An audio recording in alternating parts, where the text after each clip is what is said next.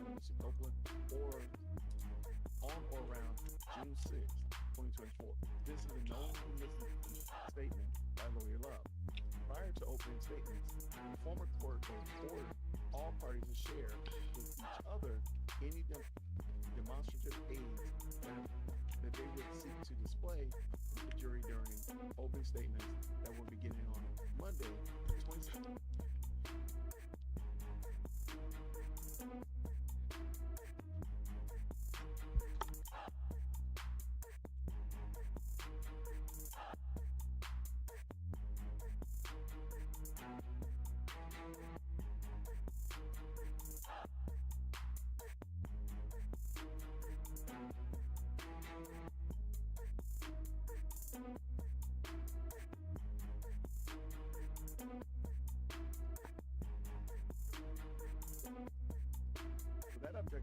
So that objections could be made prior to the presentation of open statement. And we'll see this on the YouTube channel. On Friday, November 24th, so this is when it's supposed to start on the 27th, so Friday the 24th, at 4:58, Lawyer Love shared her supposed demonstrative aid during opening statements at trial. Lawyer Love showed a completely different demonstrative aid in the violation of the prior court's order. And there's a YouTube channel right there. There have been no consequences for Lawyer Love's intentional, unethical, and continued misconduct. During the same opening statement, Lawyer Love defied another pretrial formal court order without first obtaining permission from the now recused court by introducing to the jury that undesigned counsel had represented another person charged in this case. All right, let me make sure. Specifically, in her PowerPoint, Lawyer Love showed the jury that the undesigned counsel represented co-indictee Blaylock. That's not even a check. Lawyer Love accused. Oops, sorry, buddy. Of knowingly and intentionally, all good, intelligently misrepresenting to the jury that Mr. Bean was taken to Grady Hospital by police from the scene of the arrest on September 11th, 13th. At a bench conference, Lawyer Love falsely stated that she had evidence on her table to prove that undersigned counsel fabricated evidence that Mr. Bean never went to Grady Hospital on September 11th. Okay, I do remember that back and forth. I think that's the infamous "you're lying, calling me unprofessional." Lawyer Love's allegations against undesigned counsel to the prior court were proven beyond any doubt to be totally, knowingly false. And he gives some documentation right there. I think it's killer that What the all these links, because it's not just something that you can read. It's literally something to go watch. And I think we all can agree, watching is a little bit better than just reading. Of course, having a live person telling you it is powerful too, but watching somebody talk about it, that's pretty stellar. Okay, so look, yeah, he's got all his timestamps are correct here. That timestamp at the beginning, that first one, is wrong. Oh, we're just looking at objections. When the state was attempting to introduce January 26, 2015, social media postings from co-indictee Darlington account during the testimony of Detective Gaither, Lawyer Love told the prior court that only Mr. Williams' voice could be heard in the video, audio, except for one other voice saying, "Yeah," in the background. Undesigned counsel told the prior court that Lawyer Love was incorrect and that several persons were seen audible social media posts. Man, that's just like, we're arguing about voices on TikTok. We're arguing about voices on Instagram. That's crazy. That is so frustrating. These guys live in the put the stuff you want to sell onto the table. Lawyer Love going to be buying that today. Sorry. Misrepresenting facts to the prior court. Of course, Lawyer Love was proven to be a person who was untruthful and was again falsely accusing undesigned counsel of wrongdoing. This pattern of prosecute illustrates See you later. the enormity of ethical conduct of Lawyer Love and Set your stuff on the table and we'll see what it's worth.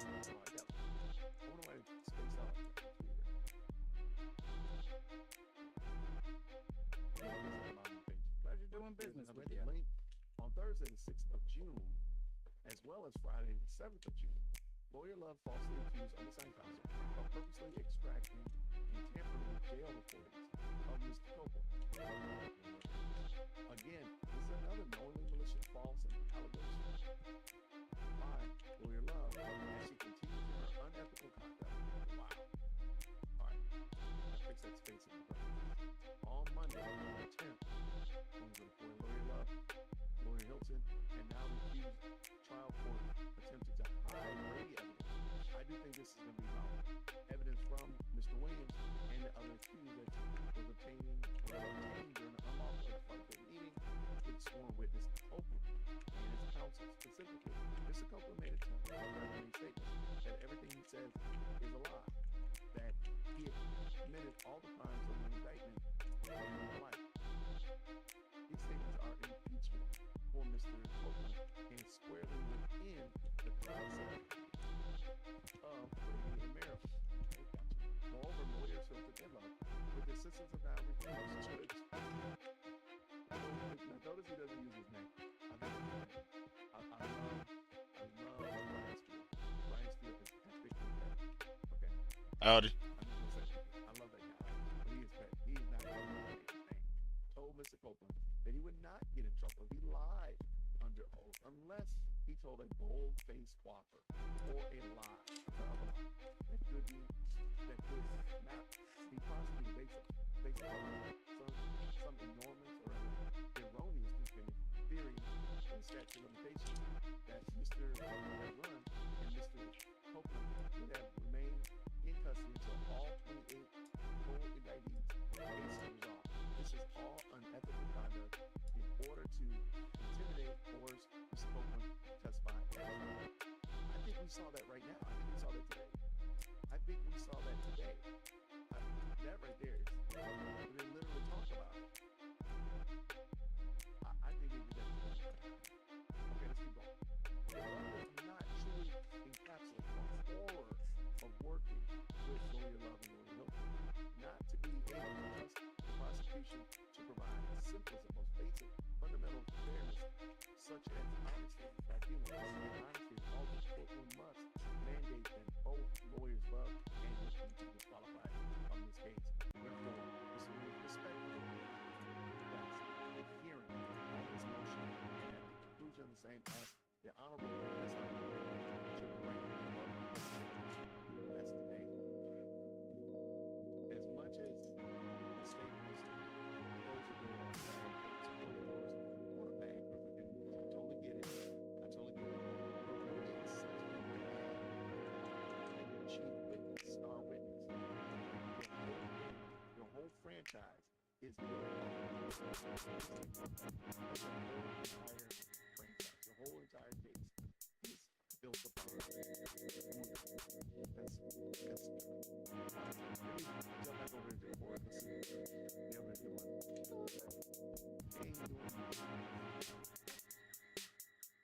Okay, there's the horse trading. I'm gonna point out something. There was a comment, and I talked to somebody during lunch, and I think I had a different perspective. Think about it like this. Hilton is going to be in hot water when she returns. Why? Why do you think she'll be in hot water? Because you and I probably will. You don't do what you're supposed to do, and your mom or your dad or your teacher or your boss or manager finds out, you're going to be in trouble. Just think about it. The state has been fumbling and mumbling and rumbling through this trial for almost a year, better than a year, and nobody's come to the rescue. I personally don't think anything. I don't think she even cares. I know that sounds crazy. I don't think she even cares. I don't. There's no way. If you believe, for example, if Bonnie Willis is some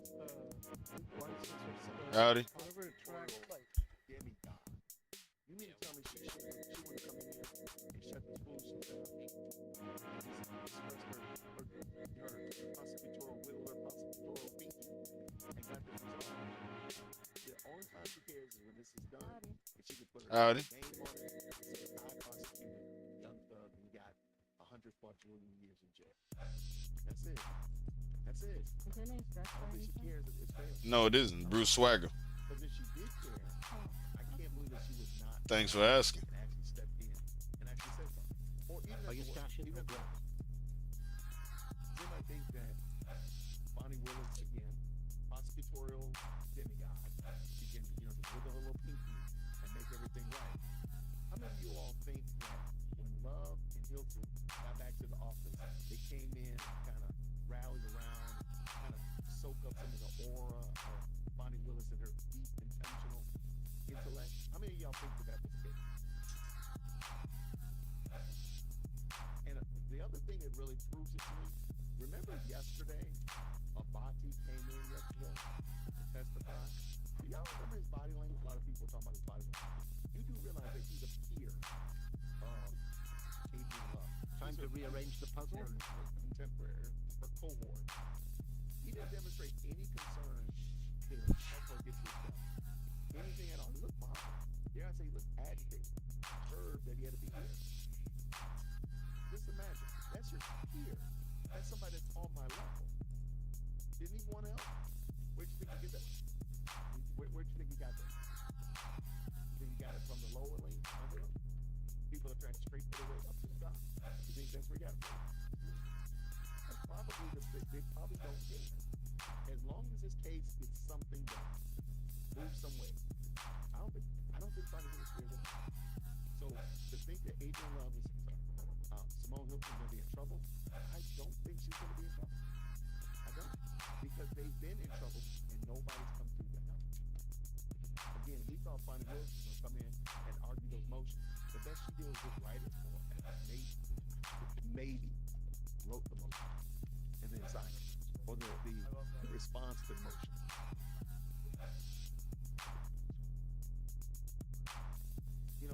On a white horse to rescue the day, to save the day? Absolutely. I'm still be in distress whether this case goes until next year or goes to next week. They're going to still be damsels in distress. The only time Bonnie Willis is going to pop up is if they get a conviction. That's it. That's it. I promise you, you will not see Bonnie Willis at all around this case. All right, that was it. Let me, they still this horse trading over it, man. And it's kind of embarrassing because I thought Woody was going to be a little bit more.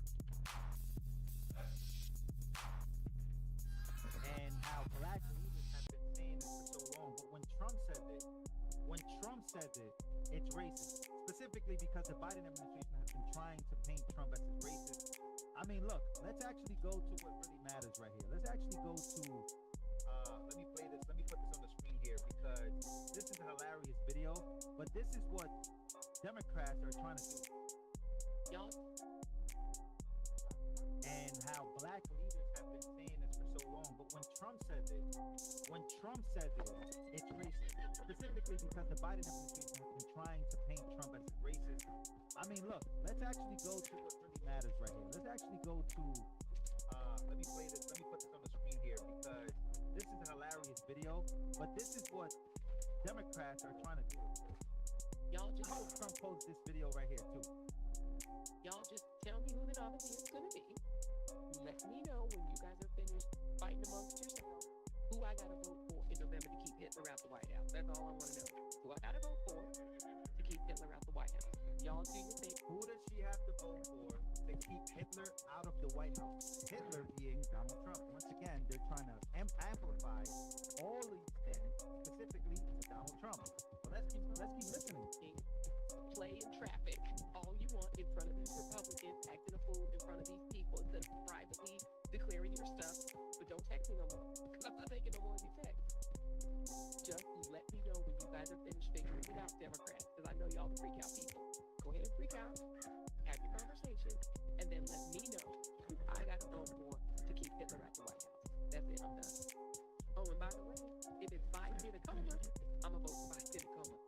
I don't even really particularly like the guy. A lot of Republicans. In a coma, vote for Joe Biden in a Just coma. set your stuff on the table and we'll see what it's worth. Make sure to smash the like button, ladies and gentlemen. What is happening? Don't like him. He's not Donald Trump, right? Yeah. Hitler, White House. We keeping him out. keeping Project 2025 out. That's all I care. Pleasure Up doing and down business the with you. Oh, keeping Project 2025. The same Project 2025 that Donald Trump said has nothing to do with him that he already denounced. That I told you guys, Democrats, this is what they want to use. They want to use Project 2025. They don't care about policies. They don't care about your struggle today. They don't care about poverty. They don't care about homelessness. They don't care about nothing. They just want to make sure Trump is out of the White House. Joe. From the rooter to the tutor, every time you open your mouth, you sound stupider and stupider. Sir, Okay? Now what happened to your hair? Where are did you it there? go? When you cut your hair off, I think you. What's your name? My name's Bruce Swagger. How do I know you, sir? Oh, I thought you were my friend Tommy. No. I am missing my friend Tommy. Oh, okay. You look like Oh, really? I'm new. I look like people from around here? he was not here when I met him. Oh, okay. He was in Armadillo. Oh, okay.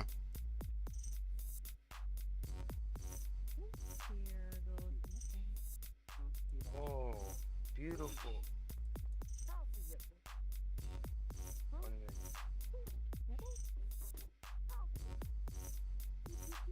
Can you please name all the people that Trump murdered? May I see her? Can you please post the images of all these people that Trump killed? Please. Could you please call them in this way? Show proof that you did it. Can you show us proof? Exactly. Same old talking point. All the sheer positive bull crap. She did not believe the words that are coming out of her lying.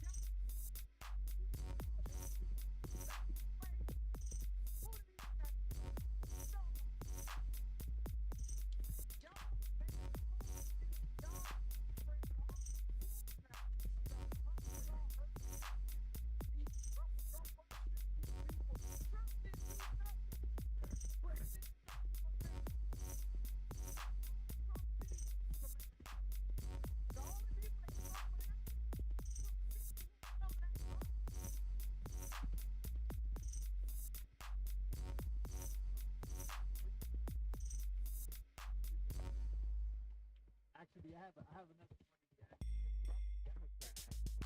Let me see if I can find the video. This young lady had a funny reaction to her video. All right, here we go. Here's the video. All right, here we go. This is a wild video. Smash the like button if you guys can. Here we go.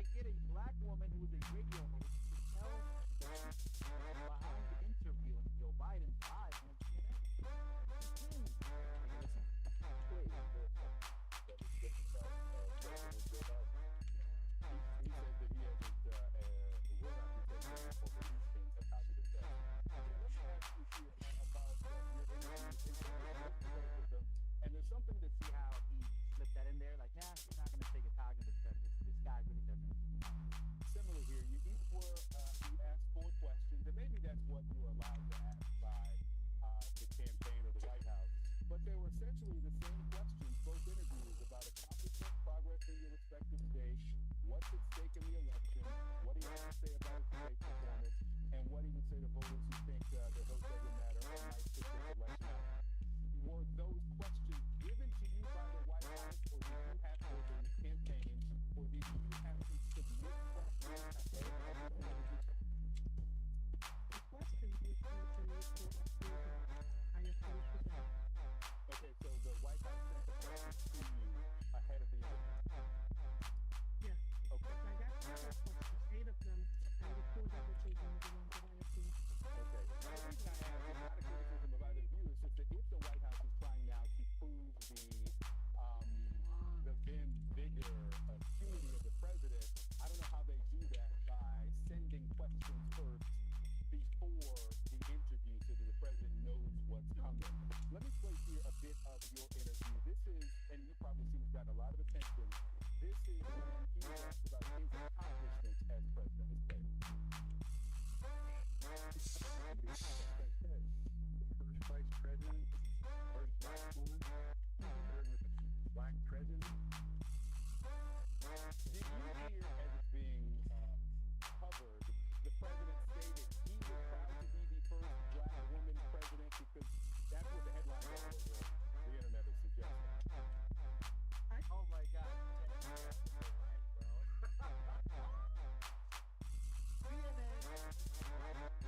done with Joe Biden. This would never happen if they did not want a new candidate.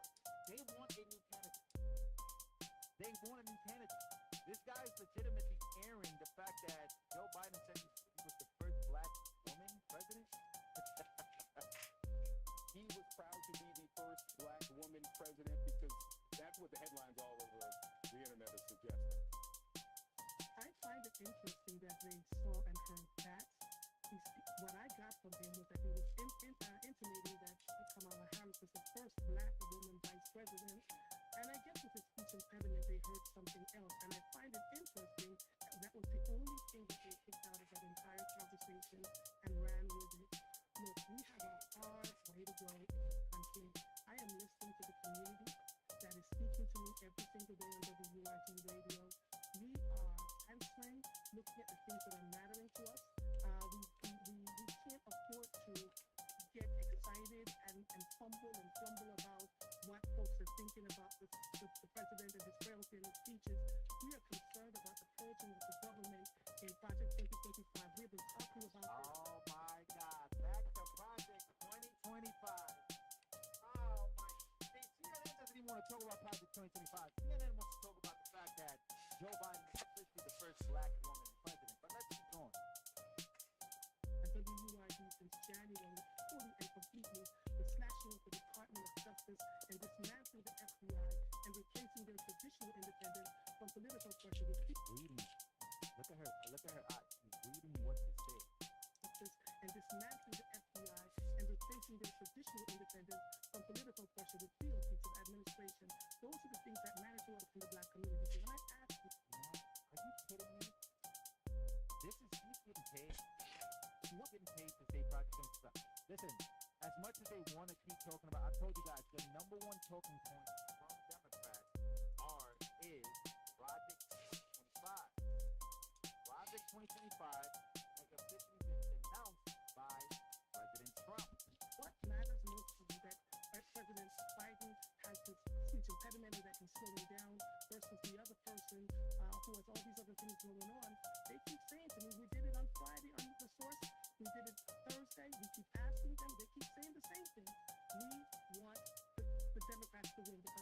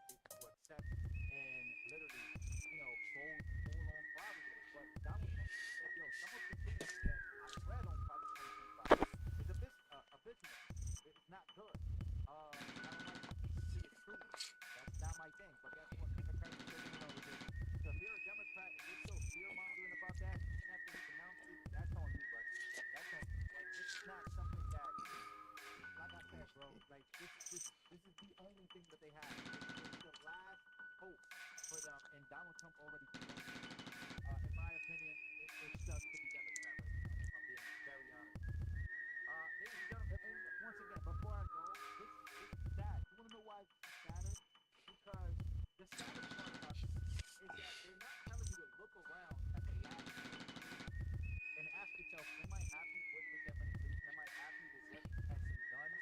No, they don't want anything for you. I mean, they basically want you to vote for them no matter what. Vote for them.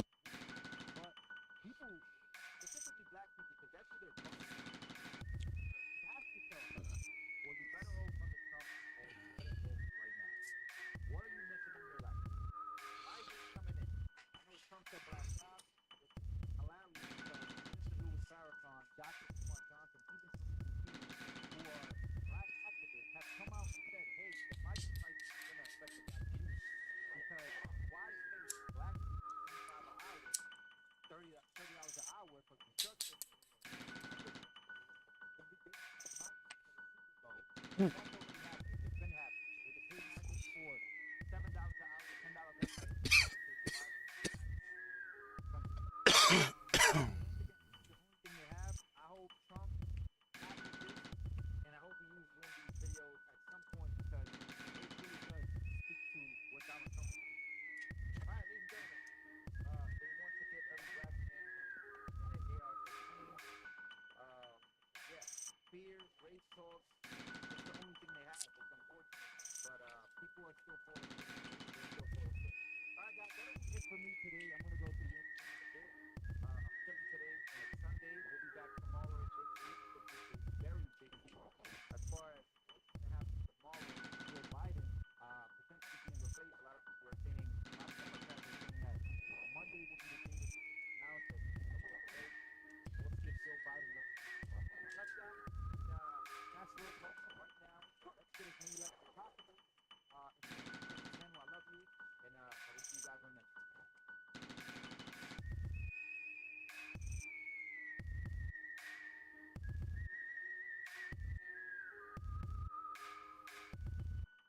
Hearing of the Senate Budget Committee to order. Welcome, my distinguished ranking member, Senator Grassley. We're going to begin with opening remarks by myself and then ranking member.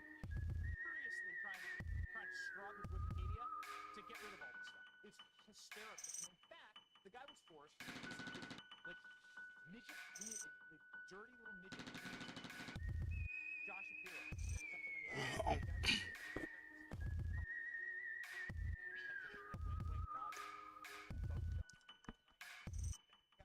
Guy was supposed to be Soros, that creepy little kid. Secure access to the ballot? Yeah, we know what that is. So, little midget Shapiro crawls out this weekend and does this deeply extremely humiliating, like apology for his own religion. You know, I'm not, I don't consider myself like I'm not like some Orthodox guy. I'm a simple Christian, is what we always say. And we're not ashamed of that. We say Christ is King. We're not ashamed of that. You'll never be able to offer me anything. Nothing. Take it all away. Take it all away. Except my family. I will die for my family. But let me tell you something. For Christ, I'm gonna go on camera and like, please forgive me for my Christianity. Rip my shirt.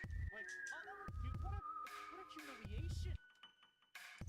What, like, dude, like, you either believe it or not. Own it. Worst. This guy, they trotted him out. I don't know if we have clips. Do we have clips of this? Dude, give me some of the Wikipedia scrubbing and stuff. We have a ton on Tim Walz, but I just want to show you how humiliating. Of course, it's all because Kamala, Hamas law. I don't think that works. Don't add that. Well, let's see if Hamas works for the sake of fun, having a laugh at the situation that got themselves. You remember when, like, the new iteration of BLM was the Hamas hold, and they were burning campuses down, they were campuses, they were torching the American flag, they torched the American flag. We got, like, those iconic photographs of those dudes who held up the flag in North Carolina. Like, that's the power of the Democrat Party. The power of the Democrat Party decided, like, the prism of wokeness is the victims are always going to be the hierarchy. And in the mindset of the Democrats, the Palestinian people, the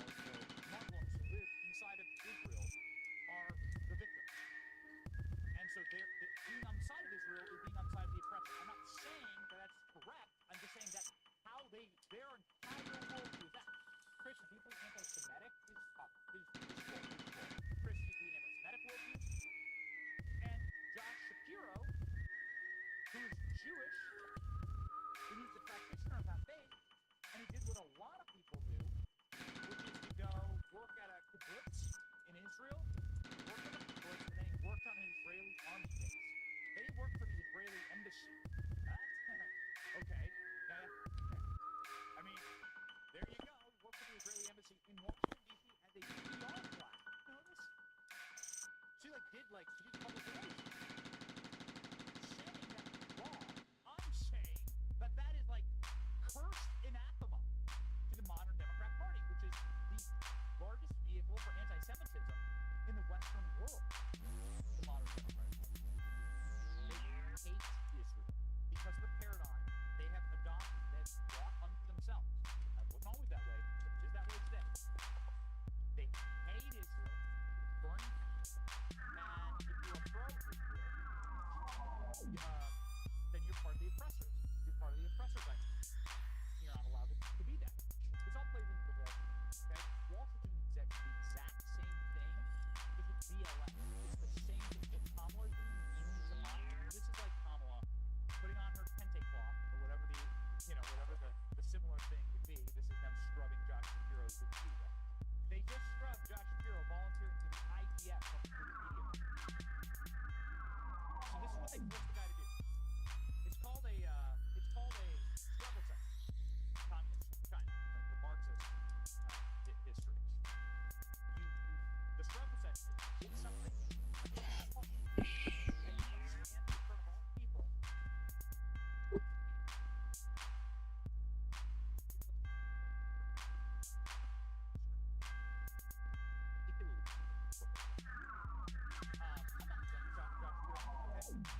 Nor am I on his side. All right, I want Josh Shapiro to lose his elections. I want him to lose in Pennsylvania, and I think Josh Shapiro is an evil person based on what he did to Donald Trump in 2020. He guaranteed that Trump won't win Pennsylvania once all the ballots are counted. Got it?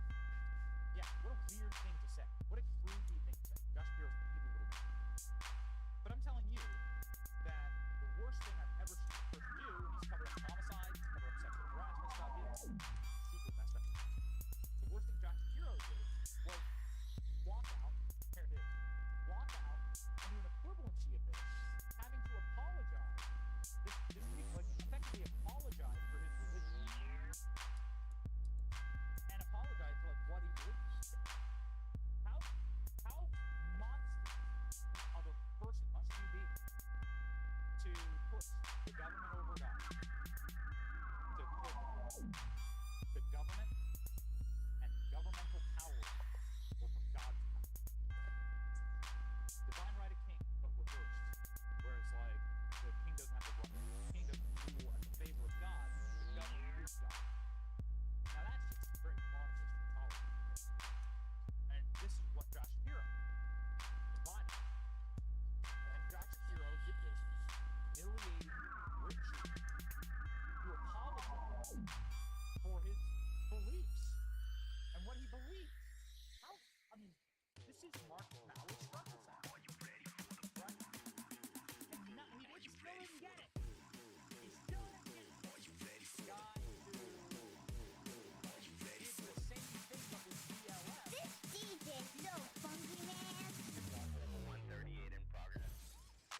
Tim Walz. It was a nightmare. For I say BLM, but what they really are criminal gangs, rabid criminal gangs. It really doesn't matter the color of their skin; what matters is their actions. Ravenous criminal gang. Here's some of the destruction. Play it next to me. Tim Walz not only encouraged this to happen to his people, not only encouraged this to happen. Look at this.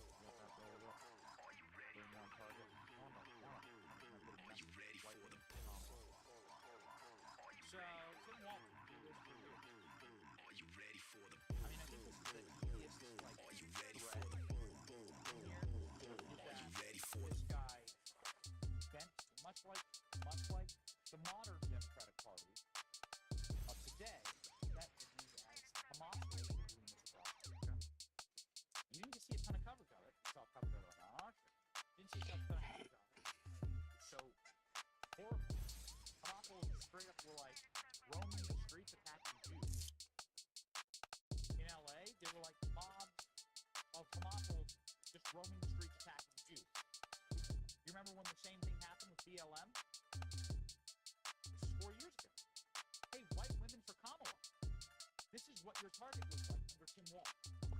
This is what your little Starbucks inside your target. This is what it's gonna look like. Try getting a bubble tea in this condition. Oh look, polluted all the farm. Look at that. Are you ready for the boom? Try getting a sNAp prescription, picking up your yoga pants, and getting yourself a soy latte. This is what Tim Walsh did to your target, white women for Kamala. Coming to a city near you. The guy is a psychotic radical. We're just gonna go through. Let's go through a role.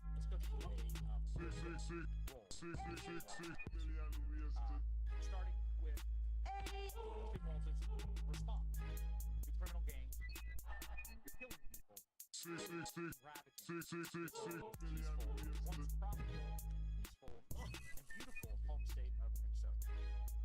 A society that did not have to be the center of it.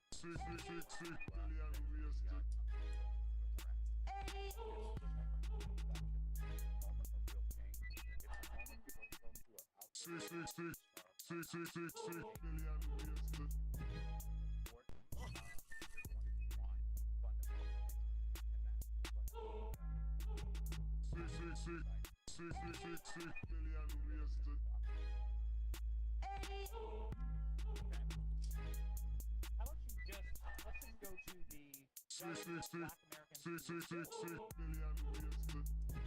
just go to the dozens of Black Americans. Let's just go to the dozens of Black Americans who were killed in the BLM riots. Is it optimistic? Tim? Are you optimistic about that? Is that optimistic for you? Here's what local news in Minnesota had to say about Governor Walsh after the atrocities that he treated. And I want to also add, I've been texting with our news director while we've been on the air saying, I know you have a request from the governor to make anything, and they are refusing to make any kind of statement right now. Listen, we know they're busy, but I can't think of anything more important right now than explaining to us why we are Governor, now to you try. What is the plan? You said there was a plan. You said there was a plan for today. What instances were there? And tonight it seems even more inexcusable. You can understand that last night, maybe God opened, and we know what happened over the and to tonight not be able to respond to this. It doesn't make sense. I wish someone would explain to us. Clearly we're having this conversation about what we are going to do if and when. What was the conversation around this? If this started happening again in the third precinct or in a different precinct, was this the plan? This was the plan? Was this the plan? Yes, it's the plan, idiot. Do you not understand what Marxist takeovers are? Marxist takeovers to happen to disrupt the entire society. Tim Walz, although he's like a very doughy, Pillsbury looking force from the offshot state of Minnesota, his goal is he's a bloodthirsty Marxist. And he says so. First off, you have to understand, the whole goal of a societal takeover, the socialist takeover of any society, is you have to destroy the systems that currently exist. You have to disconnect people from those systems. Here's Tim Walsh saying, I'm a socialist. Call me Tom. Go. Get out there. Speak out. Make the case. And for one thing, don't ever shy away from progressive value. One person's socialism is another person's neighborhood. Ladies and gentlemen, what Tim Walz has done. He has opened up the state and even changed his state's flag to look more like the flag of Somalia. You'll note that this photograph, and in this, yeah, look at this. He actually took the old flag of Minnesota. There are entire Ilhan Omar district Minneapolis. And they changed their, like, to better to look in it. It looks shockingly like the nation flag of Somalia.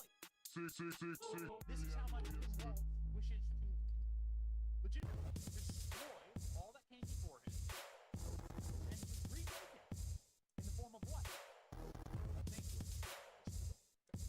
Should Minnesota be a sanctuary state? If the definition of that is federal government, It's the most tremendous new musical experience you can have. And now it's available for everyone. check local control. Yes. Oh, wow. The federal government doesn't have any capacity to deport illegals. In fact, Tim Walz says, I should build ladder. I want to buy a ladder factory to get more illegals in. More criminal aliens. More people to burn down your cities and streets because they have no connection to that The most land, no tremendous connection to that place. new musical And so why not experience burn it to you the can ground? have. And now it's available for everyone. A plan that's out there talking about it with folks, knowing that he's not going to do anything. He'll talk about this law. I always say, let me know how high it is. 25 feet, then I'll invest in a 30-foot ladder factory. That's not going to stop it. Right. Right. There's something to do with Walsh. It's the most tremendous new musical experience you can have. And now it's available for everyone. You've heard BLM rioting? Heard BLM rioting? People from Minneapolis. Say wants to get free, legals free ladder on a rural. Give illegal driver's license. It's the most tremendous new musical experience you can have. And now it's available for everyone. A sanctuary state, alphabet sanctuary state, that came on board bathrooms, utilized infanticide as a matter of fact. It's radical foreign policy. Any state in America. Headed a task force that led $250 million in COVID investment fraud. Ended a mayor put DEI first, declared himself a socialist last week. It's the most tremendous new musical experience you can have. And now it's available for everyone. What a wonderful day for people who actually care about this horrible mistake.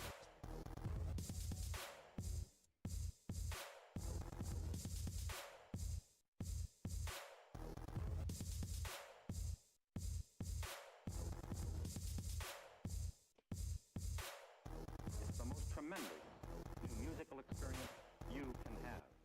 And now it's available for everyone.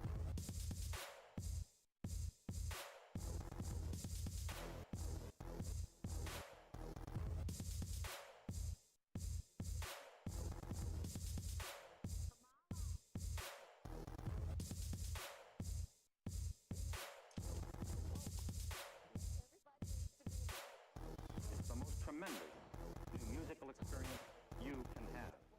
And now it's available for everyone.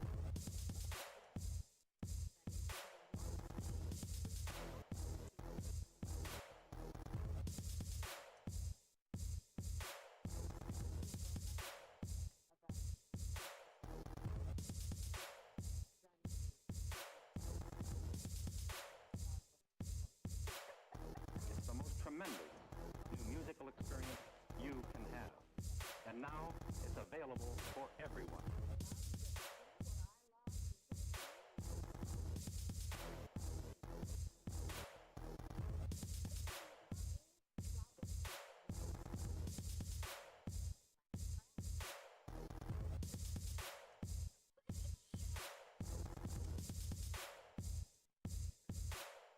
It's the most tremendous new musical experience you can have.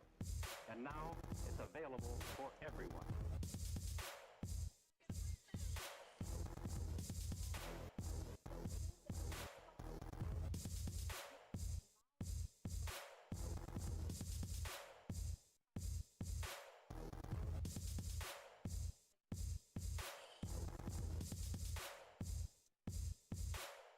It's the most tremendous new musical experience you can have. And now it's available for everyone.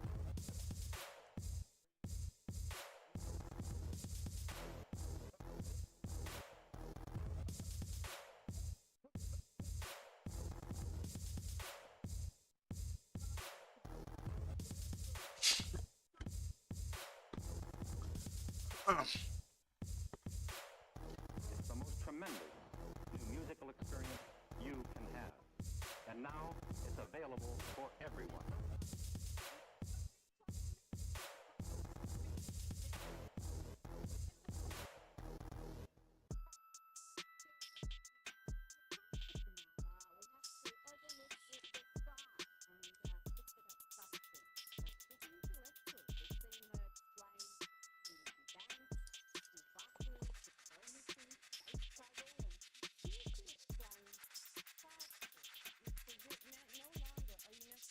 Keeping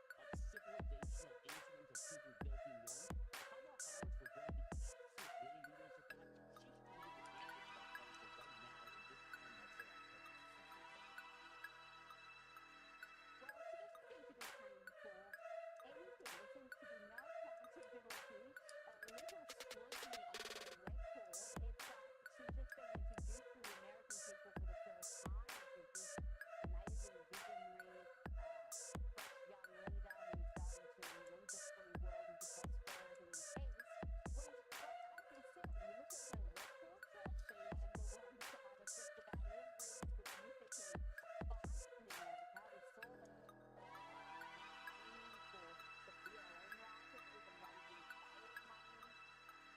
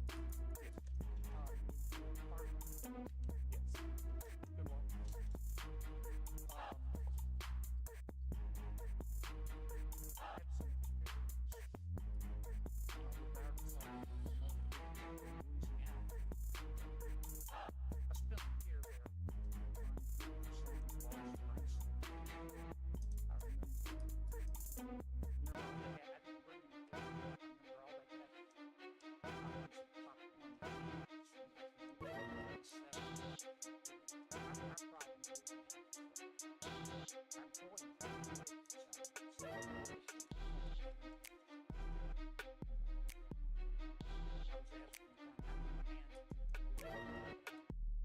managers work in our museum department of motor vehicles? And I said about that. Let me ask you a couple of things. First, you understand your participation in board. Thank you, Senator, for that question. So it has to be like that was at home plate. Now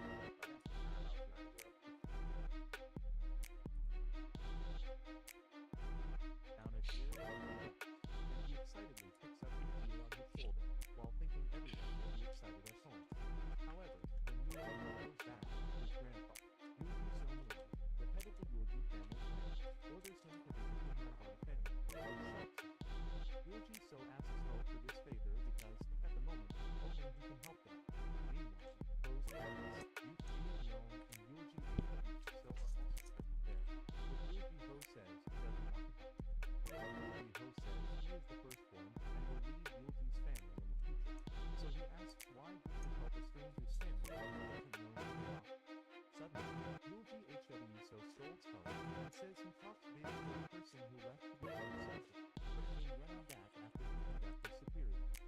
Yuji H.W. tells Ho that the family he is going to help is also his mother's family and his grandmother Nam Gung-hai's family as well. H.W. says Ho can say they are not related by blood, but curiously asks how he can say they are complete strangers.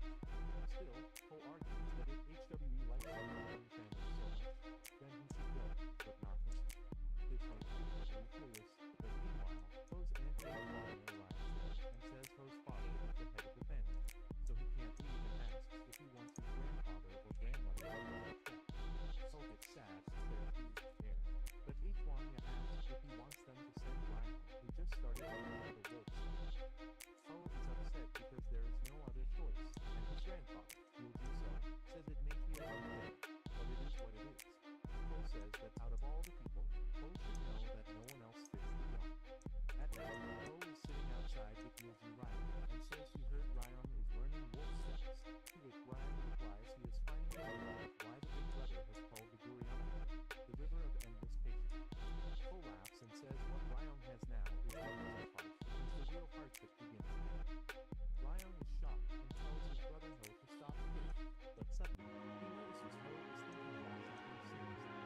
Ho wonders what happened to him and says if it is not something made up of Ryan says it's all true that 50 years ago that Guan Pi of Teachin Palace was coming with the gods of the Ryan says at the end of a long battle, he walked on his own. However, Guan Pi's daughter, who had risen as the third queen of Teachin Palace, claimed victory against the guardian. The Teachins fight left a scar on both the dark and light paths, and among those hurt, the Namdung family suffered. The head, Namdung Sengri, was killed by Guan Pi. The heir, Namdung, had sustained injuries from his battle against H1. Nam Gung-sa, who had left the clan due to his weak body, succeeded at the next dance. The families who had been aided by the Namdung family traced their roots in hopes of reviving the Namdung family. But the families that had already fallen and turned to dust could not be revived, so the Namdung family met its downfall. Even though 50 years had passed, the scar from the battle has been renewed. Suddenly, Ho asks Ryan what he would do, to which he replies he would go. Ryan says grandmother looks ill nowadays, and after hearing about the downfall of the Namdung family, Ryan says Aunt H1 also noticed the downfall of the Namdung family. Suddenly, Ryan says Ho never knows, and he might find a wife on his trip to Dongwu. Ryan, seeing his big brother seriously, immediately apologizes that he should not have said that, but Ho says it's fine. In the morning, when Ho is out to leave, his mother asks if he has decided to go, to which he replies there is no one else but him, so he should go then. Suddenly, H1 uses his sword and says it's a weapon that represents who he is. H1 says it's a precious sword despite what it looks like, and warns him not to sell it for his pocket money.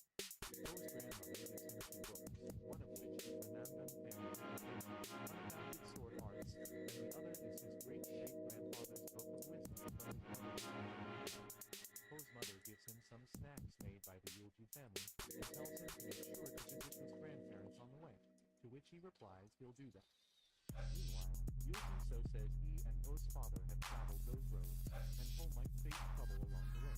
But with abilities like his, he can make it. He tells everyone that he'll be back soon and prays that everyone stays healthy and peaceful. After that, Po rushes towards his journey, and he meets Ryan on the way, who is training wolf steps. When Po passes by Ryan, he asks if Po is leaving, to which Po replies he is, and until he returns. Ryan is the oldest member of the Yoshi family. Po says he'll give Ryan a present before he go, which makes Ryan wonder what it is, and suddenly an eagle arrives there, which startles Ryan, which makes the rocks fall from the bucket he is carrying on his back. Po says he is lighting some weight off Ryan's shoulders, so he should be grateful. Ryan says may God be with his big brother, and Po immediately rushes towards Jonglin with his eagle following him. On his path towards Jonglin, Po has to get on a ship, due to which he feels nauseous because he has seasickness. Po, while lying on the floor, says he is going to die, but two guys near him on the ship tell him to throw it all up if he is feeling that much sickness. One of the guys, for a young fellow like Po, it seems like he has a weak body, but Po asks them how long before they die, to which one of them replies there are 2 days to go, and the other says Po says the energy to shout, so he'll be fine for now. Po feels devastated to hear that 2 days are still left, and thinks he should not have come. Po faints when he sees a girl, Rion, and his dream who has beautiful eyes. Suddenly, fire captures everything, and Po worriedly searches for Rion, but when he finds her, she has died. Meanwhile, the enemies see he is the only one alive, and they say he has a nice bow, but Po furiously kills them all and says he will not leave a single survivor. Suddenly, he hears someone telling him to wake up, and when he wakes up from the dream, he cries. The guy near him asks what kind of dream it has to be for Po to eat, and tells him to help them prepare food. The other man says starting a fire on a boat is not an easy job, so he should help them. While blowing fire, the man says a fire can only be started after the wind has settled, the waves have settled, and the captain and navigator have given their blessing. The other man says Po must be hungry after throwing it all out, and the other says he should give Po a once-in-a-lifetime experience, but Po wonders what he means. While the food is cooking, they ask if Po is on his way to Namdung's family, and says if he gets seasick, then it would be better to travel by land. Po replies his mother's side of the family is in Peak, Oh, howdy! and his home is in Deep Duke, which Howdy. is quite a distance away from This Peak. is somebody's camp. I'm so sorry. That's all right. Visit his great-great-grandparents before he There's not really a way to go this way.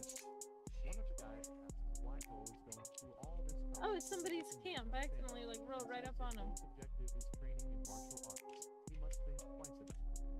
The other guy agrees and says today's Namdung family is different from the old one. The guy says after the death of the family head from the battle against Peach Palace 50 years ago, everything has gone downhill from then on. The man says the Namdung family is no longer counted among the top 5 families, and Po wonders how bad it is for that to happen. Meanwhile, one of the guys says he has heard all that's left of the Namdung is the family head and a daughter, and the family head doesn't have long to live. The other guy, while having a soup, says if Po only considers the symbolism, then the Namdung family is the best of the light path, Murums, so visiting them should not be that bad. Meanwhile, Po thinks it seems like it's not going to be easy, and the guy, while giving soup to Ho, says these days, people say to take the Namdung family out, and the Ak family of Shandong in. When Ho asks about the Ak family, the guy says it's a family that has emerged as a prestigious claim, and that he thinks a member of that family is on this boat. Simultaneously, as Ho takes a sip of the soup, he immediately runs to throw it out. But when the guy asks if he is still feeling sick, Ho curiously asks what he has done to the soup. The guy asks what he means, but suddenly, he remembers Ho is from Joseon, and says he heard people from Joseon don't like spices. The guy says it seems it is true, but Ho seriously says if he knew that, he should have warned him. The guy apologizes, but Ho wonders how they eat that stuff. Suddenly, Ho's eagle starts flying above him, so he asks his eagle Chiolwang what is wrong. Meanwhile, a man on another ship says a prey has come of its own accord, and orders his men to fire at once. As they fire, Ho wonders what that sound is, and suddenly, their ship gets attacked. Everyone gets shot, and Ho wonders where the shots are coming from. But suddenly, a man points towards a pirate ship, and tells everyone that they are attacked by them. They recognize it's the Titanic Dragon pirates, but the captain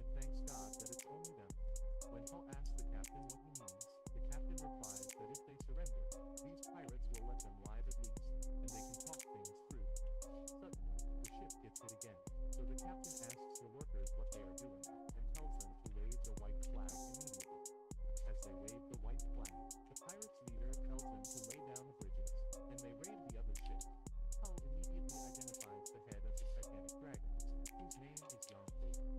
The captain of the ship on which Poe is traveling introduces himself to Yondu, and Yondu says he'll consider their waving white flag as their will to surrender. Yondu asks the captain if he must know their ways, to which he immediately replies he knows. But Yondu says it wouldn't make much of a difference if they tried to resist now. The captain says they don't have any intention to resist because he knows the rules of the pirates very well. Long says that they should speed their work up a bit, and says if they pay for the toll, they have no intention of taking everything from them. Yondu says he'll let them all lie, and it's a deal, but when the captain asks how much the toll is, Yondu replies that it is 3 million. The captain gets terrified and says it is too much, but Yondu says if he cannot pay this, then he should just say so. Yong says he has no problem with that, but he doesn't know how his men will react. This terrifies the captain's men, but some other martial artists present on their ship get furious. They want to resist, but their leader tells them to wait. Suddenly, the captain agrees to pay 3 million, but in return, he wants the safety of everyone and his ship. Yondu grabs the captain's shoulder and says he promises the name of Titanic Dragon. After some while, they start collecting money from everyone on the ship, but when the pirates ask Poe to give his money, he ignores them and continues scratching his ear. The pirates ask if he cannot see all the others giving up their money, but Poe flicks the earwax at his neck and tells him to shut up because he talks too much. Poe immediately grabs the pirate's axe, and the pirate tries to talk, but his voice is lost. Poe says he has disabled his vocal cords. The pirate gets scared, and Poe says he is a rude person who is so young yet has nothing else to do, so he does dumb pirate stuff. Poe says he is already in a bad mood and seriously asks if that pirate wants to die.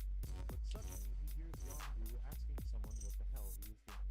Poe sees the martial artists and their leader challenge the pirates, so Yondu asks if they want to fight, to which the martial artist's head replies they don't have to fight. Meanwhile, Poe, while watching this, thinks he is right. They have taken up arms, and he already expects it to go this way.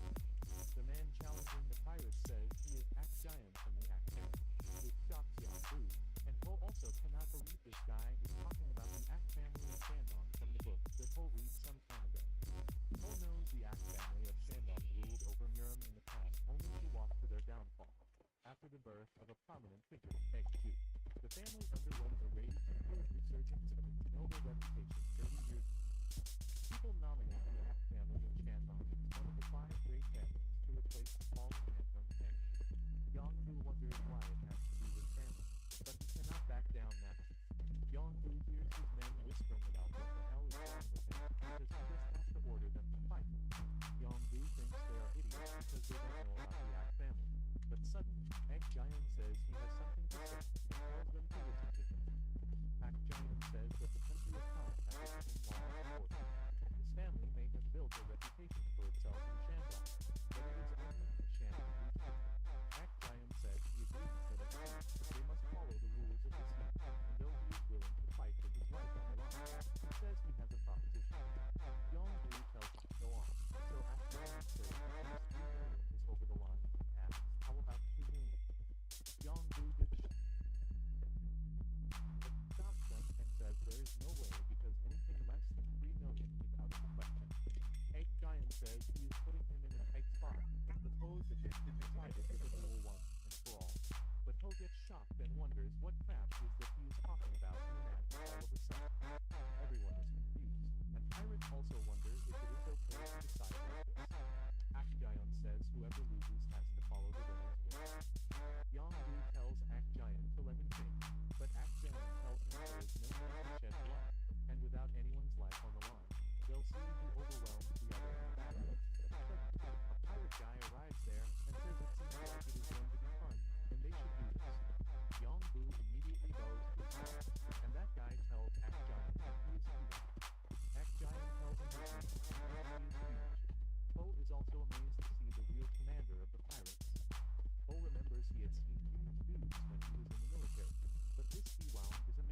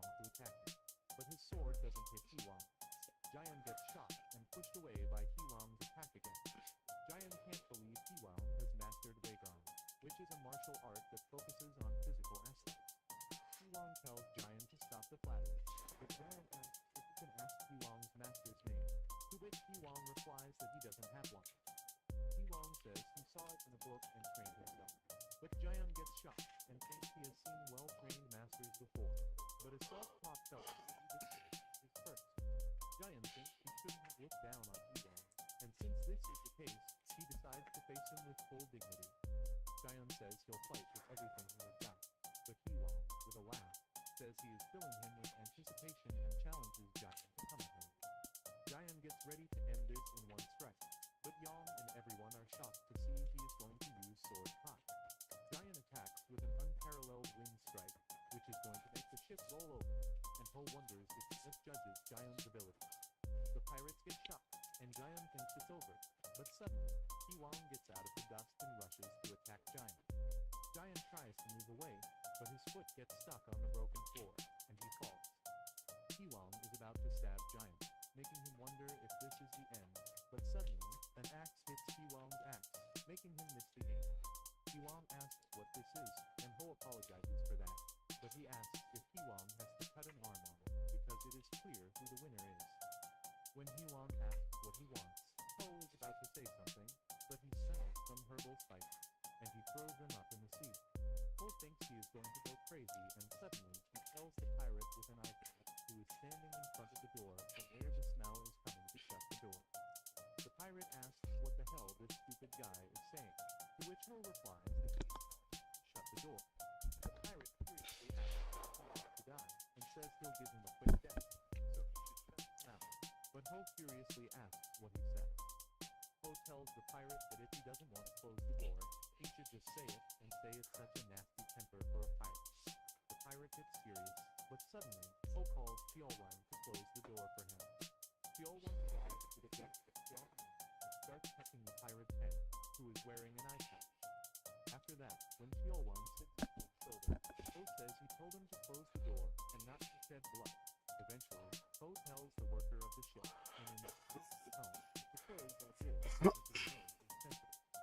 The worker runs to close the door, and Ho tells Iwang that they should continue their conversation. Ho asks if his name is Iwang, and he replies that he is right. Ho thinks it's interesting that after all the fighting, Iwang still has energy. Ho knows Iwang means sea bear, so he asks what kind of name it is, but Yongbu furiously asks who Ho thinks he is talking to. Yongbu asks the pirates what they are standing around for, and orders them to rip Ho's mouth apart. The pirates get ready to attack, but Iwang orders them not to take another step, which shocks Yongbu, and he says Ho made fun of the boss. Iwang tells them that this boy is not a pushover, and thinks he couldn't recognize his abilities because he was vomiting all over the place, but when the ship was shaking, he showed incredible balance. Iwang thinks that Ho's command over a hawk shows that he is not an ordinary guy. Suddenly, Ho, with a laugh, says Iwang doesn't have to stop his men, and as the hawk flies up again, Ho says before they fight, he has one condition. When Iwang asks about the condition, Ho replies that if he wins, Iwang will become his underling. Yongbu gets furious and calls Ho arrogant, but Iwang asks what if he wins. Ho says he has quite the confidence, and that if he loses, he'll do whatever Iwang wants him to do. Ho says he can give up his life and become his underling, and he'll do as Iwang says. Water. Iwang replies it's a fair deal, tells Ho to raise his weapon, but Ho says his body is his weapon. Everyone is shocked, but Iwang rushes to attack him and says he shouldn't regret it later. Iwang's blade is about to hit Ho, but Ho seamlessly changes his position and calls Iwang slow. Iwang tries to cut off his head, but Ho looks back and asks why is this speed? Iwang starts to get tired, but he continues to attack, and Ho continues to dodge him. The captain is worried because his ship is getting destroyed, but the pirates are worried for their boss. Iwang furiously wonders why he can't land a strike on Ho, and Ho says he has given plenty of opportunities to Iwang, so now it's his turn.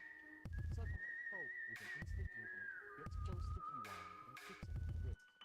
Ho says Iwang's body is pretty solid, but he also put some force behind his attack, and says he'll see if Iwang can take another kick. Ho hits Iwang in his rugby leg, and it hurts him, but Ho is amazed Iwang has not been knocked Howdy. Ho says he's frustrated and thinks That's all right. That's all right. Every day, not every day, a lady decides she's just gonna pop off and hop a bath right next to me.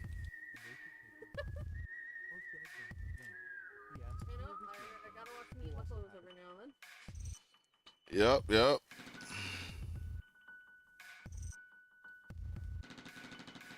How's fishing going? It's been all right. Good for the most part. Good to hear.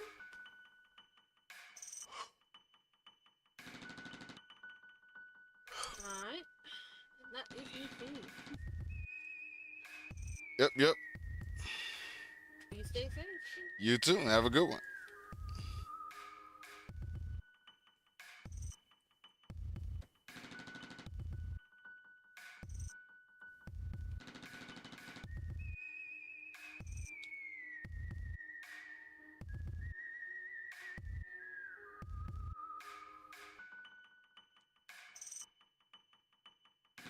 Face a very solid enemy in battle.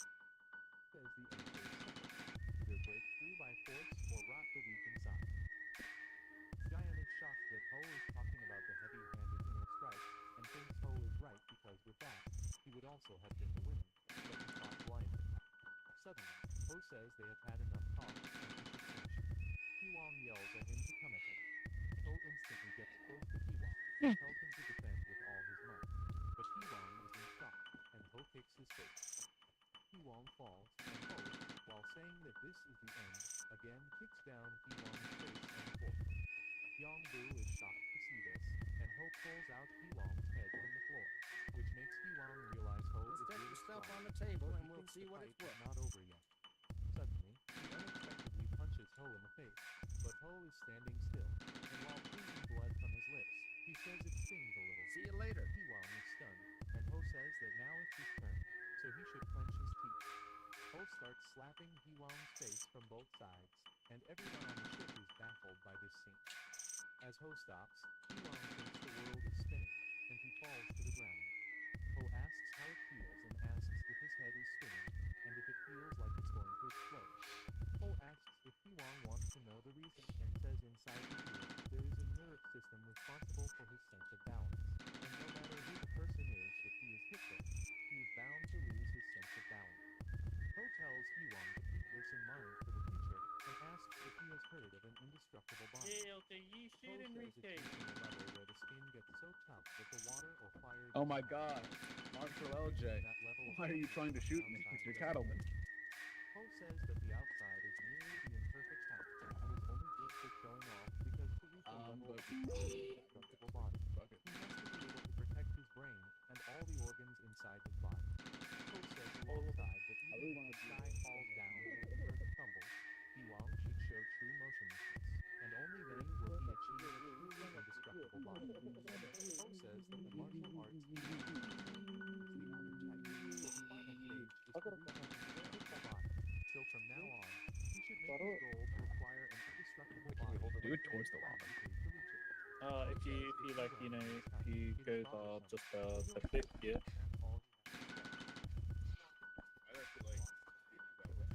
It's all fun and games until all of a sudden, bang!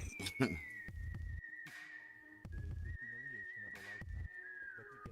see, I just used to alongside Hope, so he says okay. Put your hands down, cunt. Put your hands down. And orders Put your hands down. You're gonna get a fuck. Whoa, is that the gunsmith pointing a gun at a dude on his own quarters? You're just showing them the right of the barrel. Yeah. Warns them to watch whatever do better. But Yongbu furiously calls him inferior and says he doesn't know who he is dealing with. While Yongbu is talking,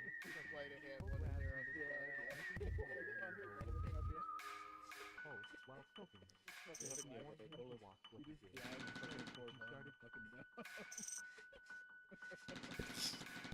Fuck, I accidentally did it. Sorry, Bill, I'm sorry. I didn't mean it.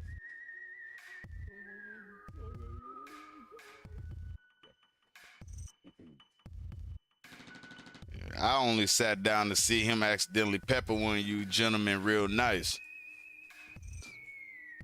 He's too cool to afford the ammo. I fucking spent 2K on lore fees yesterday. That's right. Tired of every fucking lawyer. Why? It's literally a conflict of interest now, yeah, for every lawyer.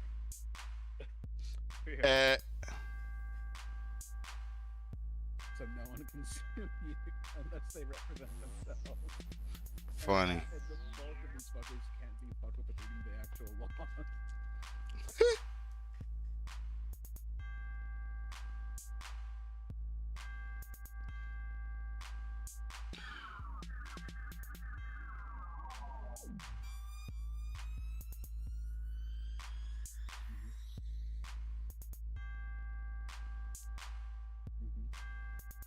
What about the Hennessy law?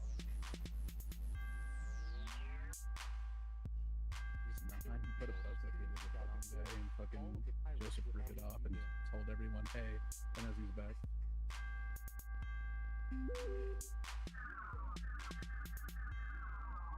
He was good to it. Poe says he just stood by. Poe says he despises people like Young Boo, who bullies the poor and Well, Pumpkin seems to be building quite the team on the PA side, so. Yeah. Good for him, but also damn him. He's fucking Thank you. Right, that's what I was thinking. Like, that's kind of my feelings about it. And it's like, okay, well, if you get a shining star in the defense ever comes up, it shouldn't matter if it's passed or anything. Get that money. Yeah. Paid and happy. Fair. But also used to be.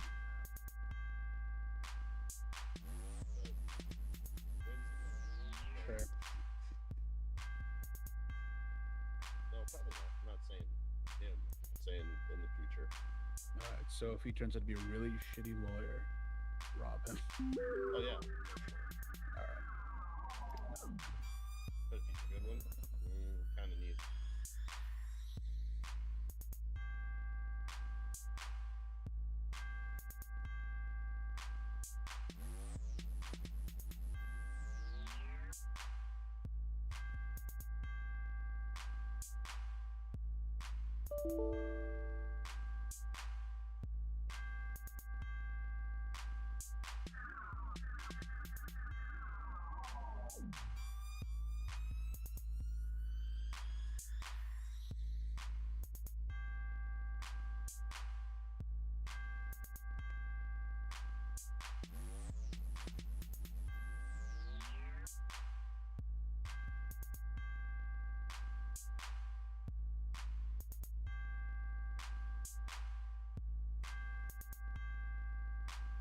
and weak, robbing them of what little they own and slaughtering them right after. Poe, with anguish in his eyes, says he'll never forgive people like him and slams Yongbu against the wall of the ship. Poe challenges other pirates, but they wonder what to do because the boss ordered them to attack. Simultaneously, Iwang tells everyone to hold on second and asks the pirates what the hell they are doing. Iwang asks if they are trying to make him a loser who can't accept his loss and orders them to drop their weapons. Iwang says they are a group made of pirates, but they never go back on their word, so everyone drops their weapons, and Iwang asks Ho to forgive them. Ho says, as expected, he likes Iwang, and Iwang gets emotional, but Ho asks if that is something for which to shed tears. Ho clears his throat and says that since he won, Iwang should know what to do, to which Iwang replies that he knows. Iwang orders the pirates to give everything they took back and get off the ship at once, because he'll leave to serve his master. Yang says Iwang can't do this, but Iwang says it's already been decided and tells Yang to inform his father about this. Yang Bu is worried, but Ho tells him not to worry too much because he doesn't plan on keeping Iwang for long, and says he'll send him back as soon as he finishes what he has to do. Ho says he'll make Iwang into a real dragon, so Yongbu agrees and orders the pirates to retreat. While leaving, Yongbu tells Ho to take care of his boss, and Ho tells him not to worry. After some while, the Titanic pirates tried to return everything they took, but as per the merchant's request, who had to keep selling goods, they agreed to pay half the original amount of the toll. In that, there was Yulji Ho and Iwang's silent agreement, so the encounter with the pirates ended. Yulji Ho's journey to Zhongyuan in order to rebuild the Nangum family, and Iwang, who is a leader turned servant, their journey had begun. 2 days had passed since the encounter with the Titanic dragon pirates, and the ship was heading for the dock. Ho, while reading a book, says he never thought there was a more idiotic way of teaching martial arts than his family, and says whoever wrote this book deserves a trophy. Ho says its way to an indestructible body is admirable, but wonders who the hell takes it seriously to put it into action. Meanwhile, two guys hit Hee Wong's body, and when Ho asks if they aren't tired and if Hee Wong has not had enough, they reply that there is still a little bit left to the hour limit. Ho asks what they mean that there are still a few minutes left, and says it's been exactly an hour, so they should stop. Hee Wong obeys Ho's order and says he understands, so they stop. The two guys beating Hee Wong were Cho Bun and NW Jian, who were Hee Wong's underlings. They are uninvited guests who grew up with Hee Wong like brothers and said they would rather die if they couldn't come along. Hee Wong tells them to take a break, too, and they agree, but Ho doesn't like this scene. Suddenly, Ho calls them Bun and NWE, but one of them tells Ho not to play with their names like that because he hates it when he calls them Bun and W. The other tells him to be careful and asks Ho what he has to say to them, to which Ho replies that they make him Bun new, which means they make his heart suffer pain. Ho says he knows they are childhood friends, but he'll make one thing clear. When they ask what it is, Ho asks what their boss Hee Wong's current position is, to which they reply he is Ho's underling. Ho says that is right, and then asks what makes the two of them to him, to which Hee Wong replies they are Ho's servants, so they must follow him. Cho Bun and NW Jian are silent, so Ho says he won't ask Hee Wong. NW Jian hesitantly says they should have done what Ho said first, and they apologize to him, to which Ho replies that it is right, but he says it is in the past anyway. Ho tells them not to call him a master, but Hee Wong says that won't do, and he is Ho's underling, so calling him master is very reasonable. Ho says he doesn't have to be Hee Wong's master, and this makes him uncomfortable, so he suggests they call him Big Bro or Boss. Suddenly, Ho suggests forming a pact of brotherhood, but Hee Wong gets shocked and says he would rather die. Ho gets irritated by his stubbornness and accepts he lost, allowing Hee Wong to call him whatever he wants. Ho asks if Hee Wong is fine after all those hits, to which he replies he is fine because he does that all the time, so he is used to it. Ho says he can see Hee Wong is working on his inner Kai, and asks if the book he just read is about inner Kai cultivation, to which Hee Wong replies that he is right. Hee Wong says he has started cultivating his inner Kai, and Cho Bun and NW Jian join him. When Ho asked how long they had been cultivating, Hee Wong replied that they had started around 5 or 6 years after the death of Commander Yang. Ho, while picking up the book he was reading, says that it is good and there is a right time for everything, even in martial arts. Ho says Hee Wong must never miss the right time, so starting from today, he says he'll oversee his training. Hee Wong gets surprised, and he immediately thanks Ho, and Ho says Cho Bun and NW Jian are to train from today. Both of them get shocked that they'll train in martial arts, and Ho says their training will be different from Hee Wong, but the basics will be the same. They also thank Ho, but Ho thinks they don't know how much Kai's potential is radiating from them. Ho thinks Hee Wong has got the basics down, and if he had a good teacher, he would have been better, but to be at the level he is now is astonishing. Ho, looking at the book, thinks there are 2 martial arts techniques in this book: depth cultivation of root Kai, a type of inner Kai cultivation method, and another described in one word, utter devotion, a type of bodily training. Ho believes MS that just by mastering any one of these, Hee Wong would become a monster. Suddenly, Ho says that before they get training, he'll have to see their skill level first. He calls Chiolwan, who immediately arrives and sits on his shoulder. NW Jian asks Master Ho why he would call for the bird, but Ho tells NW Jian to show what he got, which startles him. NW Jian asks how he can fight against the falcon, but Ho asks if he is saying he can't beat his falcon. Ho, with a smile, says if he were NWE, he would watch himself, and suddenly, Chiolwan, in a split second, disappears in the air. While NW Jian is wondering where the falcon is going, it immediately appears behind NW Jian by flying towards him. NW Jian bends to dodge the falcon, but wonders what that thing is. Meanwhile, Ho is glad he dodged the falcon and thinks NW Jian is different from the other pirates in his group, but he wonders how long he can dodge. Chiolwan continues attacking, and it scratches NW Jian's chest, making him bleed, which makes him furious. NW Jian tries to hit the falcon with the wooden bat. And he did just turn but he can't 16 hit tonight, it so once. I'm sorry for the wait. I am so sorry. Outside of his attack arrangement. Suddenly, the Falcon makes NWE Jian fall by flying towards him with intense pressure, and NWE Jian says if he was a little faster, it would have been easy. Ho thinks NWE Jian knows what his issue is and sees both Iwang and Choban are seriously seeing it. He thinks they must have felt something from watching and thinks he is going to have fun training him. After some while, NWE Jian is lost to the Falcon, and his eye is swollen because the Falcon attacked. Need to store some Ho things. says he told Jian to watch out, and NWE Jian remembers, but he has nothing to say. Still, Ho says there is a proof of Jian's struggles, but Jian, with shock, asks if even though he has blatantly gotten beaten. Ho tells him to think back on the fight he just fought and asks why he thinks he lost, to which Jian replies it's because he is too slow. Ho agrees and says he is not just slow, Are you but stashing slow or as grabbing? hell. Ho says if he had a little bit of knowledge and training in a movement technique, he would have been able to get at least one hit. Ho said when Iwang fought against the martial artist from the Ak family, It's the most he won tremendous because of his body and musical mind, experience but he couldn't you keep up can with have. his opponent. And now Iwang it's agrees with that, available for but Ho everyone. tells him not to be so down because he still won. Ho says he is telling him this so he doesn't rely on his luck again, and says the moment Iwang starts regretting the fight, it's over. Iwang says he understands, and Ho tells them that there are many factors that play a role in winning a fight. Ho says they need enough internal pride for them to freely use martial arts and confidence the most that they can tremendous win when they are facing musical a strong experience opponent. you can Ho have. says they need the And ability now to turn it's their fear available into for bravery everyone. and an unwavering will that stands strong no matter the situation.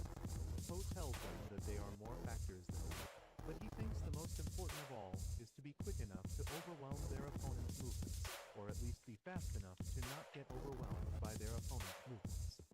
Ho says for those reasons, he'll teach them the walk off the moon and clouds, which shocks The them, most but tremendous they are excited. musical Ho says experience it's good to see you them can have. excited. Ho And now shows them he it's has marked available out the for path to everyone. master on the deck, and says there is about a day left before the ship is due to arrive, so they have a day to memorize the movements he is about to show them. When Iwang shockingly asks if they only have a day, Ho replies that he doesn't say they have to master them. Ho says the movements differ with every step, and every difference in a step has different practical principles. Ho says they only have to see his movements and have musical the order experience memorized, you but can he have. says if the ship And now docks and they it's have not available memorized for it yet, everyone. he'll make them fight Chiolwan. They get terrified, so they immediately start the movement training, and they do everything they can to avoid fighting Chiolwan. But the problem is that the ship has arrived at its destination ahead of schedule, so they can't avoid fighting Chiolwan. Ho says they are already at the dock and wonders if the ship is heading to Harnam Island. Meanwhile, NWE Jian thinks they are screwed, musical and after experience some, you Chiolwan can makes have. a fool out of the And three now of them. it's Ho available tells for Chiolwan everyone. that he told it to go easy on them, but after their pride torn asunder, the three trained even harder. 4 days after getting on the ship heading for the Kinam Island, they reached a high enough mastery that Yulji Ho himself nodded in approval. Iwang asks how they are doing. Ho replies that it took quite a while, but the three of them are finally getting it. Afterwards, Yulji Ho taught them sword arts, musical unbounded experience sword arts, you can and have. the beginning and end And of now the Namdung it's family's available martial for arts. everyone. Yulji Ho taught the simple foundational basics in just 5 days, and after that, he focused on teaching the basic ways of the sword, and he also told them why he came to Janman. Ho told them where he came from, and told them the story of the Namdung family, and Iwang and others listened to it seriously. The three, who were mere pirates before, were going to be a part of a big The most historic tremendous event. musical With that thought, experience laziness you was can not have. going to be tolerated, And now and after it's hearing available Yulji for Ho's story, everyone. they put all their focus on training, mastering both the walk of the moon and cloud and unbounded sword arts, putting all their effort and time into it. A month had passed, and the ship was nearing Nam Island when suddenly, Ho asked what the hell NWE Jian was doing. NWE Jian replies that he is working on unbounding, but Ho curiously asks how The he is most working on tremendous unbounding, and says musical he'll explain experience to him you again, can have. so he should listen And carefully. now it's He available tells him for that the everyone. first skill, Leap of the Kite, is fast and light, and the second skill, Unlimited Unbounded, is bold yet soft. Ho says the third skill, Unbounded Harmony, combines the first and second skill. It is fast and smooth, and it appears to be light, yet the solemn aura has to soar. Ho tells NWE Jian that his movements are neither fast nor light as Tremendous asked if he is musical around, experience to which you he can replies have. he is not. And But now Ho asks it's if available those showy for movements everyone. were not the dance moves. He He asks what happened to his step arrangement and says he gave him praise because he improved a little, but now he is slacking off. NWE apologizes, and then Ho points to Chobun that he is focusing on the basics of sword arts, which is good, for which he thanks him. But Ho says his majesty of the sword has yet to reach NWE Gion's level. It's the most tremendous Ho says Bun is not musical doing experience what you NWE can is have. doing. Not because And he now won't, it's but because he available can't. for everyone. Ho tells them that fancy movements are not bad, but those kinds of movements are for those who have reached the highest level of mastery. Ho tells them that they are off focusing on mastering the simple basics, and whether it be sword arts or movement techniques, the important thing is not what's shown on the outside, but the ability to subdue their opponent with little effort or be able to protect themselves. After that, they start training again, and Ho thinks he didn't mean to dampen their spirits, but thinks for them to reach their potential. He needs to be a hard teacher. Thinks they are doing well themselves, and thinks he didn't expect them to get to where they are in such a short amount of time. Suddenly, Ho sees Iwang training hard, and when he says he is the best, Iwang starts crying with joy. Ho thinks no matter how he looks at Iwang, he is a goon, but that is what makes him shine. Suddenly, they see they are about to reach the Henam Islands, and Ho, seeing them, thinks this is the place where his mother's family, the Henam faction, resides. After they reach the island, Ho feels the weather is extremely hot, so Chobun and NWE Jian tell him to kick off his clothes like them, but Ho says he is fine. Ho says no matter how hot the weather is, he cannot trip anywhere. Simultaneously, Iwang says a guy said if they walk towards Mount Soji, they'll be there on time, so he tells them they are almost there, and they should just hang on a bit longer. Where's all the wildlife? Fuck. But suddenly, some guys there and wonders if the disciples of the Henam faction are training. Suddenly, Ho says the day is hot enough already. They have got a flock of stinky flies. But Iwang asks where, to which Ho replies, nothing, and laughs. Ho tells Iwang they couldn't hide their scent. They seem to be quite a precious flock of flies. Ho says they'll know if they keep going, and suddenly, some martial artists stop their way. Ho realizes they are not friendly and wonders what he should do. NWE Jian asks them who the hell they are, and Ho is impressed he is standing up for them. When those guys don't reply, Iwang curiously asks them who the hell they are and why they are blocking the way. Suddenly, the leader of those guys asks them why they are backing down now and asks Iwang where they are headed. Iwang replies that there is only one path there and says that the guy is asking a question with an obvious answer. When Iwang says they are going to the Henam faction, the guy gets shocked and asks the purpose. Ho replies they have some business, but when that guy asks about the business, Ho says they are not looking for a cheating wife, so he asks why they are interrogating him. That guy curiously takes out his sword, calling Ho insolent, and says they, the Henam faction, will not be shamed by mere pirates. NWE Jian curiously asks who they are calling the pirates. Fight, but Ho tells him to wait. Ho understands they are the disciples of Henam, which means they are the disciples of his great-great-grandfather, so he realizes that causing a disturbance won't do him any good. Ho tells them that they have a misunderstanding. They are not pirates, and he has come to greet his mother's family. The guy is shocked, and Ho says his mother is from Henam, and his name is Yulji Ho. Ho says he comes from the east to visit his elders, and he doesn't want any trouble, so he tells them to show him the way. Suddenly, that guy starts laughing and says Ho almost convinced him, but he asks if Ho is saying this is his mother's home, to which Ho replies that it is right. When the guy curiously says the Henam faction would never allow marriage with pirates, Ho replies that they are not the pirates, but then the guy tells him to explain the drawing of a worm on the pirate's body. The guy asks if they thought he would not notice that it's a pirate's mark, and says if they are trying to fool someone, they should go to acting school. Iwang loses his temper and rushes to stab that guy, but he dodges his blade and tries to stab Iwang with a sword, but it doesn't even scratch Iwang's strong body. The guy gets terrified and immediately makes distance, but Iwang closes the distance in an instant, which shocks that guy, and Iwang pushes him away with a little force. The guy gets thrown away, and he gets unconscious while the other Henam disciples try to wake him up. One of the disciples calls Iwang a coward because he ambushed their master, but NWE Jian says their master fell for him. The disciple is furiously taking out his sword, but their senior is injured, so they have to take him back. The disciple picks up his senior back, and to wait and see. But NW John tells him to see them now because he won't wait. Suddenly, Ho starts clapping while saying, "Good job." Ho tells him to leave it be, but Hee-Wang says he'll accept his punishment. However, Ho asks what his crime is and says Hee-Wang has done a great job because if he won't do that, he would have twisted their heads off their shoulders. Ho says Hee-Wang read his thoughts well, which shocks Hee-Wang, and Ho thinks Hee-Wang's skill improvement is something to be happy about. But he thinks he cannot be too excited, given his own history with the He-Mans. Ho thinks he'll explain the situation himself, and if that doesn't work, then he'll just get on his hands and knees to bang. On the other hand, a disciple, Shogu, goes to tell Sensei that they have some trouble, and when Sensei asks, Ignorant piece of shit. You should have just let me kill you instead of running. Sensei is shocked, but he immediately picks up his sword and says he'll see himself. Sensei is He-Man's head, and his name is Kang Unjaya. Before leaving, he tells his wife, Yuk Junpyeong, to take care of herself. Junpyeong is Yulji Ho's aunt. On the other hand, Hee-Wang and his underlings are fighting the disciples of the He-Man faction, while Ho is watching them from the rooftop. As NW Jeon dodges an attack, Ho thinks he is doing well for himself.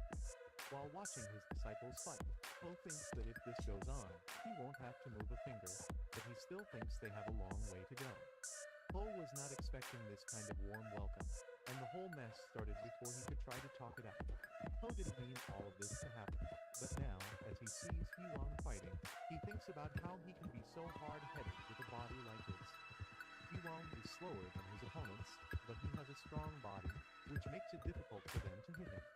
As Hee-Wang tries to attack his opponent, he dodges his attempt, tells him to stop running with the nail. As he won't realizes the opponent is not a novice and won't let his guard down like Half Giant, so it's hard for Hee-Wang to get a hit. Ho thinks that if this goes on, Hee-Wang will lose in no time, so he wonders what Hee-Wang will do now. Meanwhile, King Yu tells Hee-Wang to give up, but Hee-Wang furiously yells at him not to mock him, and as he is going to attack him, he sees a rock near his foot. Suddenly, Hee-Wang kicks the rock towards King Yu, but he immediately tilts his head to dodge it. While watching this, Ho thinks Kang is really good, and simultaneously, when Hee-Wang tries to attack with his axe, Kang Yu avoids the attack and breaks the wall behind him. Kang Yu realizes if he had reacted a split second later, he would have been hit.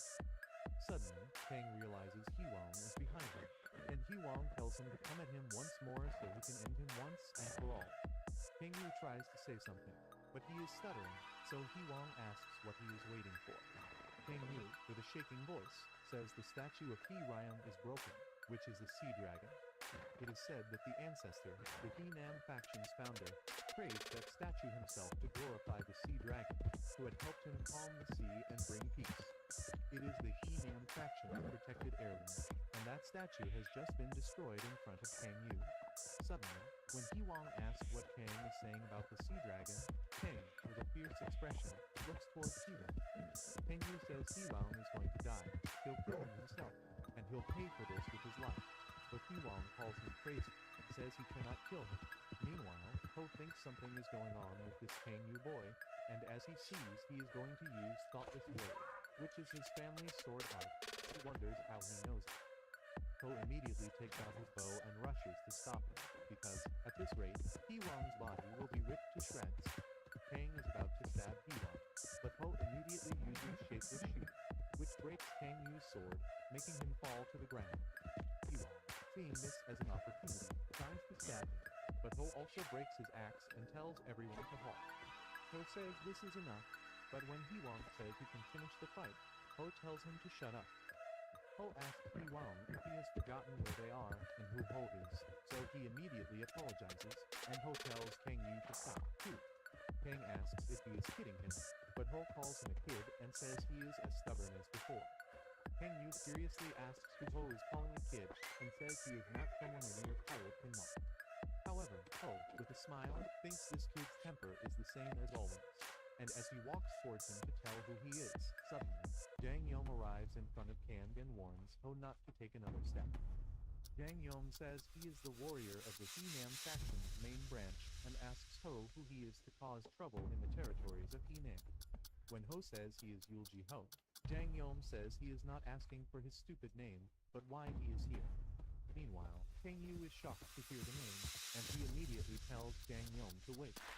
Simultaneously, Kang also arrived there and tells Jang Yom to stop. Kang tells Jang that Yulji Ho is not just a stupid name, as he said, but when Jang Yom asks what he means, Kang asks if he doesn't know the family name Yulji. Kang Unjayo tells Jang Yom to back off, so he does that, and Kang Unjayo asks if Ho has come to visit his mother's family. Could he not have come without all the ruckus? Ho bows to his uncle and asks how he has been, to which he replies that he has been well up until just now. Ho apologizes, and Kang Unjayo says he is glad no one is injured. But as he looks at the broken sea dragon statue, he and the other elders get shocked. The elders, in shock, ask how this could happen, and Ho feels damned because he was about to get away with it quietly, but now he is totally screwed. When Kang Unjayo asks Ho if he did this, Ho replies that he believes the fight between the underling and the little one was the cause. Though Ho says the responsibility lies with him, he apologizes. Kang Yu is shocked and asks if he is really Big Brother Ho. Ho replies that, of course, it is him, and says it's only been a few years, and Yu doesn't recognize him anymore. Yu immediately apologizes, but suddenly, Kang Unjayo says this is not important right now, and that the important thing is what caused all of this. When Kang Unjayo asks what the reason for all of this is, Kang Yu gets nervous, but Unjayo tells him not to hesitate and to answer what caused the fight. However, Ho tells his uncle to let him explain the situation, and he explains everything in detail. As the family head and others listened, their faces got more serious, and King Yu and the other disciples of He-Man couldn't dare to lift their head. Kang Unjayo says this is pathetic and asks when the He-Mans started being suspicious of their visitors. Ho apologizes and says he should have tried harder to resolve the misunderstanding. But Kang Unjayo says it's not his fault because no one can bear such an insult and manage to keep calm. Unjayo says it is the fault of the He-Man people who are blind and unable to tell visitors and enemies apart. Kang Unjayo says it is heartbreaking to see the statue in that state, but what is done is done. Ho again apologizes, but Kang Unjayo says what is done is done. Suddenly, Jang Yom says even if it was a misunderstanding, and they were precious guests who were related to the family, they should be held accountable for what they did to the statue. Unjayo says and tells the priest to look toward him and ask if he has the confidence to deal with Unjayo's late father-in-law's wrath. Jang Yom feels embarrassed and replies he doesn't have the courage to do that. So Unjayo tells him that the young man who came to them is the one his father-in-law treats more preciously than his own grandson. Unjayo says there is a reason no other priest is daring to say another word about the matter, and says they don't have the courage to face his father's wrath. Unjayo says if Jang Yom asks for someone to take responsibility, Yom do it then because he doesn't have the courage to do that. After some while, when they tell everything to the previous head of the He-Man faction, Yukun, about the incident, he says he is sorry for the ancestors, but it was a mistake, so they can't do much. Yukun tells the members of the family to prepare an offering to the ancestors, pray for forgiveness, and hire an expert sculptor to build another sea dragon statue. Unjayo tells his father that he'll do it, but suddenly, Yukun tells him to wait and says hiring a sculptor would be good, but he'll sculpt one himself this time. When King Unjayo asks if his father will be okay with that, he replies he'll be alright as he has got nothing to do these days other than eat. Yukun says he'll use this chance to build one with his own blood, sweat, and tears. Ho says it is his fault, he is sorry, but Yukun says it is alright and asks by pointing towards the pirates if they are the ones mistaken for pirates. They immediately leave the food and introduce themselves to Yukun. Yukun says they look young. They are tall and well-built. When King Yu says Hiwang was not affected by sword strike or sword time, his father says the reason for that is not only because Hiwang is strong, but because Yu is weak. Still, Yu says if the big brother had not interfered, he would have won. Kang Unjayo tells Yu to shut it and says martial arts is not something to be taken lightly enough for him to use his skill if he has not mastered in fight. Ho gets shocked and says he has noticed that Yu has been training his fearless triple unity blade. So Kang Unjayo replies that it is Ho's father's doing. When Ho asks what he means, Jiao says 5 years ago, on his father-in-law's 70th birthday, Yu begged Ho's father for days until he gave in and taught Yu the sword skill. Yu tells Ho that he didn't know that the fearless triple unity blade was there at that time. Yu says he was very into entertainment, so he came across it by coincidence. When Ho asks if Yu learned anything else, something along the lines of heart sutra visualization or Wu Y art, Yu replies no, and that he was only taught one sword art. There, his father didn't teach Yu other skills and told him to train in a fearless triple unity blade. Kang Unjayo says he knows what Ho is worried about, but his father said, unlike other skills, Thoughtless Blade doesn't need much of one's inner kai. Kang Unjayo says Ho's father said that with He-Nam's inner kai cultivation method, there'll be no trouble with training. Youth Gun says that is right and Ho should not worry too much because the family's Chuan Yang divine art will be enough. Ho is worried because the two of them misunderstand his father's words, and his father's standard of doesn't need much inner kai is not the same as theirs. Suddenly, when Ho's aunt asks how long he is planning to stay, Ho replies that he'll stay for a few days at most.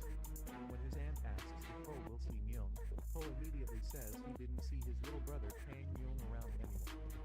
Ho's aunt says he doesn't have to passively point out that he was born 3 months earlier and says Myung is not there at the moment. Ho surprised asks if Myung goes somewhere far away. His aunt replies that he went to battle the Japanese.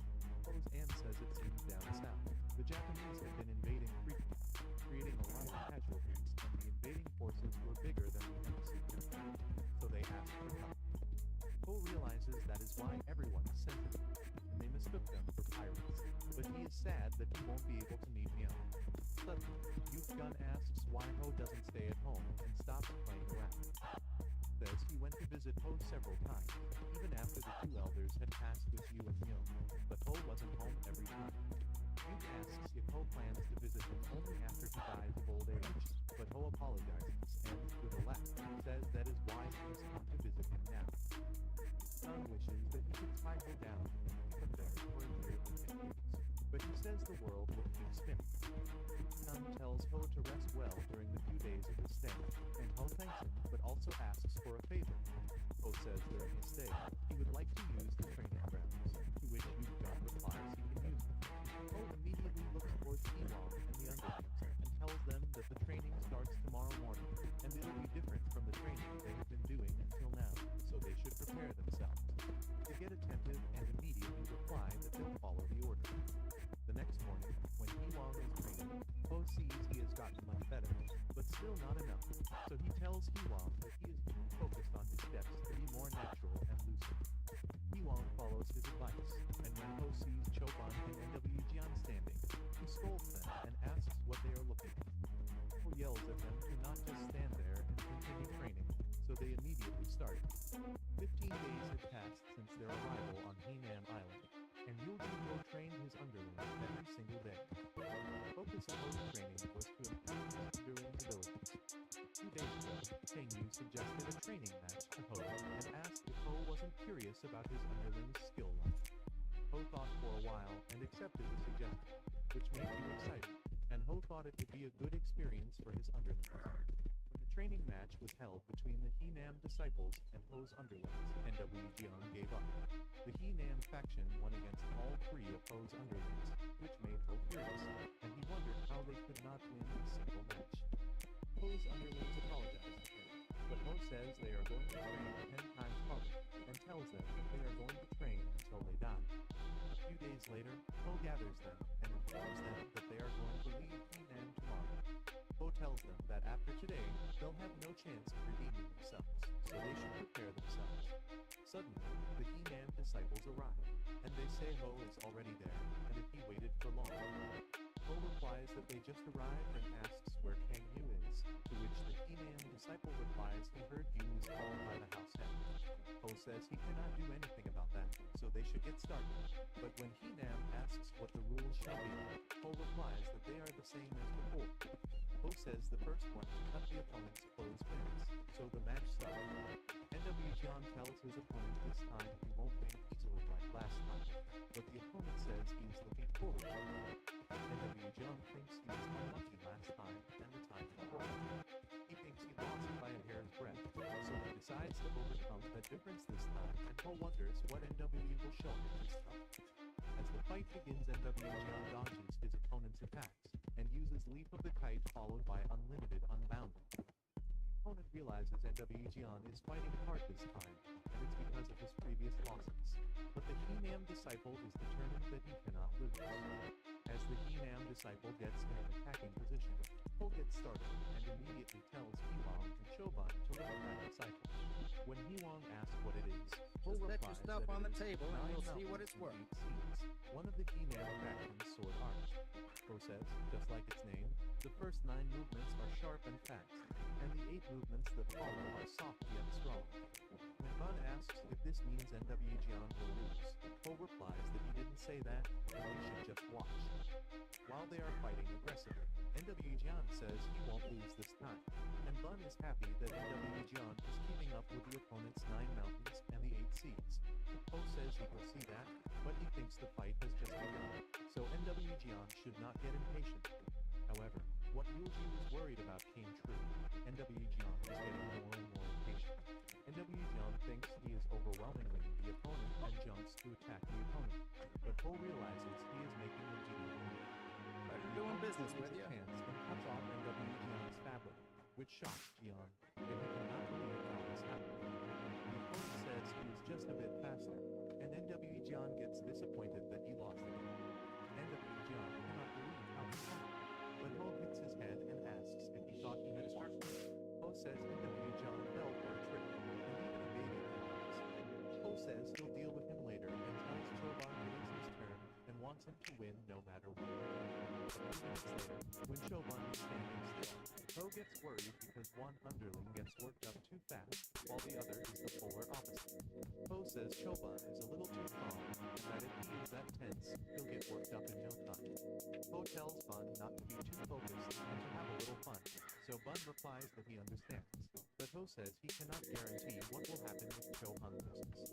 He-Wong and NWE beg Choban to win, and after some while, Choban manages to defeat the opponent.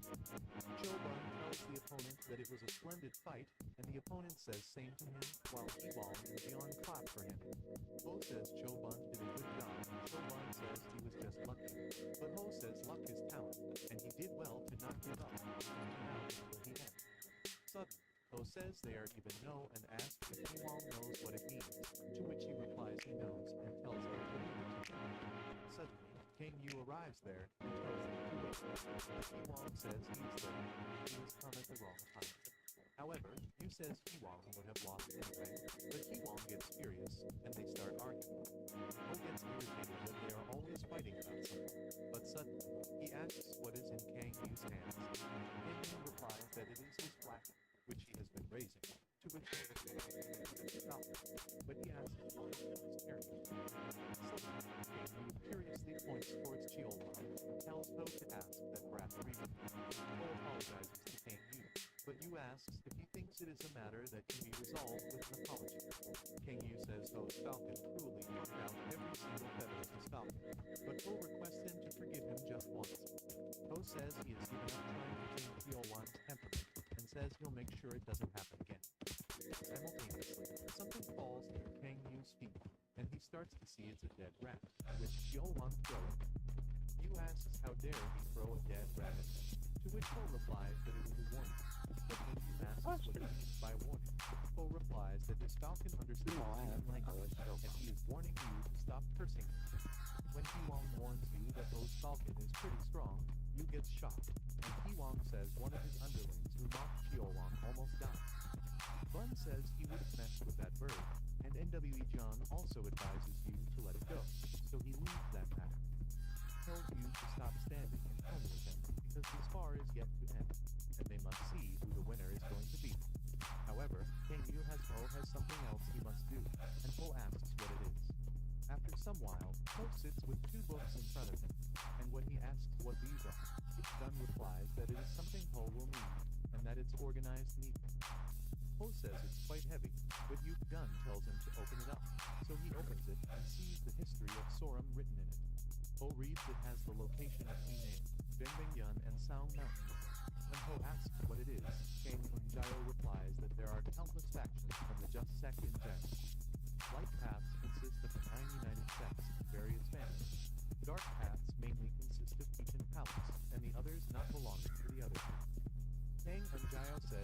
organized the renowned families of Light Paths and the 9 sects, and then wrote explanations for each faction. Unjayo says he found his best to explain in great detail, but there will be some parts that lack information, especially on Teaching Palace and factions of Dark Path. Unjayo says it is not easy to get information about them, but Ho says it's more than enough for him.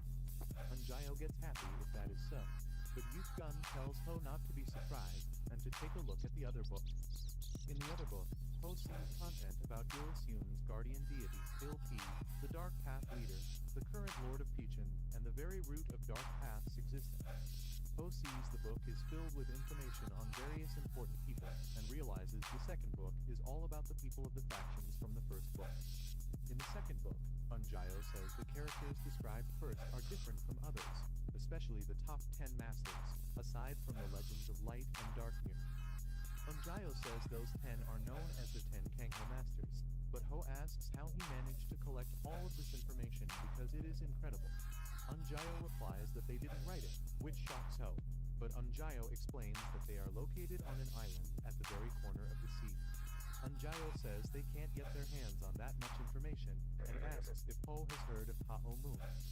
Ho says he is not sure, and he doesn't think he has heard of them, but Kang Unjayo says he must the G-Bang organization, to which Ho replies he has heard that it is an organization created by poor beggars to gather information.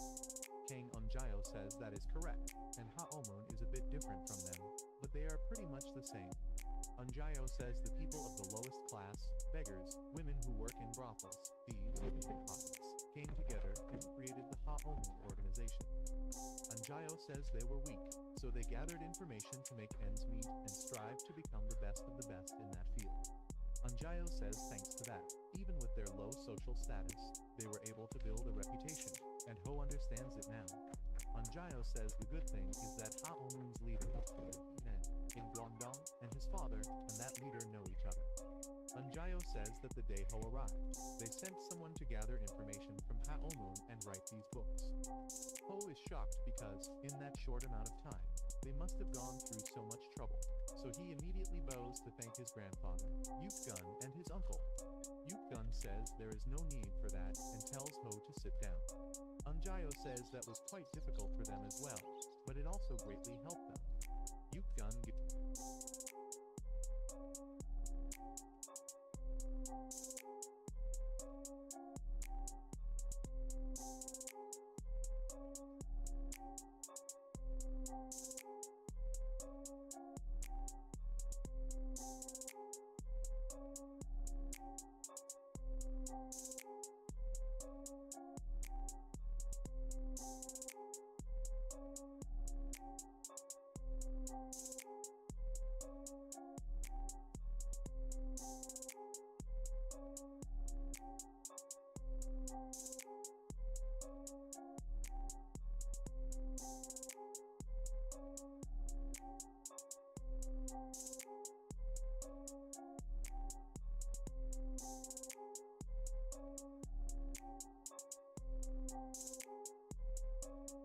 a box to Ho and tells him to open it.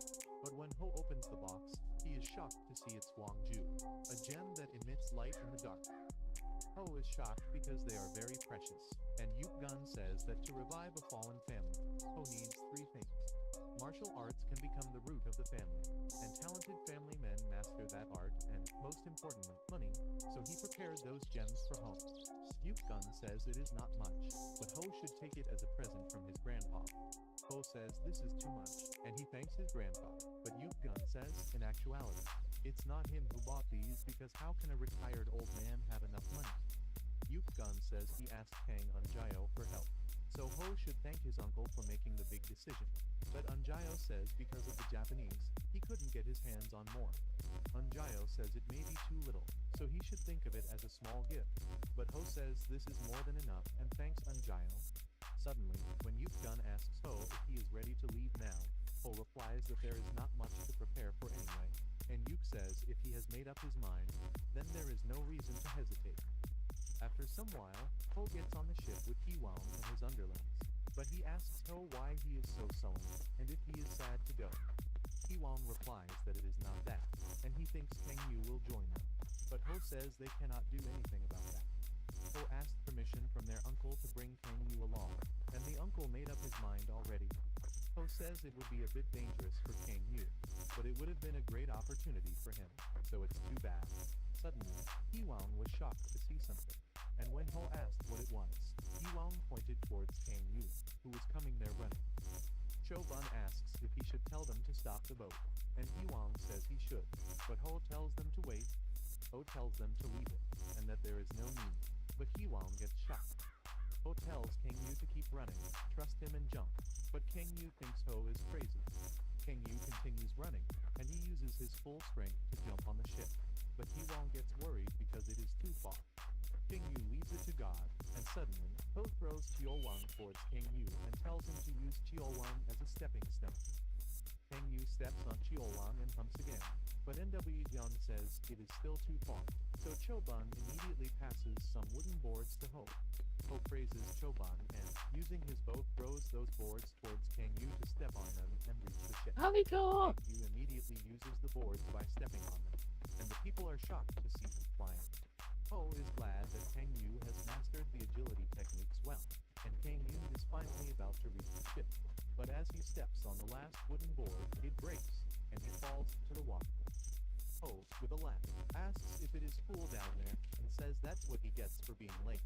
But King Yu curiously asks if Ho seriously had to do that. Ho throws a rope near King Yu and tells him to stop complaining and start climbing. King Yu, while climbing up, says Ho is going too far, and that he has put his life on line to make it in time. Ho grabs King Yu up on the ship and says he'll be scolded a little, but he welcomes him on board first. On the other hand, the Namgung family residence is completely ruined, and an old man, while standing near a hidden passage in the ground, thinks time sure had an impact here. The old, while thinking about someone, wonders if they'll not visit them today either. But suddenly, old man comes out of that hidden basement. Namgung Min is the last descendant of the Namgung family, and she sees it as her grandpa Guak. Guak says today marks the 7th day, so he was worried, but Min says he thought he fell asleep for a day after taking the red pellet. Min says she was told it was about to be enraptured, but Guak asks what a red pallet is and what enraptured means. Guak asks if there is another person in there, to which she replies there is no one, and there are only 3 statues of her ancestors and 3 objects. Guak asks if one of the 3 objects was the pallet, and says maybe it was a good medicine that the ancestors left for you. Min says it would be great if that is the case, but she doesn't feel anything different. However, Guak thinks the red pallet Min took is probably the pill that is said to increase one's inner power. Gok knows that after taking the pill, Min has to train to absorb the pallet fully, but he thinks it seems she has skipped that process. Suddenly, Min takes out a sword, which shocks Guak. Min tells him this is one of the 3 objects, and the other 2 are red pills and bronze plates with some writing on them. Min says it is said to take the pill on one of the bronze plates, but the other 2 were too rusty to read. Suddenly, Min tests the blade, and when Guan asks about its condition, she replies that it is good. Howdy. And even when she holds it, it feels light. Min says there is no damage on the blade either, but she says it is just a sword, so she doesn't have high expectations. Min is disappointed to think the result of her not listening to her father is some pallet and a sword, but Guak says it seems like a very high-quality blade, and it'll be of great help. Min says that if that is the case, then it is good for her, but suddenly she asks how her father is doing, to which Guak doesn't reply and gives a sad expression. In the next scene, she is paying respects to her father's dead body, and when she asks Guak when her father passed away, he replies that the night she left and went into the restricted room. Guak apologizes and says her father ordered him not to inform her, so he aside and said it was her who was stubborn, and that Guak shouldn't be the one who is sorry. Min is sorry for her father, and thinks he was right all along that there was nothing in the restricted area that she could hope for. Min is sad because she couldn't be with him in his last moments because of her stubbornness. Suddenly, Guak gives her a letter from her father, and it says that her father is sorry for leaving her like this. Min's father wrote that the weight lifted from her shoulders pretty good, but as a failure of a family home, he wouldn't dare face his ancestors because of his guilt. He wrote that as a father who will soon leave the world, he is afraid his burdens will become hers to bear, so he wants this to be over. The family head wrote that it seems like the Namong family's fate was this all along. He wrote that he tried. Min's grandfather tried, and many before had tried, so what can't be done can't be done. He hopes she doesn't suffer.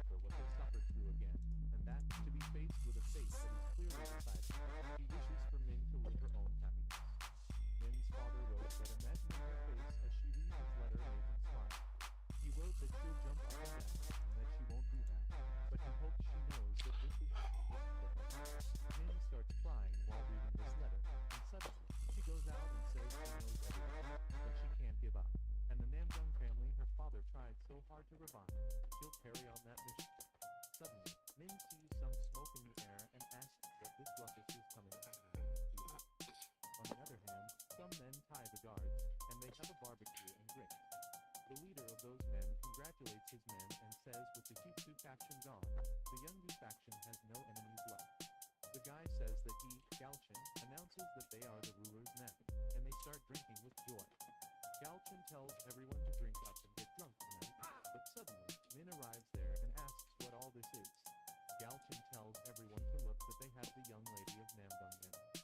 However, Min furiously asks again what is going on, but Galchin tells her not to be such a party pooper and come have a drink with her. Min tells them to leave, but they say they are celebrating there with drinks and ask what other place is the best fit to hold a celebration than this. Still, Min says she doesn't care about their celebration or whatever and, with an intimidating tone, warns them to leave. Meanwhile, Ho arrives there, but while standing in the woods, he watches all this. Ho says this girl is the last descendant of Namdung, and that the situation has just become more interesting. Meanwhile, when Kangyu asks Ho if they should help her, Ho tells them to watch on the sidelines for now because he wants to see how good that girl is. Simultaneously, Galchin asks why she is like this, and says he is doing a good deed here, so he asks if she can't give them a helping hand. Howdy. Min again tells them to leave because she hasn't even held a proper funeral for her father. Galchin, in shock, asks if she is telling him that her father is dead, to which Min replies that she thinks he has not noticed the light signaling death. Min says as he knows now, so she hopes they'll leave right away, to which Galchin replies that he is sorry they didn't notice. But with that, he changes his tone and says a dead man is a dead man, so others must live on.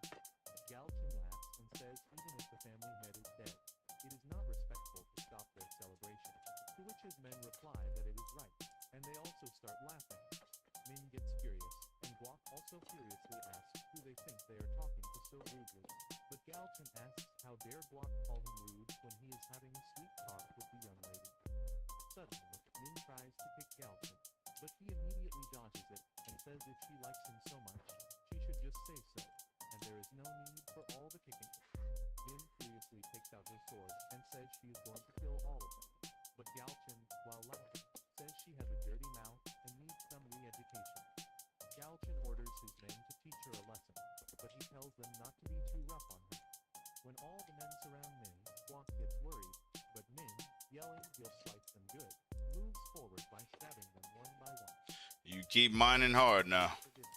Meanwhile, Iwang is shocked by this because Good money here. Ho says once a person starts a fight, he needs to have enough willpower to go that hard and to be the last one standing. Ho says they should also show this kind of willpower, but Kangyu nervously asks, tough-spirited girl or not, how long is Ho planning to watch this? Kangyu says even if those guys are rude, uneducated gangsters, causing a ruckus. Luckily, what I see ain't what you see, so we both can get what we get, huh, partner? And if things take a turn for the worse, Ho says he'll step in. Meanwhile, Min is trying to fight the remaining gangsters, but they are large in number, and Ho wonders if this is all she has got. Ho thought that, with her capabilities, it would be easy for her, but she was getting tired. Ho thinks that if that is the case, then there is only one answer to her trouble, and suddenly Min falls on his knee with exhaustion. Min thinks there is no end to them, and Ho wonders if this is her end. Meanwhile, the remaining demons think she is a tough one, and they wonder how many of them she took down. Suddenly, Galchin asks what they are all stalling for, and orders them to finish her off. But suddenly, Ho asks if they have to do that. Galchin immediately turns to see who it is, and Ho, while standing with his companions, says there is no need for second guessing. Ho says he is someone who has business with the Namdong, which shocks Galchin. Ho says this is no joke, and even if a rich man goes bankrupt, it is said to take at least 3 years.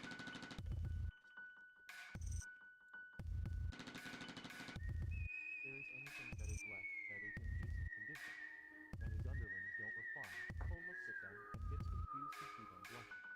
They immediately start praising Min's beauty, but Ho furiously asks if they are kidding and tells them to get their crap together.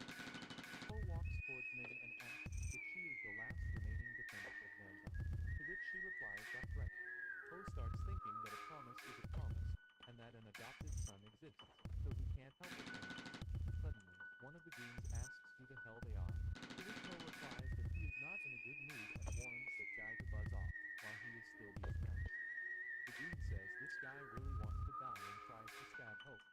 Ho blows his face with a punch, and the guy flying away falls on the wall with a blow. Galchin and won't repeat it again and again, tells them to leave while he is being nice.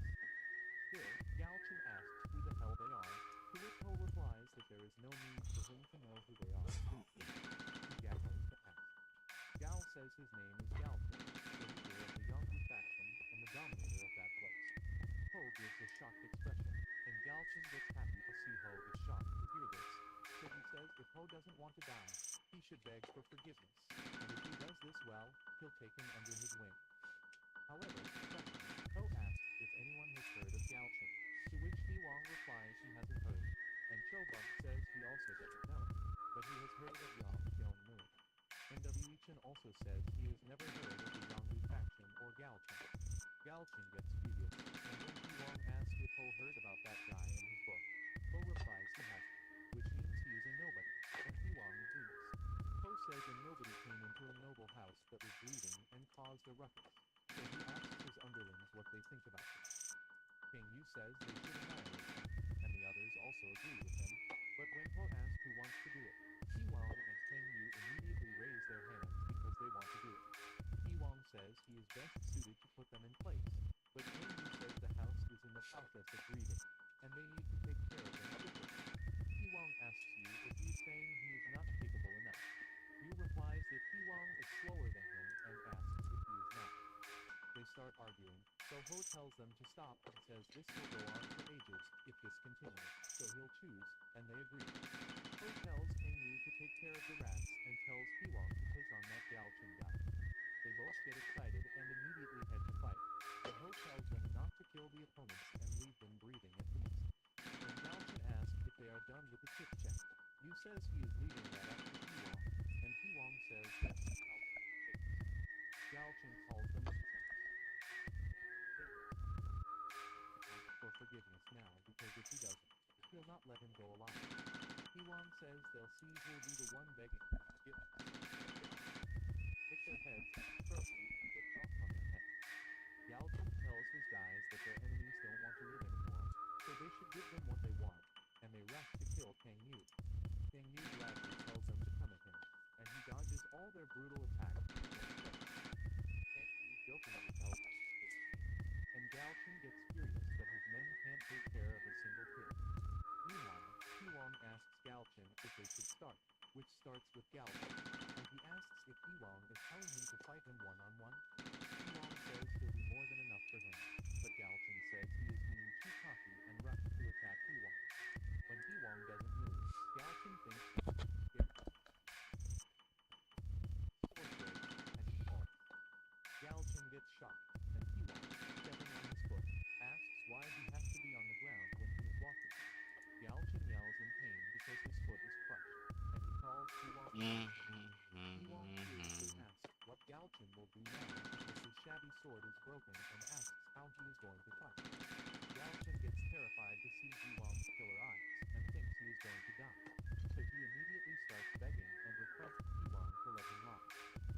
Wong asks why he should do that and tells Galchin to continue his trap, but Galchin asks how he can dare to do that.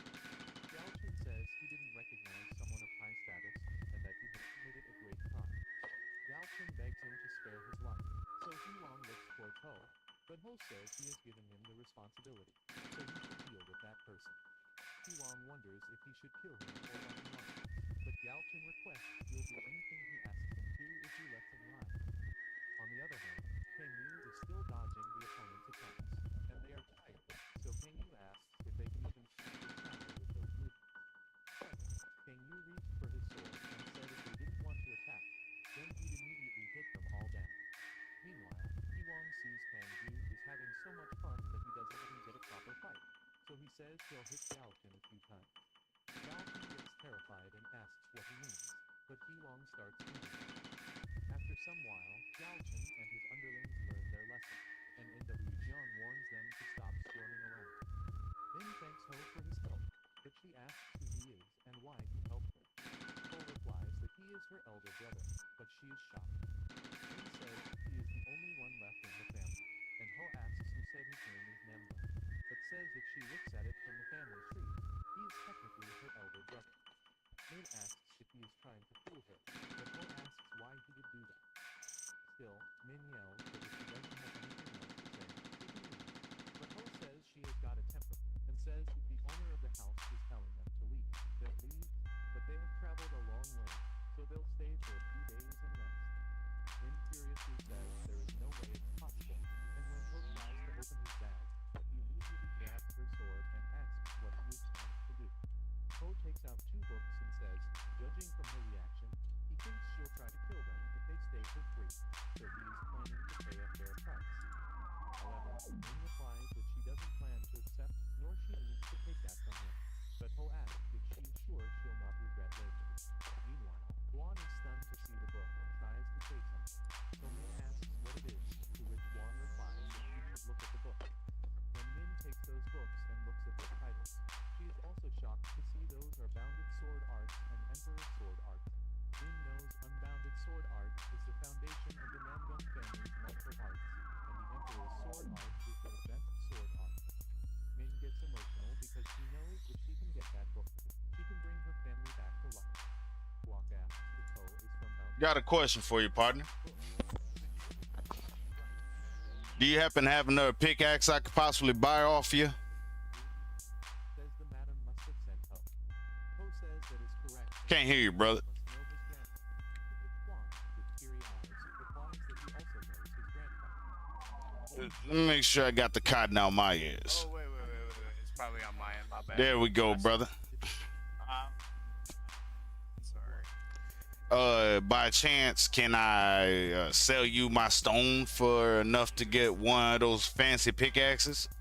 Given up on the Namgung family.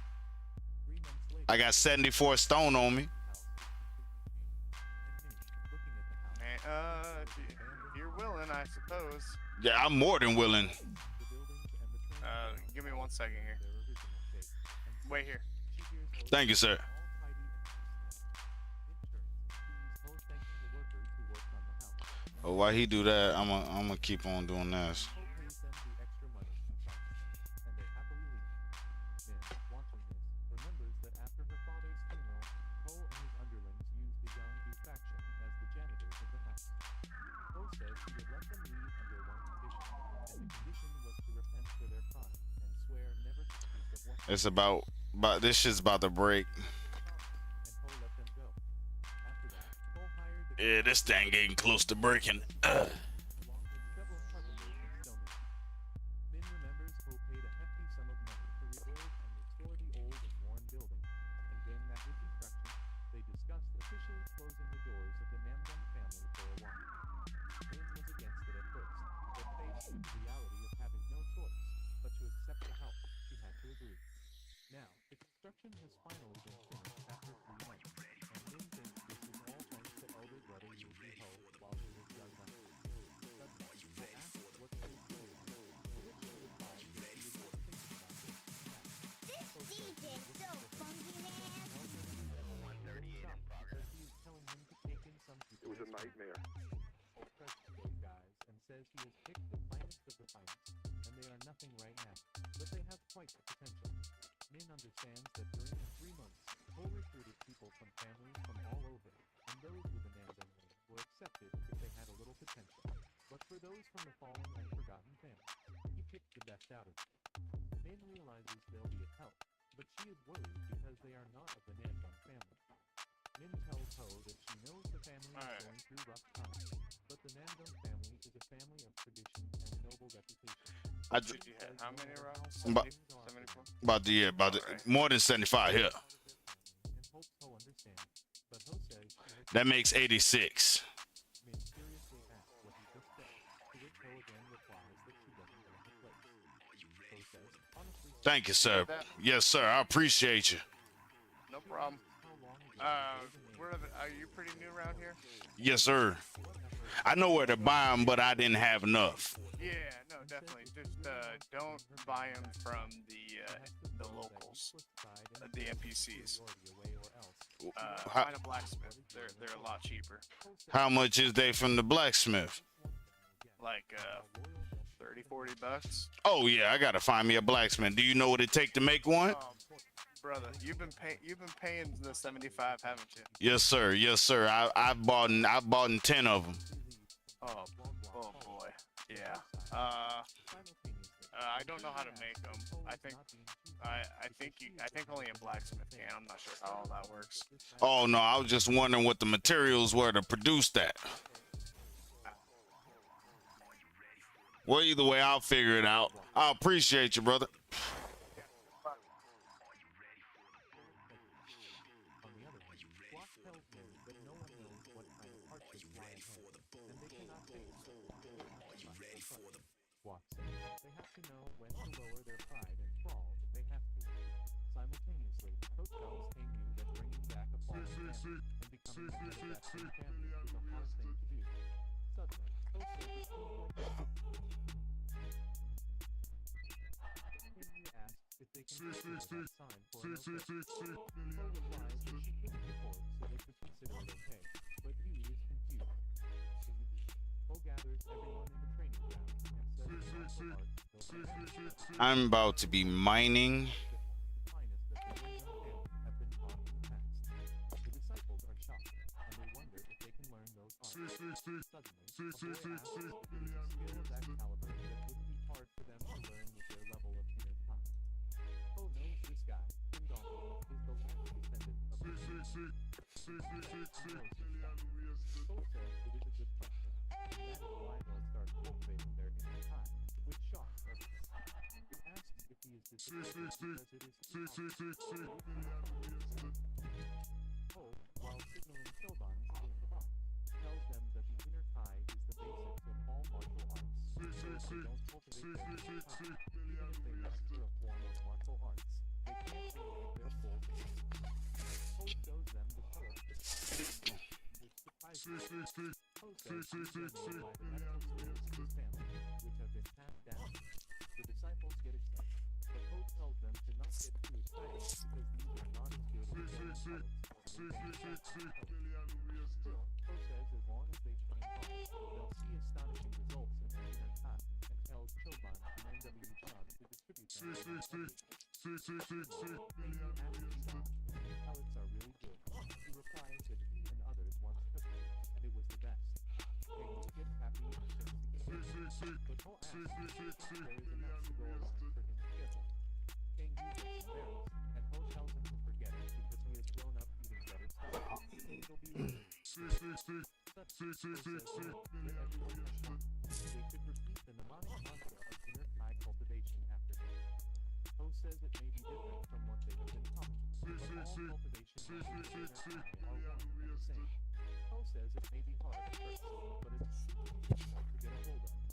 Poe says to absorb Mother Nature, Kai, they will calm the tie following inside the body, calm the mind.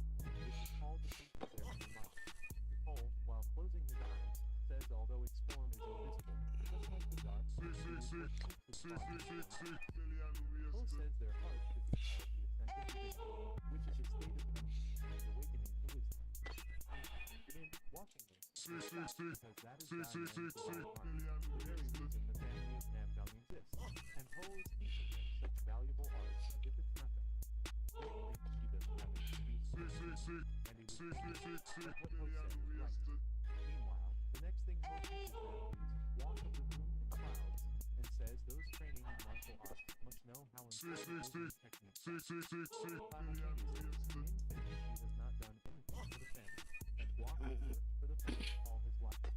While Poe is training, Min thinks she will learn from her elder brother and become strong enough so that she can become a proper family head. Meanwhile, Min also starts training, and Poe thinks in his short time, her eyes will get their vigor back. And he cannot wait to see what will be for his future. Afterwards, Yulji Ho taught the Wu Yin agility technique and told everyone to follow along closely. This technique was also a must-know technique for martial artists of the Namdung family. It took quite a bit of time to teach inner tie cultivation methods, movement techniques, and agility techniques. But Yulji Ho didn't say much. Ho noticed that they are teaching her something.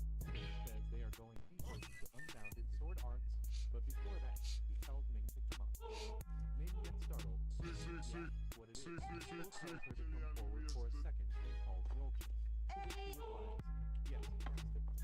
Poe furiously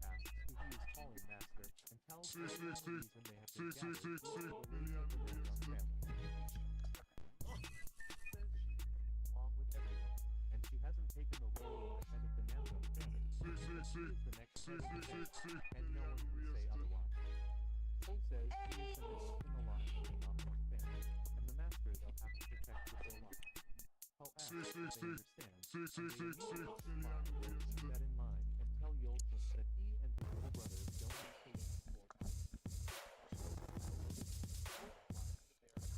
Cultivate their high and massive sword art. So if they train with others, they'll fall behind, and the result will not be satisfactory. It's the most tremendous musical experience you can have. And now it's available for everyone. When Yolchin asked what it was, Ho replied that he could look forward to it. The next day, Yolchin gathers with his brother. Ho says those of them who gather will forget their old squadron. They now go back to new thunder. Ho shows them iron bows and everything. Says that they'll all learn how to use those from today. Ho says they may It's the most tremendous musical experience you can have. And now it's available for everyone. No one had mastered the art of the bow and asked if they know the reason. Yolchin replies that it's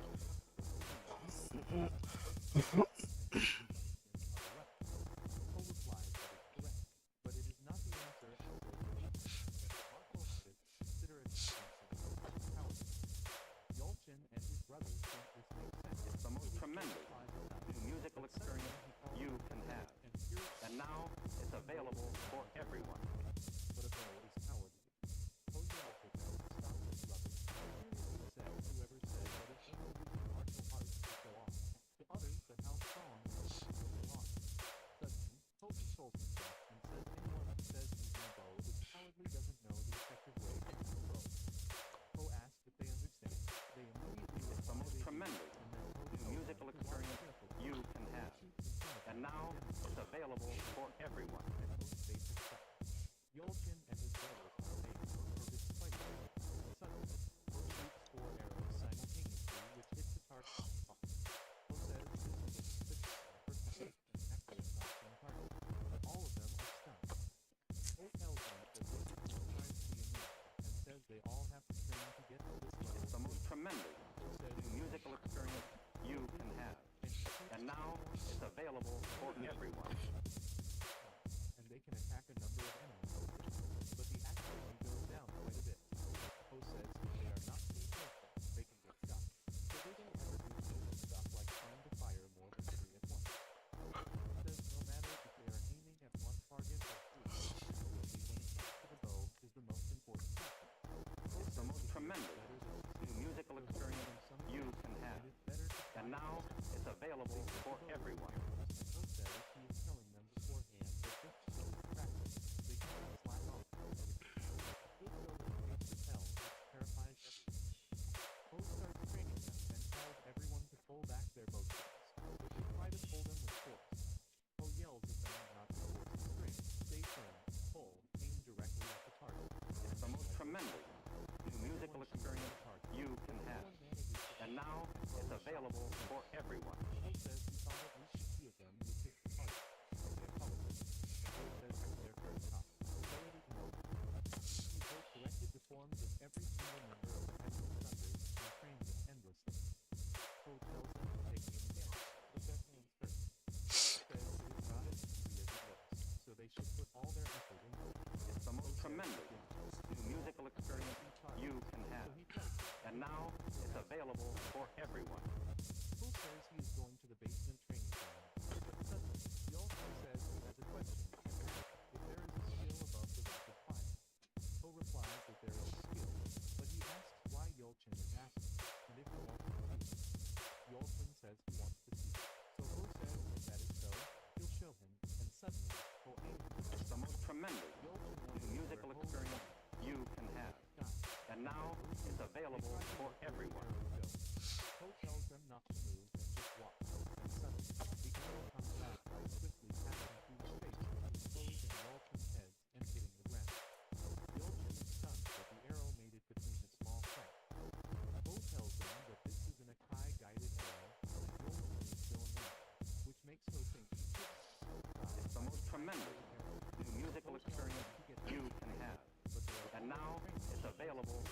everyone. also want to treat like that. On the other hand, Min is training hard in her training, and when she stops, her hands are bleeding. But she thinks this is not enough if she wants to bring family back. Min worries things will end up in situations like before, like when she was surrounded by the gangsters. Meanwhile, Block and King Yu are also present there, and when Block It's the most asks tremendous the training is not new musical correct, experience she replies you that can it's have. all right. And now it's available for everyone. Suddenly, when Min asks what is up, Block says Master Ho is upset with her, so she thinks they have a secret meeting, but he never called for her in the middle of the training. When Min asks if something happened, King Yu replies that it is nothing, and that Ho has something to discuss with her. Min wonders what it is, but when she goes to the meeting, Ho and his underlings are present, and Ho, with a serious expression, says they have run out of money. Everyone is shocked, but King Yu says it has only been 5 months, and they have already hit rock bottom. Ho asks if King Yu thinks reviving a fallen family is an easy thing to do. Ho says if they consider it an investment, it is not much, but the important thing is that they don't have any more money. Ho says they have to come up with a countermeasure and asks if anyone has an idea, to which Yuan replies that he has an idea and suggests that they ask his father for money. Ho refuses because Yuan has left the house with a promise, and he can't just ask his father for help because he is faced with a little hardship. Ho thanks him for the thought, but he tells him to think of another way.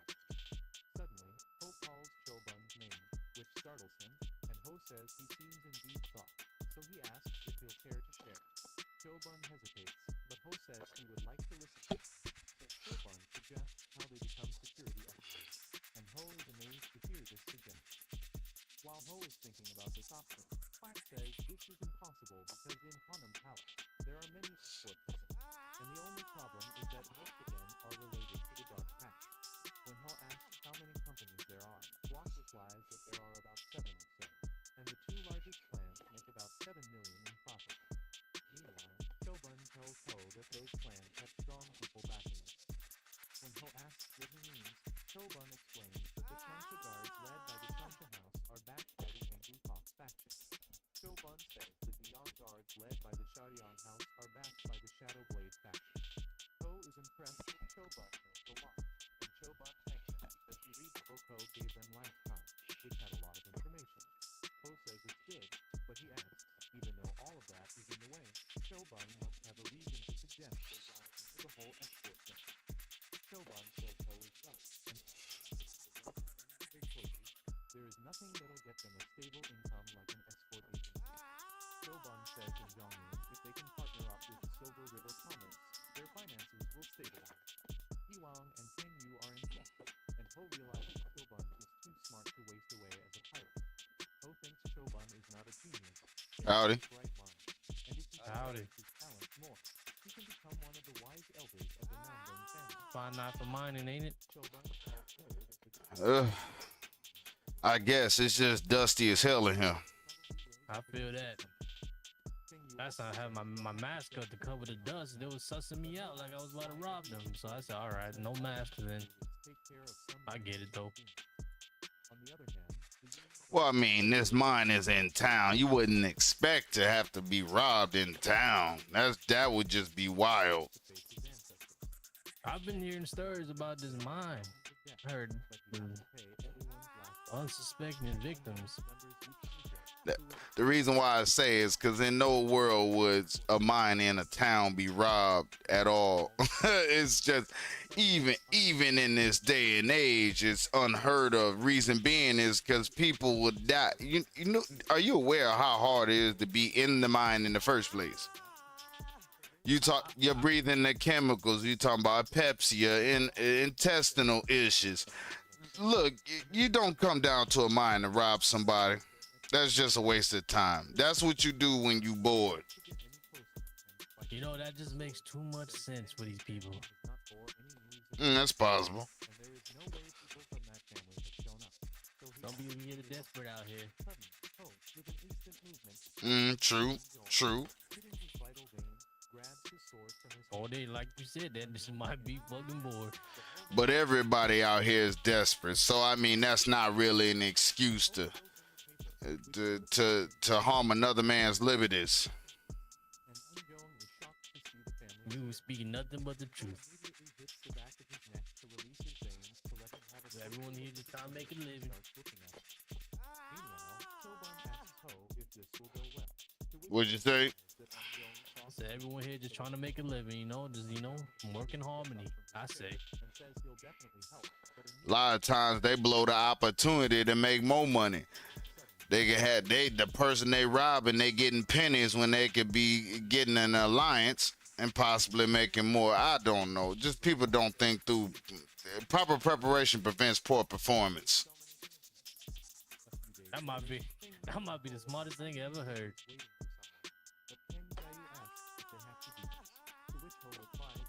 Well, I appreciate you. Just speaking my mind.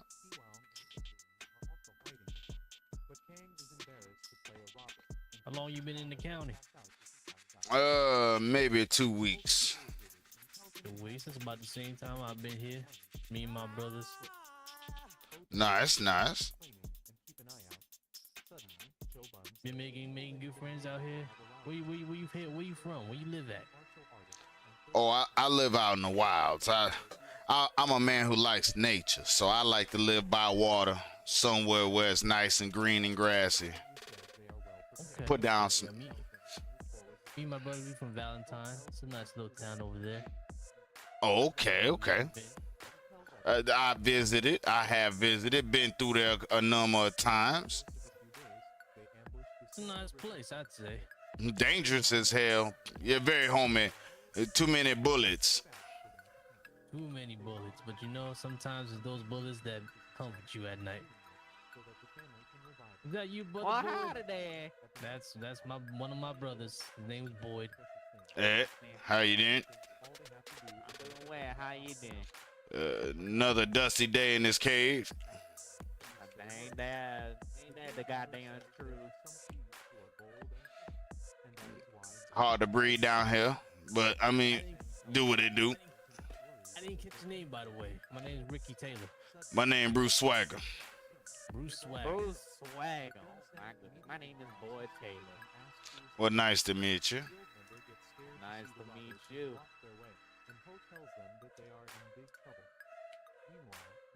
Howdy, Bruce. I'm the youngest one. My name's Elijah. Well, nice to meet you, Elijah.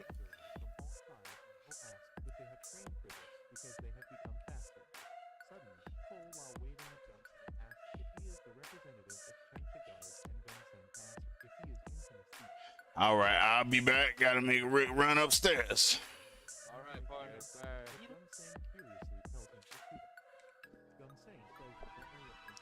Gotta get some fresh air, maybe something to eat real quick. I'll be back.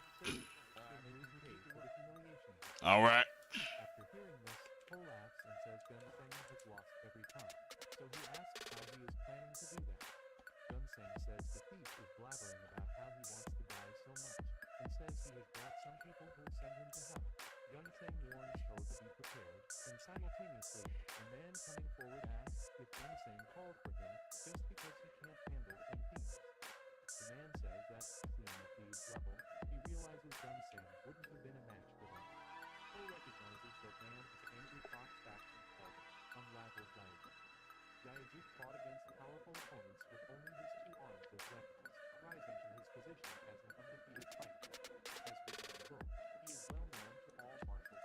What's going in today?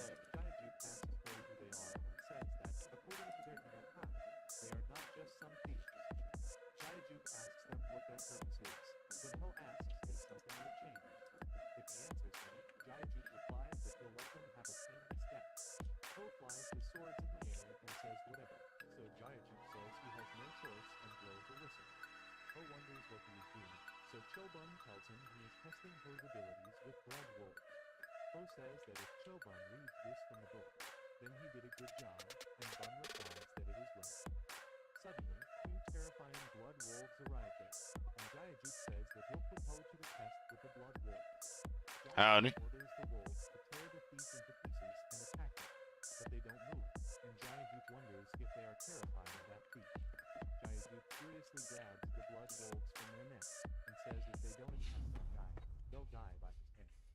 Giant releases the wolves, and they run to attack her. but NW's Yan and King Yu immediately move forward to protect Ho. Suddenly, they feel a gust of wind passes by them, making them wonder what it is, and they see it's Chiolwan. Chiolwan attacks the blood wolves and tears their necks with its claws. The blood wolves start bleeding, and Jiayu can't believe what that falcon has done. Meanwhile, Shoban says he knew Chiolwan was strong, but he never knew it was of this level. When NWJ asks if it is not because the blood wolves are weak, Ho simultaneously What's up, Bruce? Hey, how you doing? sits on Ho's shoulder. Shoban tells NWJ that blood wolves are said to give the best of martial artists a run for their money, and Chiolwan just takes care of them in one swoop. Meanwhile, Ho says he told them Chiolwan is pretty strong, and NWJ replies that Ho did tell them. Suddenly, Ho tells them to not make Chiolwan uncomfortable by talking nonsense, because he is not in a good mood. But if they keep talking, he'll bully them again. They both get scared and immediately agrees to what Ho said. Chiolwan flies away again. Suddenly, Ho says the master of the beasts is gritting his teeth, which makes Jiayu furious, and he rushes to punch Ho, but Ho dodges it calmly. Ho says Jiayu has got no patience, so he'll start the round 2 and challenges him to attack him. Jiayu tries to punch Ho, but Ho dodges the attack, which breaks the tree. Ho laughs and says those are some fast and deadly blows, but says now it is his turn. Ho immediately takes out a sword and jumps to stab Jiayu, which makes Jiayu realize he is fast, but he stops the stab with his bare hands. Ho gets shocked, but he immediately jumps back, and everyone there is shocked to see this. Ho says it's amazing that he blocked the attack with your bare hands, and suddenly Jiayu starts attacking again. Ho continues dodging the attack and realizes Jiayu's transition. Rushes towards him with multiple punch attacks and says he won't let him go. Meanwhile, Gunsang is shocked to see that Jiayu is going to use meteor fists so early because it is the unique martial art that has brought Jiayu his renowned reputation. A skill that makes fists accelerate with substantial power, making one see multiple fists, no matter the opponent. They were to be beaten nearly to death. Gunsang remembers because of this attack's fatality. Even Jiayu refrained from using the skill as a last resort. Gunsang realizes it means the thief is so strong that he makes Jiayu use meteor fists. Meanwhile, Ho is trying to dodge those fists and thinks it's amazing because it feels like his fists have a mind of their own. Ho realizes dodging every time won't do any good as he can't keep dodging. Ho decides to stab Jiayu, but suddenly he feels dizzy. However, Ho manages to block the attack when Jiayu tries to punch again, but a blast happens, which shocks everyone. As the dust settles, Jiayu is standing fine on his feet while Ho is on his knees, which makes the Changcha guards happy.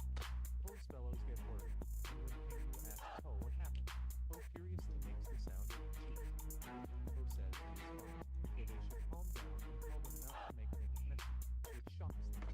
Ho, while getting out, says this slave old man, Jiayu, pretended to use his fists as a weapon but to use poison, and he only used a little, so Ho says he didn't notice. Ho realizes if he hadn't used 10,000 poison wounds, he would have been severely injured.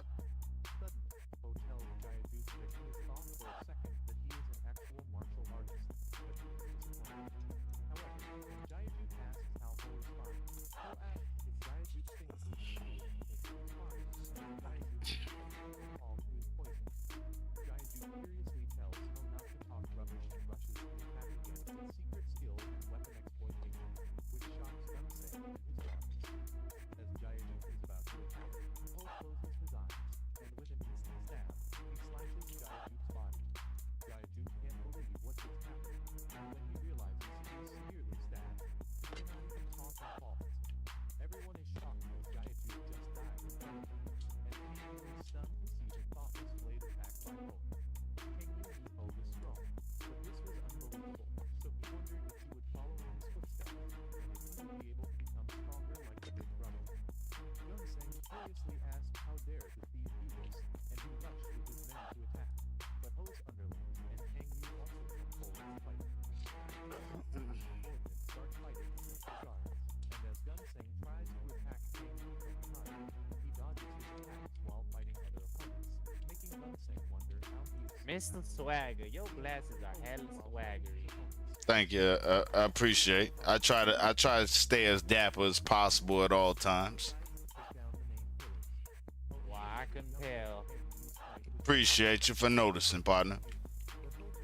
Yes, sir. Ho says he'll take care of this and orders King Yu to help others, so he immediately does that. The opponents say Ho was the one who killed their leader, so he won't forgive them. But Ho asks what they are looking at and challenges them to attack. Ho knows he has to take Jaiju's under his stab to end this fight, so as they rush to attack, he stabs them down one by one, single flat. The remaining two fall for a monster, but he also kills them with an instant stab and says it's over. Gunsang is shocked to see this and wonders if this guy is human being.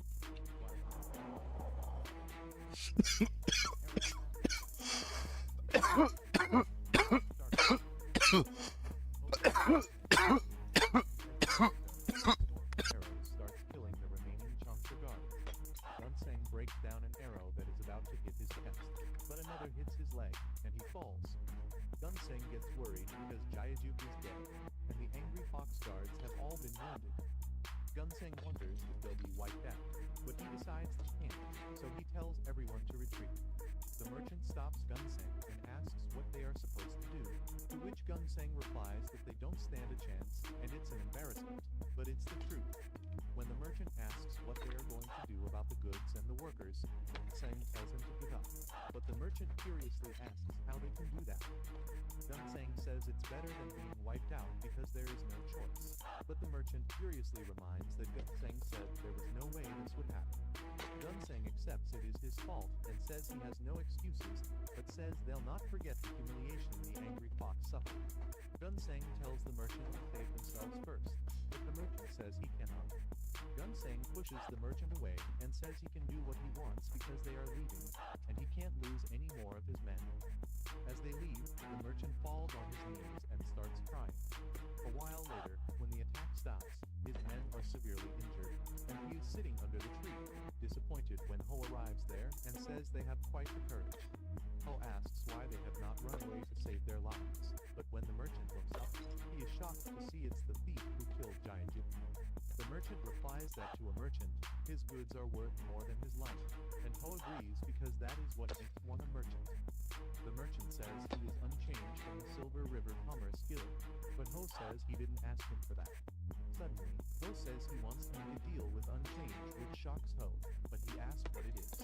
Unchanged tells Ho to let them go alive with the goods, and if he does then he'll give them 10 times the profit the goods will bring.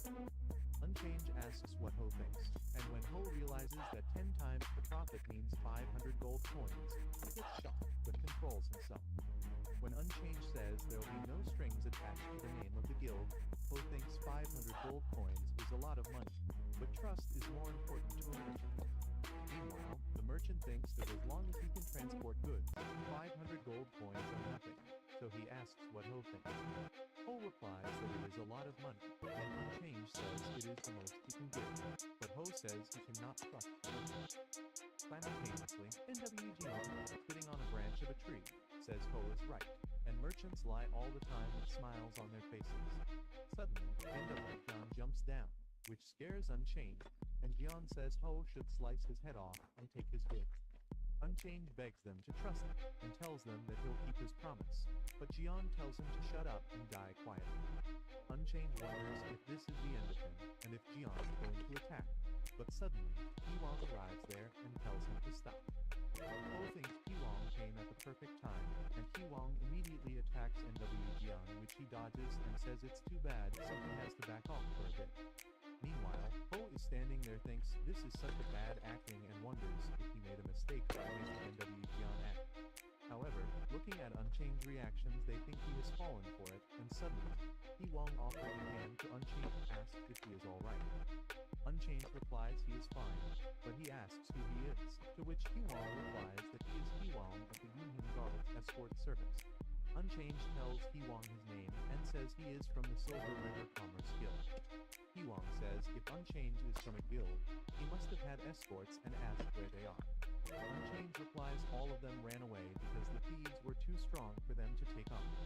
Piwang furiously says no matter how strong they are just thieves and says those so-called escorts couldn't handle the thieves and run away. Piwang asks if the escorts are not supposed to guard the goods with their own lives. Unchanged Unchange replies that it is right, but they run away. Ewong, with an intense expression, says those escorts are not escorts but cowards, and Ho thinks Ewong is saying some good stuff. Unchained, with worry, asks what he can do, and says it is his fault for not seeing through those escorts and hiring them. Ewong tells Unchanged not to worry and says he may be a little thick-head, but he'll help. Ewong tells him not to worry and says he may be thick, but he'll help, which surprises Unchanged. Suddenly, NW Jian says Ewong is spouting nonsense and asks who the hell he is, but Ewong says he has got a dirty mouth. Ewong says he is Ewong of the Union Guards, but NW Jian asks if that exists and says escort or not. Ewong looks like quite a fighter, and today is his death anniversary. Ewong tells Unchanged to get back for a bit, but Unchanged asks if he'll be alright, to which Ewong replies that he is not weak enough to lose to mere thieves. NW Jian attacks Ewong, but he blocks it with his axe and says it feels like a tickle from a feather. Still, NW Jian says he'll try another attack, and when he tries to attack his ribs, Ewong blocks the stab with his arm. Unchanged gets worried that Ewong's arm will be cut, but he is shocked to see his arm is intact. NW Jian immediately jumps back by calling Ewong a monster, and Unchanged gets happy thinking he might win. Suddenly, Ho calls it a nice performance and says Ewong has a decently hard body. Ho says it is a shame that he has to slice up a talented person like Ewong, but Ewong says they'll know who is getting sliced up soon. Ho says he doesn't have much time and instantly attacks Ewong, which he blocks, but Ho attacks again under Ewong's arm, which only tears his shirt. Ho says Ewong is quite tough and notices Unchanged's face has brightened up a bit. Ho thinks it's nice because everything is going according to plan. Ho tells Ewong to watch out because he is going to use the sword Kai, but Ewong challenges him to come at him if he dares.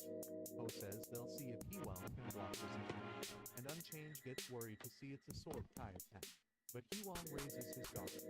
The attack causes a huge blast, but when the dust settles, Ewong is standing still, and he says it's not over yet. Unchanged is happy to see Ewong alive, and Ho acts shocked.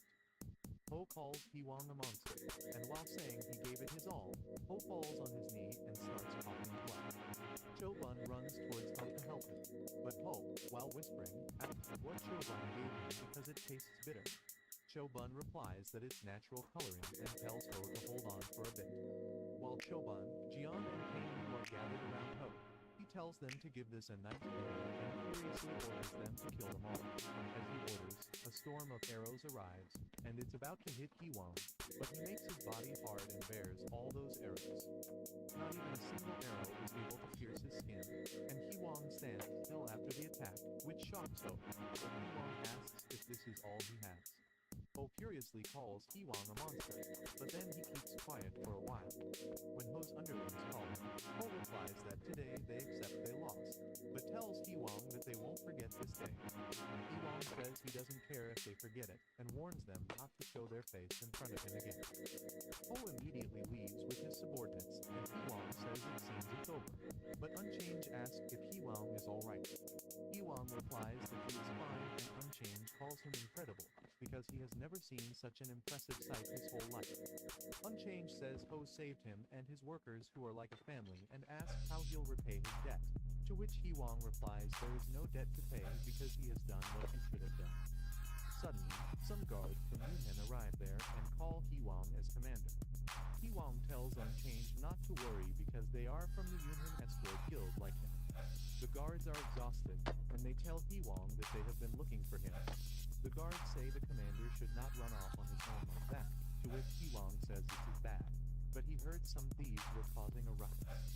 One of the guards says he heard it too, and asks if the commander is alright, to which Ewong replies that he is pretty strong, so he is fine. Ewong tells them to take care of the wounded, and says some men have passed already, so take care of their bodies. However, the guards reminded Ewong that they had to deliver their goods by tomorrow morning. Ewong says he knows that but says they cannot abandon those people, to which the guards reply that it is true, but it's been a long time since they got any work. The guard says if they are late, they won't be paid, but instead, they will pay for compensation, and if that happens, Yunnan will get out of business. Unchanged gets worried, so he says they can take care of the wounded, and they can go without work. Ewong says it's not possible because they don't know when those thieves will be back. Wong asks his guards when the Union Guild look the other way from the people in trouble and asks if they are saying money is more important than life. The guards are worried, but Wong says the leader of the guild would have done the same thing as him if he was here and says their guild will not close the doors even if the sky falls down. Wong tells the guards that there may be a way, so they should trust him. The guard agrees to help, and they decide to put their stuff down and help the wounded. The guards start doing the bandages for the wounded, which makes Unchained emotional. Wong tells him not to worry about it because it'll all be alright, but Unchained starts crying loudly while saying he'll not forget this kindness. On the other hand, Ho removes the mask from his face and says he thought he was going to die of suffocation. However, Ho says it went well, to which NWE Jian replies it did, and Chobun says with all that has happened, there is no way it went wrong. Kang Yu says Wong did a good job, and then burst out laughing at Wong, who was feigning innocence.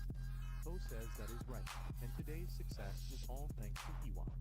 Meanwhile, when Kang Yu asks if they don't have to pretend to be thieves anymore, Ho replies that he is right and says he is getting tired of acting too. He tells everyone they did a good job and also praised the Heavenly Thunder team who shot arrows earlier. He tells them that the use of an arrow with a hole at its tip as a flare arrow was a good choice, so they thank Ho. Suddenly, Ho notices someone behind a tree, and he asks who is there, but Kang Yu asks what Ho is saying. Suddenly, an old man comes out, saying Hannes is sharp. What's your storage strategy? Ho wonders who that man is because he has an incredible amount of time. Ho thinks he cannot say it is the same, but this man has got the same aura as his late grandparents. He can't believe a person like this, John. But suddenly, when NWE John furiously asks who that guy is and tries to fight him, Ho stops him. Ho tells NWE John to take the hint and know when to interfere and when not to, so NWE John stops. But Kang Yu asks Ho who that man is. Ho replies that he doesn't know, but if it doesn't stop them, they wouldn't have been able to hear him out like this. Kang Yu understands that man is strong, and Ho says he has never seen a master of this level in genre. Everyone gets worried to hear this, but suddenly, that man says it means Ho has seen some in other places, to which Ho replies that he has seen a few here and there. When that old man asks if Ho is also a skilled master, Ho replies, who knows? And the old man says, clean his answer, that he is confident in his skills. The old man asks if Ho has confidence in winning the fight against him, to which Ho replies he can't say he would win for sure, but he won't lose for sure. Meanwhile, when NWE Chen asks Chobun what that means, Chobun replies that it means their boss is also strong. The old man says to him it sounds like Ho is certain of winning, and Ho, while bowing, says he apologizes if it sounds like that. However, the old man notices Ho's eyes are full of life, even as he is seeking forgiveness. And suddenly, when he says Ho's arrogance is just like his grandfather's, and they too are alike, Ho gets shocked. He asks if he knows his grandfather, and the man replies he does and asks if it is true that Ho shares the family name of Yulji, which startles Ho. After some time, while they return to Namgung Faction House, where Guak welcomes them and asks if everything is sorted, Ho replies that to his good luck prayers, it's been dealt with, and when Guak notices the old man, he asks Ho who this is. Ho says the old man is someone he knows and Guak welcomes him. Suddenly, when Ho asks where is everyone, Guak replies that they are in the basement, to which Ho replies it's good because he was heading there. Ho goes to the basement where everyone is training with Min and sees them. Ho says they are working hard, and Min says he is back.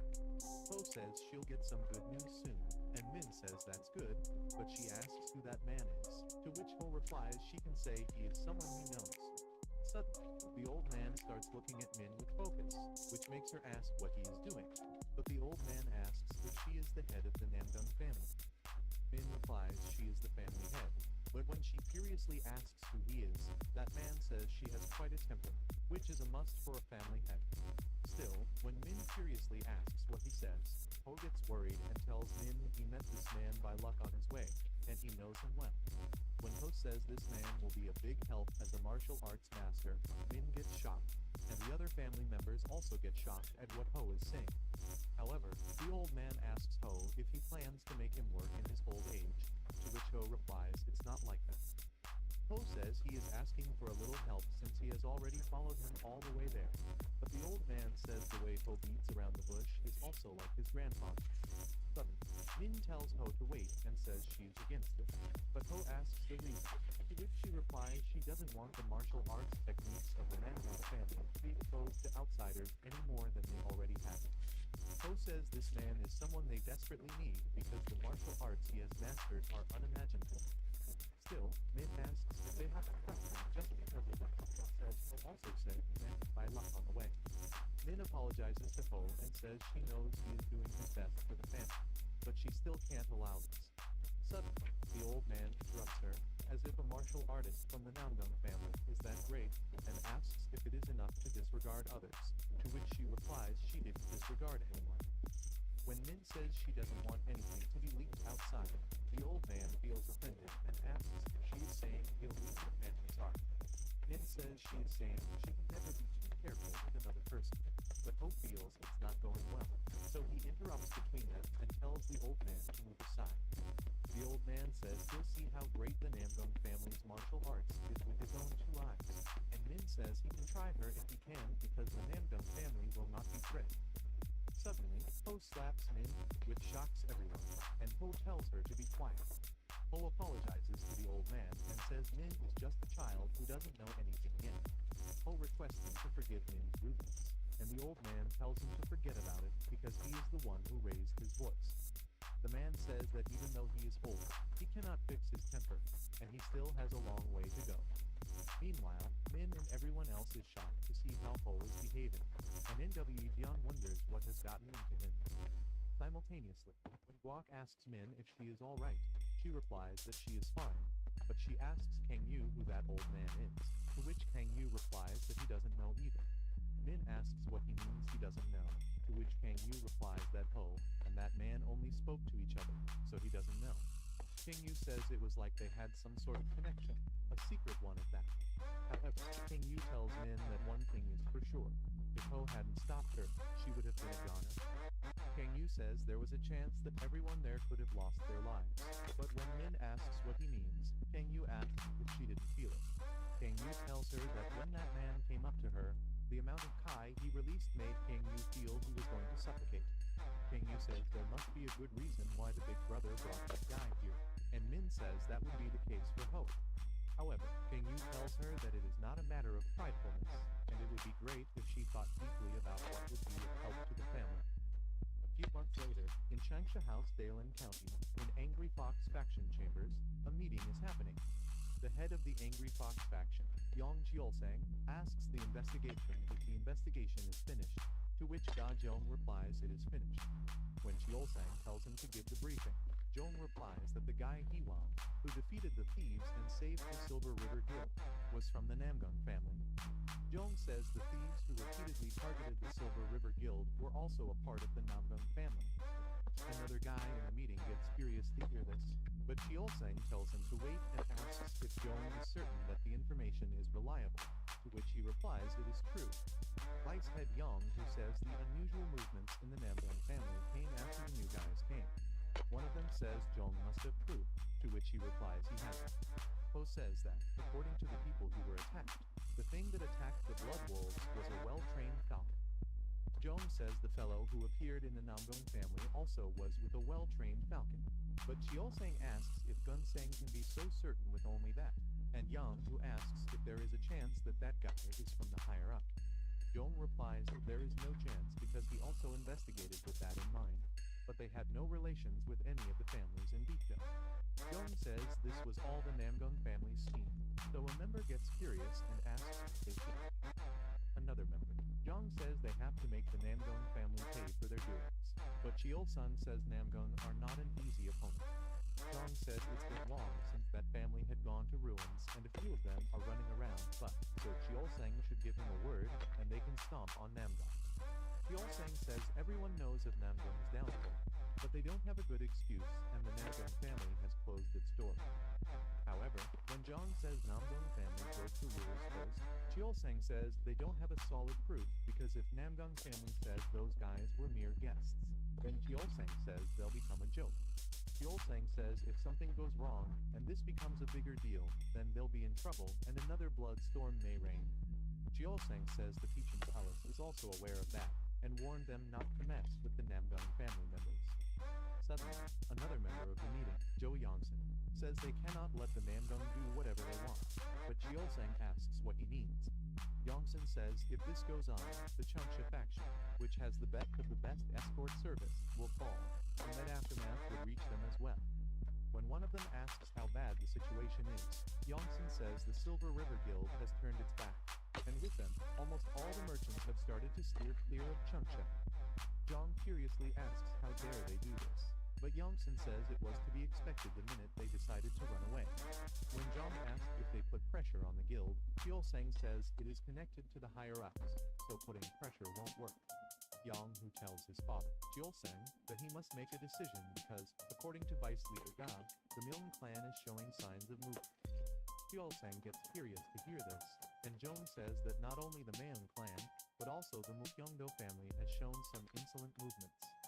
Zhong says the Flying Guards have also been expanding their power, which infuriates Jiolsang, and Yang Ho says there is only one way to do this, which is to attack the Namgung family and destroy the Yunhan Guard.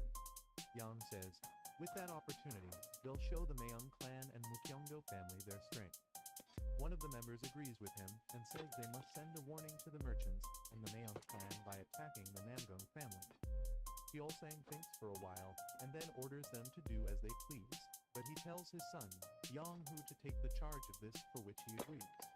Jiolsang tells them to make preparations quietly and tells them to take a few men to save some face. Jiolsang tells them to be as fast and secretive they can, and tells them to make sure they take care if the things perfectly. Yang Hu tells his father to leave it to them. On the other hand, Ho is training the Heavenly Thunder Squad, and when he tells them to pull the bow, they shoot the arrows, which hit the targets on point. Ho is happy because it's a lot better now and says he thinks they have all mastered the rapid fire somewhat. However, when Yolchin says they still have a long way to go, Ho asks if they train a bit harder, which terrifies everyone because they are exhausted. Ho asks if he can add a few more shots to the daily training target of 500, but they get worried, and one of them says this won't end with just a few blisters. Suddenly, Ho laughs and says it's a joke, but the squad thinks it doesn't seem like a joke. Ho says from today, he'll teach them something more colorful, which makes them wonder what it is. Ho asks them what the difference is between a real and a practice fight, to which Yolchin replies that he is talking about the existence of movements. Ho says Yolchin is correct, and the things they have practiced up until now were just how to shoot the target, but it'll be different in a real fight. Ho says they must have learned something from Mount Aklai, to which they reply they did, and Ho says from now on, they'll move their body while doing the target practice because it'll help them immensely. Everyone understands, but Ho says there is one more thing they have to practice, so they ask what it is. Ho replies that they have to think of him as their enemy and attack him all at once. Everyone is shocked, and they say they cannot do that. But Ho asks if they are afraid, to which Yolchin replies that it is not it and is going to say something. But Ho interrupts him and asks if they are worrying about him. Ho tells them to stop worrying about him and orders them to do what he says because if they fail, they know what'll happen. Everyone obeys Ho, and he orders them to get their bows ready. Before running, he warns them to watch out because he is a little fast. Suddenly, Ho starts running, and Yolchin tells everyone to get ready because they'll take Ho down with a concentrated attack. As they shoot, Ho thinks it's not bad at all, but he breaks down all the arrows with his sword, and when they attack the left, Ho dodges the arrows. They try to shoot from behind, but Ho immediately avoids the arrows and says they are nicely trained. Everyone is shocked to see Ho's skill, but Yolchin asks what they are doing because they have to keep firing. Suddenly, Ho asks if he should start his counterattack, so by using his sword, he breaks the arrows and grabs some of them. Long shift tonight, huh, Bruce? Everyone gets... You never lied. Longest ever. Always heavy. That's what I'm talking about. The squad is in shock, but Ho asks why they have long faces. Yolchin asks how Ho can move so freely like that, to which Ho replies it is a skill and asks if they think Ho has trained for just a few days. Ho says they see the movements of someone at Kang's level and asks what they think it means. Ho himself explains that with their skills, if they meet someone at Kang's level, they'll all be wiped out, but they ask how that can happen. Ho says it's question time and asks if he and his comrades' powers are weak and the opponent is strong, then what he should do. One of the squad members answered that they should coordinate a team together, but Yolchin says that has already failed. However, Ho says what they did was not a coordinated attack, because an attack that has I like the fact that each one of these is each one of these rocks is different for every single person. It's pretty nice. We can both do this at the same time. That is very, very resourceful. Yeah, it's pretty smart. Whoever built mine that way. That way you ain't got people trying to fight needlessly for pennies. For pennies, oh, it's a penny a day. but King Yu would not have been able to close the deal. I get 10 pennies a day, so 10 pennies. 10 cents a day, yes sir. Ha. Yes, sir. Whoa. The opponent is sure to struggle a bit more. Ho says if they become one That whole living thing, brother over there scared no me a little matter bit. their opponent, It happens. so he tells them to use their Yeah, this shaft that's right behind me, that's the easiest way. This is the quickest way out right here. Oh, that way? Yeah. This is like the closest to everything. Like, soon as you come out of here, you're far left of the original mine shaft door. That's on the other side. That as soon as you come out, you looking directly at the sheds to go to storage. Storage, I gotcha. Oh, appreciate the information. That's what I'm here for, to be helpful. Ho says Block said they were out of growth, and everyone thinks that it's the deed, while Ho tells them it's the perfect time for them to go. After some while, Kang Yu is training hard under a tree, and he feels exhausted, but he continues his full speed. Meanwhile, Ho is watching him and thinks Kang Yu has gotten better at it. After what happened with Min, she apologized to the old man and invited him to be the first official Great Master of the family. The old man knew Min spoke that way because he loved the family greatly, so he accepted his disciples. As the Great Master, he started his duty of training the disciples. The old man didn't hold back on giving advice. So the disciples grew more powerful as time passed. Ho is happy because it was wise of him to bring the old man there, and it was a pain for him to watch over everyone alone. Ho thinks that it is success. The revival of the Namdung family will not be too far away. Suddenly, Kang Yu yells, "Damn!" He was so close, and Ho asks if he thinks he'll improve in a day. Kang Yu tells Ho not to say this because he is trying his best, but Ho asks about the results. As Kang Yu says he tries to raise his sword, Ho hits his hand with a stick, making his sword fall, and tells him not to even think about it. Ho asks how dare he try to break it. But Kang Yu is already asks where Ho got this stick from. Ho, while throwing away the stick, tells Kang Yu that he can easily see through his movements, and Kang Yu sighs because he thinks he is being sneaky. The old man sighs and says that in martial arts, perfection doesn't exist. Ho, while bowing, asks why the elder master has come, to which he replies he has come to check if Kang Yu was training properly. Kang Yu apologizes, but Ho requests the elder master not to be too harsh and says Kang Yu must want to know if he has improved or not.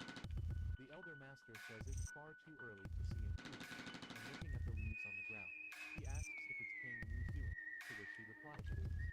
The elder furiously asks who told Kang Yu to do this and says agile sword art is not a technique. The elder master says it's a movement of drawing his sword with precision and speed and cutting his opponent in half. While looking at the leaves, Kang Yu failed to cut them in half. The elder master asks what this bit by bit is.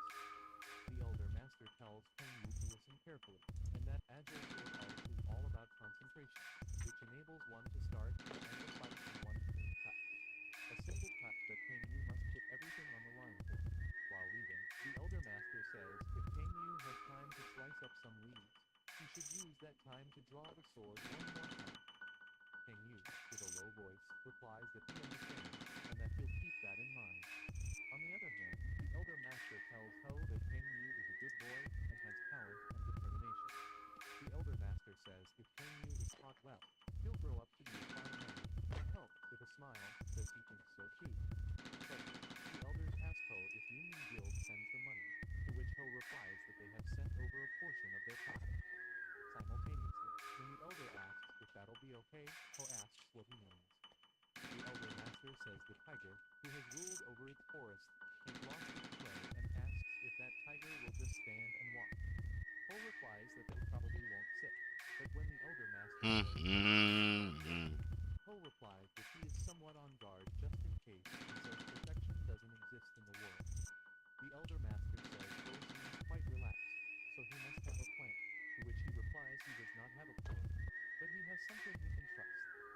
At night, Jiolwon notices some men in the forest, and these are the Changsha men. Yang, who is leading them, and as they reach, he tells everyone to hurry up, because they'll be taking care of their enemy now. Jung says that if they are supposed to take care of their enemies, it would be better if they wear masks, but he says he doesn't think that this matter is big enough for them to wear masks. One of them says that what the vice head is saying is right, and that Jung should lead the way quietly. The guy says they'll attack from the three sides as soon as they arrive at the front gates, and Yang, who tells them to make sure they take care of anyone who flees. Suddenly, a man rushes to block the way from where anyone can escape, and Yang, who wishes everyone good luck, but suddenly, a man in the back, and his shoulder starts bleeding. The others wonder what was that, but suddenly, they see a falcon, and Yang, who curiously asks what they are doing. Yang, who tells them to attack, but the falcon again attacks another guy. One of them tells everyone to move away because he'll cut him, but Jiolwon dodges his attack and flies up. Suddenly, a man who had first left to block the way attacks from the rooftop, and he caught Jiolwon off guard. The man immediately cuts down Jiolwon, and he falls to the ground while bleeding. Everyone there starts celebrating, but Yang, who curiously calls them idiots, and that guy tells everyone to shut up because they are celebrating over a mere fact. Suddenly, Yang, who notices someone walking towards the falcon and asks who is there, but Ho quietly walks towards the falcon.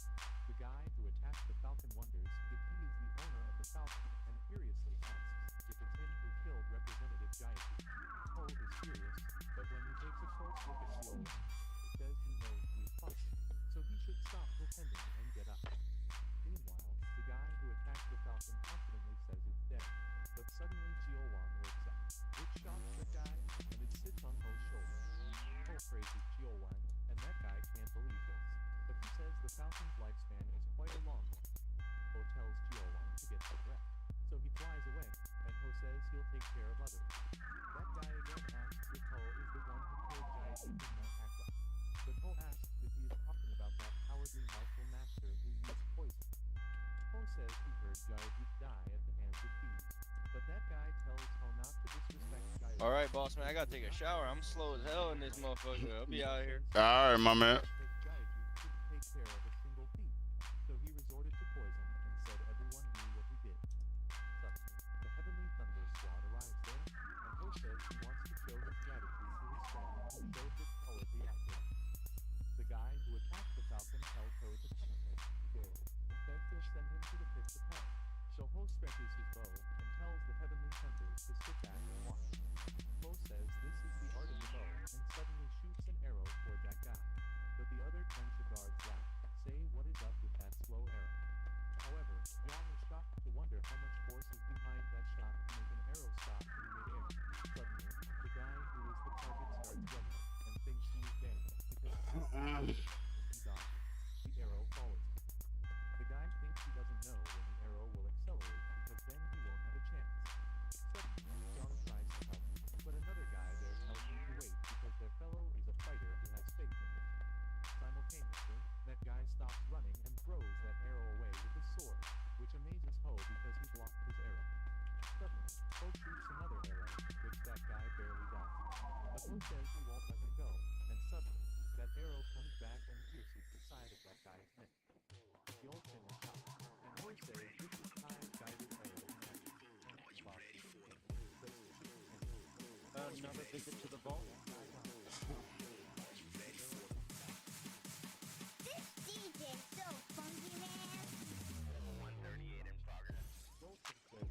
It was a nightmare. He fires. The transitions are incredible, and the other one says the movement's up until Ho shoots the bow in one smooth and fluid motion with no breaks at all. On the other hand, that guy realizes he doesn't have time to rest, because Ho again comes at him saying he is pretty good at dodging. Ho says this is the last arrows and waits and watches. Sorry, brother. Work it, girl.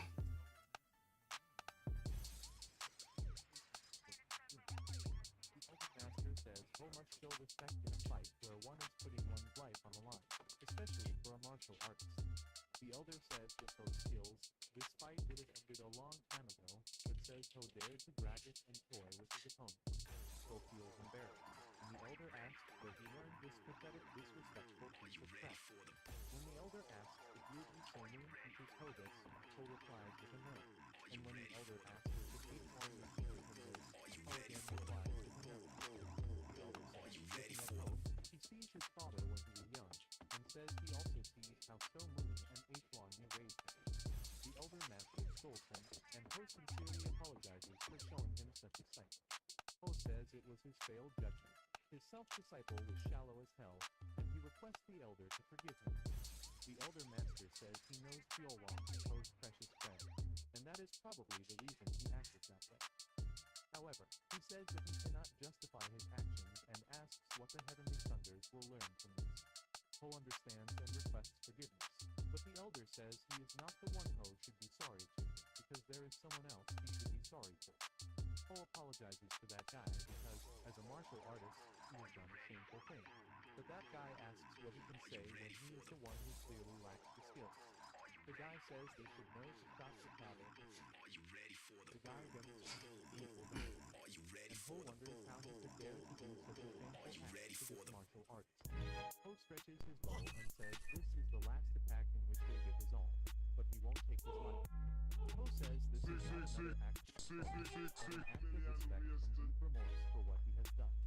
However, that guy makes a stance that shocks one of his fellows because he knows it's a life sacrifice move, and he rushes to attack. Ho also shoots. The guy gets terrified to see Ho's shot looks like a dragon, and he wonders if this kind of martial art is good.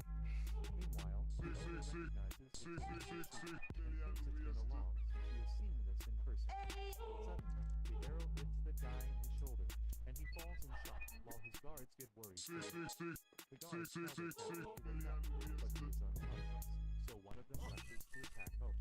NWE John stops his attack and asks what he thinks he is doing. The other guards also rush to attack to avenge their captain, and Young, who also orders his men that they are inactive too. Meanwhile, Min also orders his men to drive out the outsiders who dare step foot on their land. The fight begins between both the opponents, and Yang, who orders his men to keep pushing the Nandong soldiers back. Meanwhile, Min realizes they are outnumbered, so he tells her men not to back up. Simultaneously, Ho can also see the difference between their men's skills and those of their opponents. Ho realizes the opponent has more experience than the one who has just started training, so the opponents are able to see through and make decisions fast and calmly. Suddenly, when Ho sees one of their men get wounded, Ho tries to step in, but the elder master says this is not the place for him to step in. Ho says the damage on their side is too great, but the elder says there are no casualties. Still, Ho says he has to stop it before someone dies. But the elder master says some may lose their lives in this fight, and some may get injured gravely. The elder master says that in order to become a true martial artist, one must follow through and act just right. Ho plans to raise them like they are precious jewels. The elder master says the time has come for their men to adapt and change, and tells Ho to see everyone is giving their all. Ho understands that this is right, and the elder tells Ho that their men have been taught by them so that they can win. The elder master says for now, Ho should just watch, and the moment Ho should step in is when the angry Fox faction's main powers make a move. He agrees, but he thinks he should still try to lessen the damage, so he asks Yolshin if they are ready, to which he replies everyone is ready. Ho says they must fire without getting in the way of their comrades, to which Yolshin replies it's been firmly engraved in them repeatedly. Ho says it is good and orders them to attack immediately. Meanwhile, NWE John is trying to fight many opponents at a time when the shooting squad starts shooting arrows, and one hits his opponent's leg. NWE John immediately stabs down that opponent, and when the shooter asks if he is fine, NWE John replies he is fine, and tells the shooter to help someone else. With the help of Heavenly Thunder Squad, the situation starts to get in their control, while the angry Fox faction members are getting worried. Young, who tells his men to be careful of the arrows, but they call him cowards for making them fight. Meanwhile, the elder master also calls those men weak-hearted, and Ho says they also need some real fighting spirit. The elder master sighed and said it seems like Ho's time has come, and Ho gladly got ready to deal with them. The elder master asks if he is really planning to Joe. Cole replies that he has to make sure the moment doesn't swing the other way, but he asks if the elder will fight. The elder says the Angry Fox faction's main members look quite strong, but he asks if Poe thinks he himself would not be enough. Poe replies that they never know until the time says the opponents might look towards someone else, and if they do, that would be troublesome. The elder master agrees and says they'll make sure the opponents don't sneak off somewhere else. Simultaneously, Young is furious because he can't believe they are losing and says their men can't stand any longer, so they should intervene.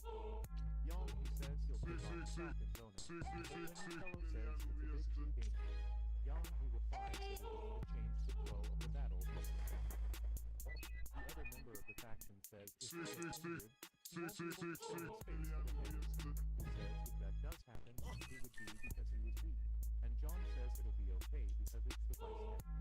The member who is worried agrees, but he tells others to aid Young while he takes care of the old man. Suddenly, John and the other members of the Angry Fox faction Set your realize stuff on the the old table man and we'll see what it's worth. They feel his strong force.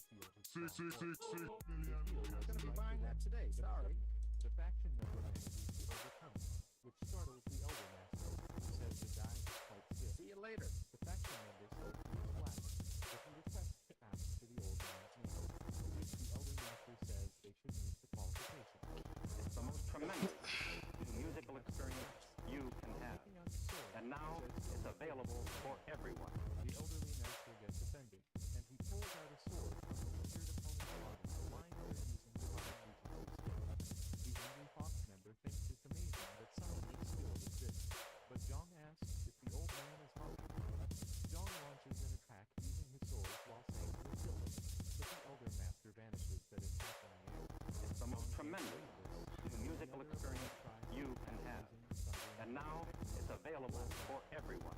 Jong gets worried, and when the dust settles, he is shocked to see his fellow Halloween leader. The elder master says this is it, but Jong can't believe it, and the elder asks his fellow if he wants to continue. Jong wonders where a monster like this comes from, and he decides to jump into the fight with his men and Namdung's disciples. However, the elder master notices It's the most and tremendous tells Jong that the musical experience you can have. And now it's available for everyone. says he cannot agree to this, but the elder master says as long as they stay out of this fight, he plans not to do anything. However, he says if they ignore his words and decide to meddle, he would have no choice. The elder master warns them that if the sword is drawn, he doesn't leave his opponent alive. This guy thinks he cannot give up because he has to protect the vice tech. It's the most tremendous musical experience you can have. And now it's available for everyone. He doesn't have a choice. The elder master says he'll let him go because he sees that guy's father's face in it and tells that guy to back off. The guy asks what he means, but the elder master asks if his father's name is Usan Zai. The guy gets shocked, and he asks how he knows that, to which the elder master replies he knew his father from when he was still alive. It's the most tremendous musical experience you can have. And now it's available for everyone. Gok's son is shocked, and he asks how old he is, to which he replies that age is not important. However, the elder master says he thinks H1 Gok once is enough, and he doesn't plan to meet him for a second time. But H1 Gok's son is shocked at what he just heard. On the other hand, Poe shoots arrows beyond. It's the most tremendous musical experience you can have. And now it's available for everyone. Poe says he has incredible skill, but Young, who is exhausted.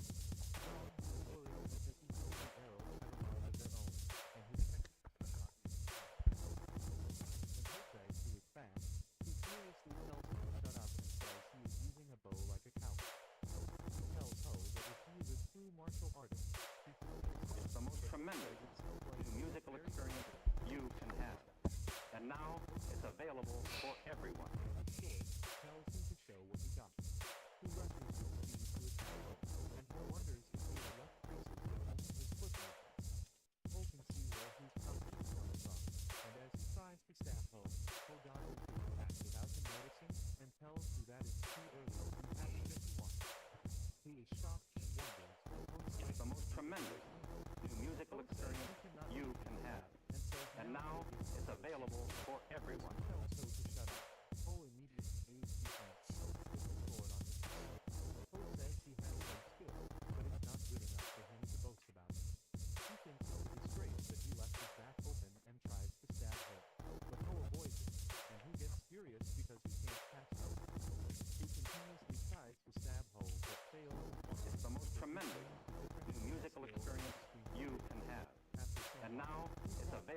for everyone.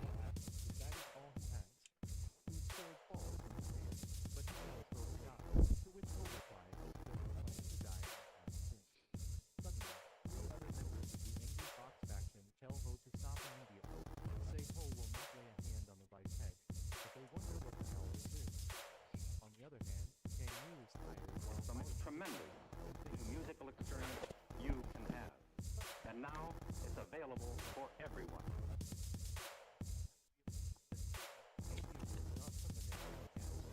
When you ask what he's trying to say, the opponent says the martial arts of the families are different from Kang Yu, and that tells him Yu is not from the Namdong family.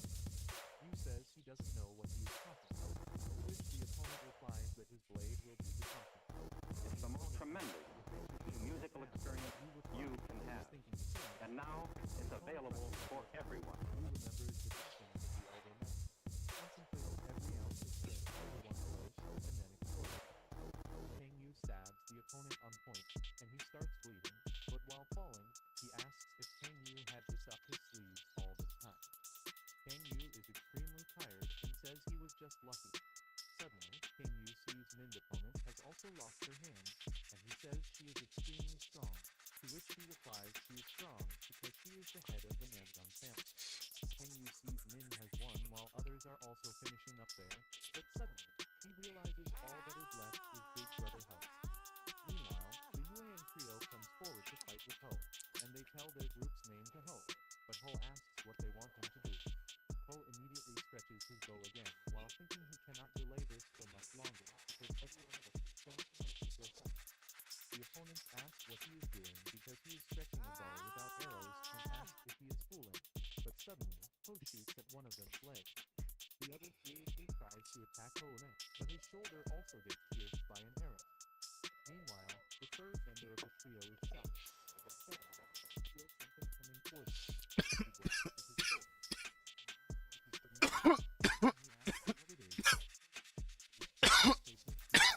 Ho furiously tells that man to stay back because it's almost over now, and he doesn't want to shed more blood.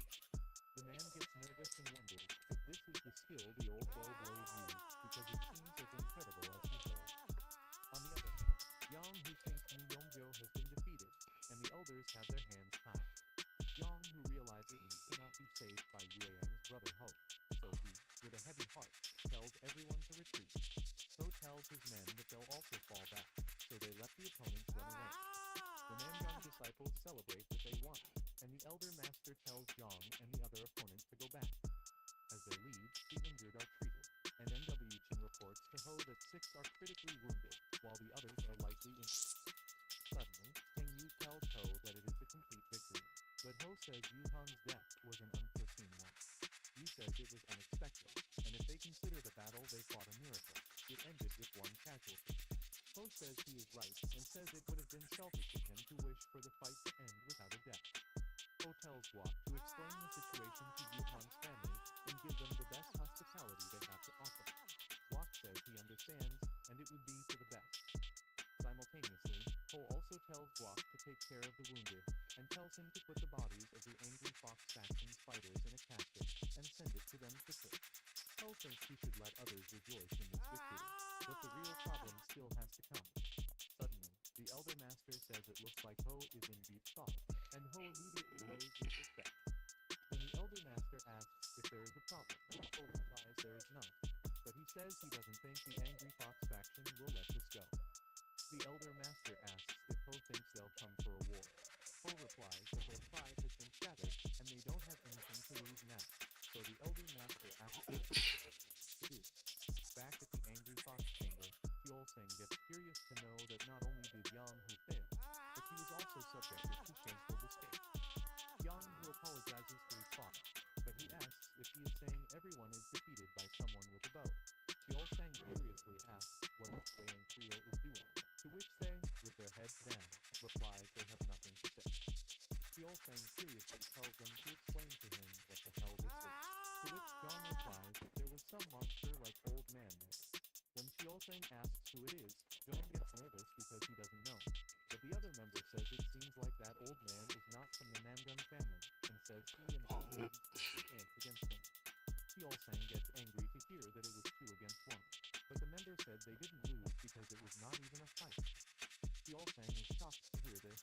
that member says one thing for sure. If that old man had made up his mind and attacked, they would have been wiped out.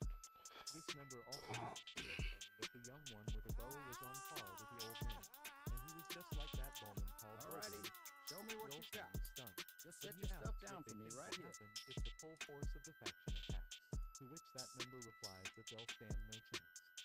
However, some other members say they won't know unless they try, and Pleasure another doing one business also with you. agrees because he thinks even if the opponent is strong, they cannot handle hundreds of men on their own. On the contrary, John says they should have seen the old man, and that even if they had won, only a few would have survived. Jong asks the others what they think they would be left with if they win like that. Yolseng says their pride is broken, and if they give up here, the angry fox faction's honor will turn to dust. Yolseng says they lost their position in this fight, so they must at least recover their honor, but Yang who wonders if they'll be able to recover it. At night, when Yolseng is sleeping, he suddenly notices someone's presence in his room, and immediately gets up. Yolseng sees someone sitting at the table, so he asks who it is, but that person asks if he is the head of the angry fox faction. Yolseng replies he is. Yolseng wonders how did this man get in there, because they have set up barriers all over the place. When Ahoy there, Yolseng what have you asks brought who me he is, today? The elder master furiously says he doesn't need to know and tells Yolseng to listen to him carefully. Yolseng feels a great amount of kai and asks what that man wants to say. The elder master says whatever Yolseng is planning to do, he should stop it. Yolseng understands this man is from Namdong, and the elder master says Hell fucking yeah. There's blackjack to play. I'm doing that. he can't take it down. But the elder master laughs and says he is not happy. Hello. Heard y'all got some blackjack to play in here. Howdy. He is not someone who can order around like this. When the elder says what if he is someone he can order, Yolseng furiously gets out of his bag, but the elder throws something towards him. Yolseng kicks that. I'm gonna start off playing me some. Oh, a new player. But Yolseng tells him to stop fooling around. All right. Elder master says Let's put the full 10 on the rise. See if we can double that money. Yo, Daddy need a new pair of shoes. Come on. 12. I feel like you're gonna have to hit me. That feels solid as a rock. I wanna stay, but I'm gonna say hit me just for the good luck. Bullshit. 26. All right. Good job. You won. Punk ass bitch.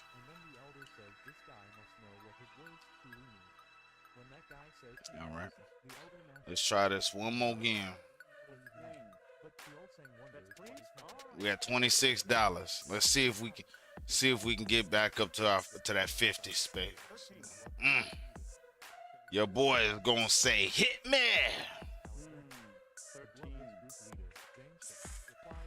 Can you hit me one more game? Really? Hit me one more time. Hit me. Don't bust me. Fucking bullshit. Should have stayed at 15. He already won. Look, you hit 21, be mad. Fucker. All right. We done lost $30 so far. Let's go for 5 at a time.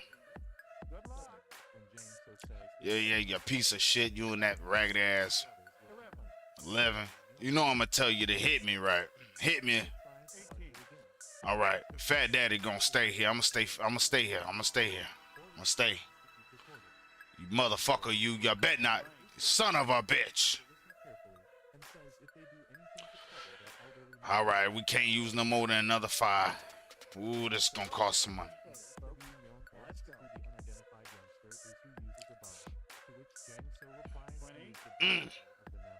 Daddy gonna stay. Daddy gonna stay. Good money. Pay me, bitch. That's what I'm talking about. How you like me now? I'm back up to 10. Can we let it go? Might as well.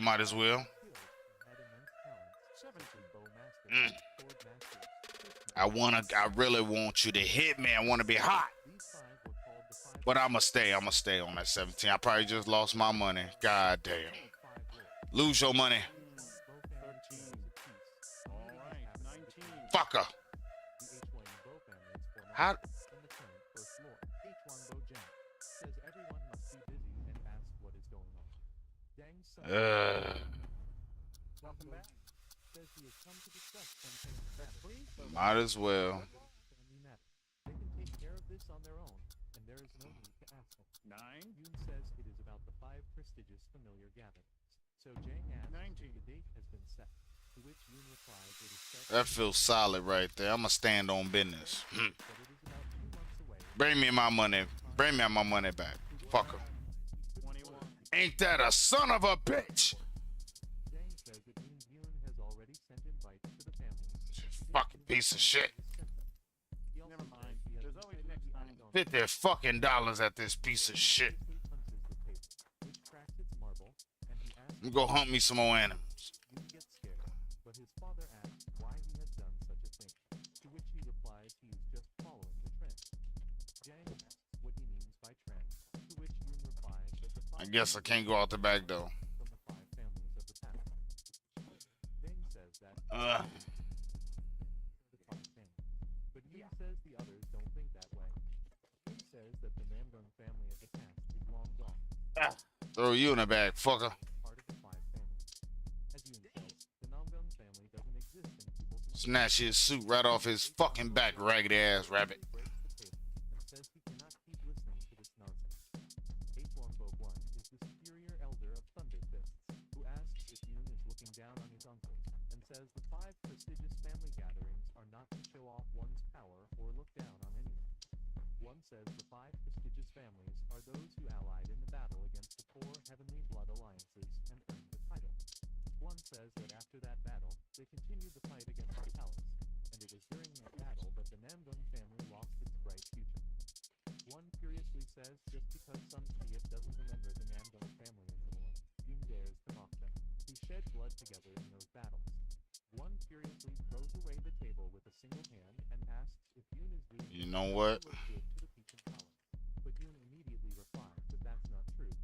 One says if Yoon really doesn't mean that, then he should send the invite to the Namgung family with the utmost respect. Yoon immediately replies he has already sent that, so One, without understanding, says it is good. But suddenly he asks what Yoon said. Yoon replies that he has already sent the invitation to the Namgung. We ain't got no freebies. Uncle misunderstands him. One is shocked and embarrassed, while Yoon says he said others have forgotten, but he didn't say he has. Meanwhile, when Jang asks about Axe, Yoon replies that the history may be a bit short compared to the 5 families, but Axe have their own traditions. Yoon says Axe have also done lots of things recently and have earned the praise of many, but Jang asks so what?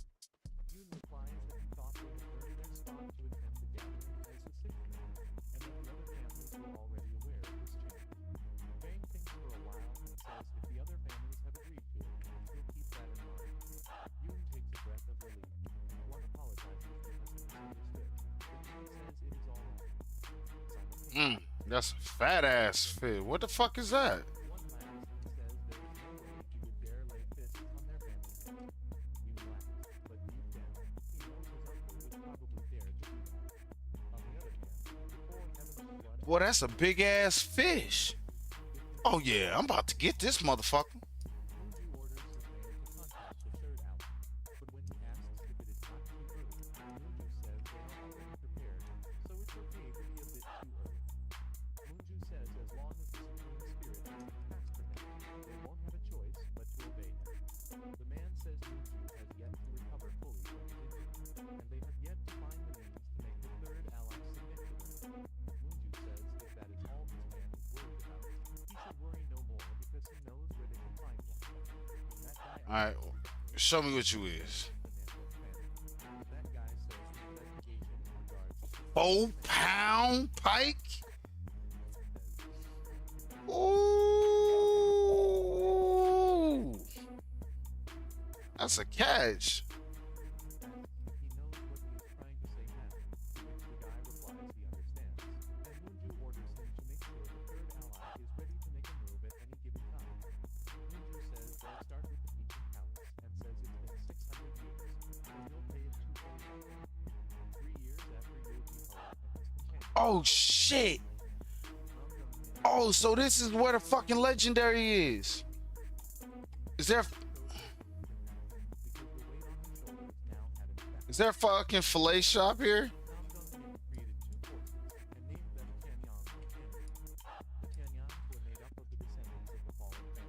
If I can't sell that bitch, I'm straight tossing it in the water somewhere.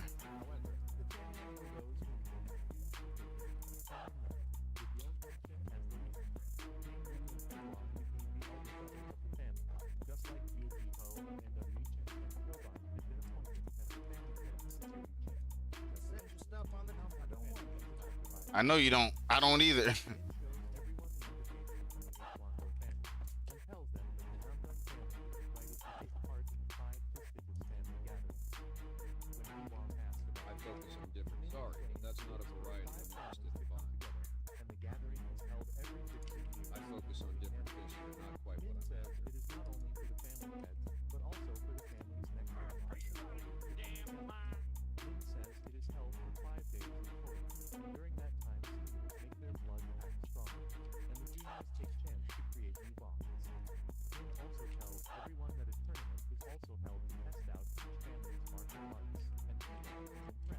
Oh yeah, I'm getting rid of this motherfucker. Tossing his ass under here.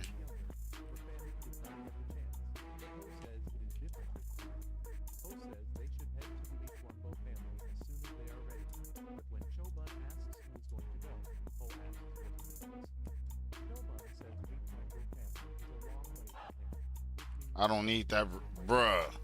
Straight called a legendary. Oh shit.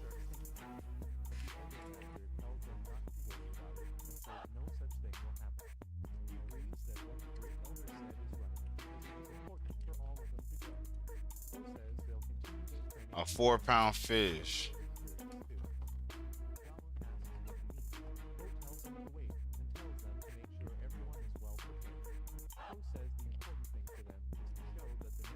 Oh, that's a sheriff.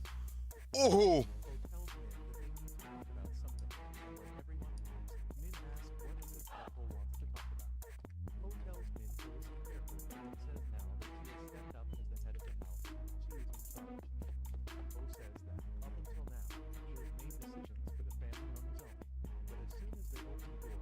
Cool, I don't even know what the fuck that is.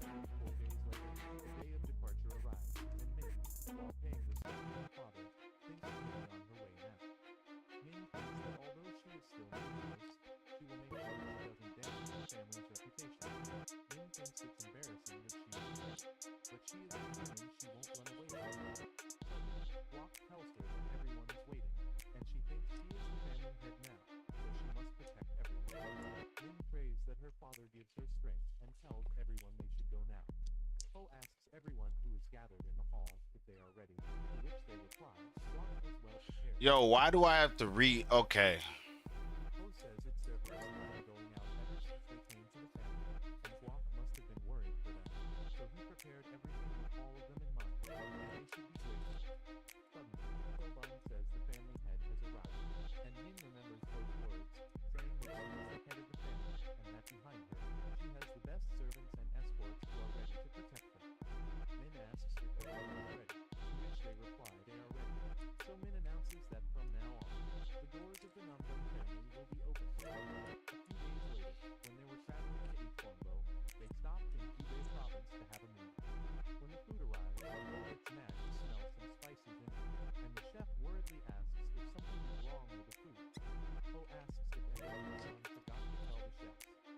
What in the fuck?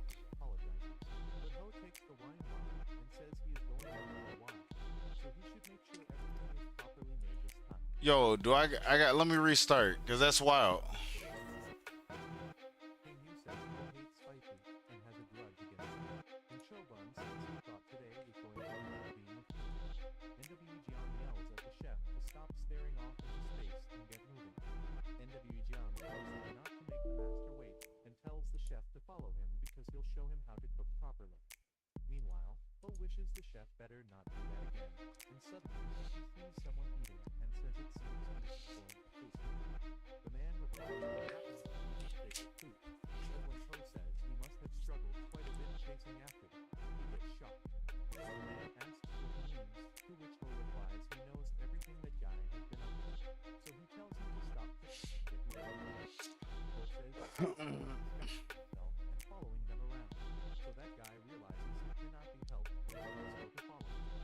When Ho asks where the guy replies, his master wishes to see Ho. The guy takes Ho to the rooms where HW lives, and Ho notices there are about 20 men hiding. Suddenly, Ho says it's quite scary, so HW apologizes and says he tried to come on his own, but his men won't listen. Myung tells Ho not to be so tense and, while telling him to have a drink, throws the cup towards him. Ho immediately grabs the cup and immediately drinks the alcohol. Myung is shocked that Ho is drinking alcohol that was given to him by a stranger without any suspicion. Myung wonders if he should say Ho is brave or weak, but suddenly Ho also feels alcohol in his body and tells Myung to have a drink as well. Meanwhile, Ho tells his name to Myung, and Myung also tells him. But suddenly, he glances around Ho. Ho asks what it is supposed to be, but Myung orders his men to come and see how to do it. Take care of his bow, says Myung while reciting this, but Myung says this. As his men attack, Myung asks who he thinks will win. Chin replies it won't be an easy win. When Myung asks if Chin is confident, Chin replies that the results will stay the same because it is the supreme leader's guard. Hey. His guards have lost to a single man before, but Cheng Myung says that he was the strongest man alive. Meanwhile, Myung knows that Ho is the descendant of the strongest man alive, and suddenly, Ho shoots a guard with a stick he picks up from the ground. The guard yells in pain and wonders how a mere stick has so much force behind it. Suddenly, Ho uses shapeless shooting, which shocks Myung and his men, but he starts laughing while saying it is all true. When Chin Myung asks Ho if he is a bowblade, Myung replies that he probably is. HW Myung thinks the apple doesn't fall far from the tree, so he decides to see how good Ho is.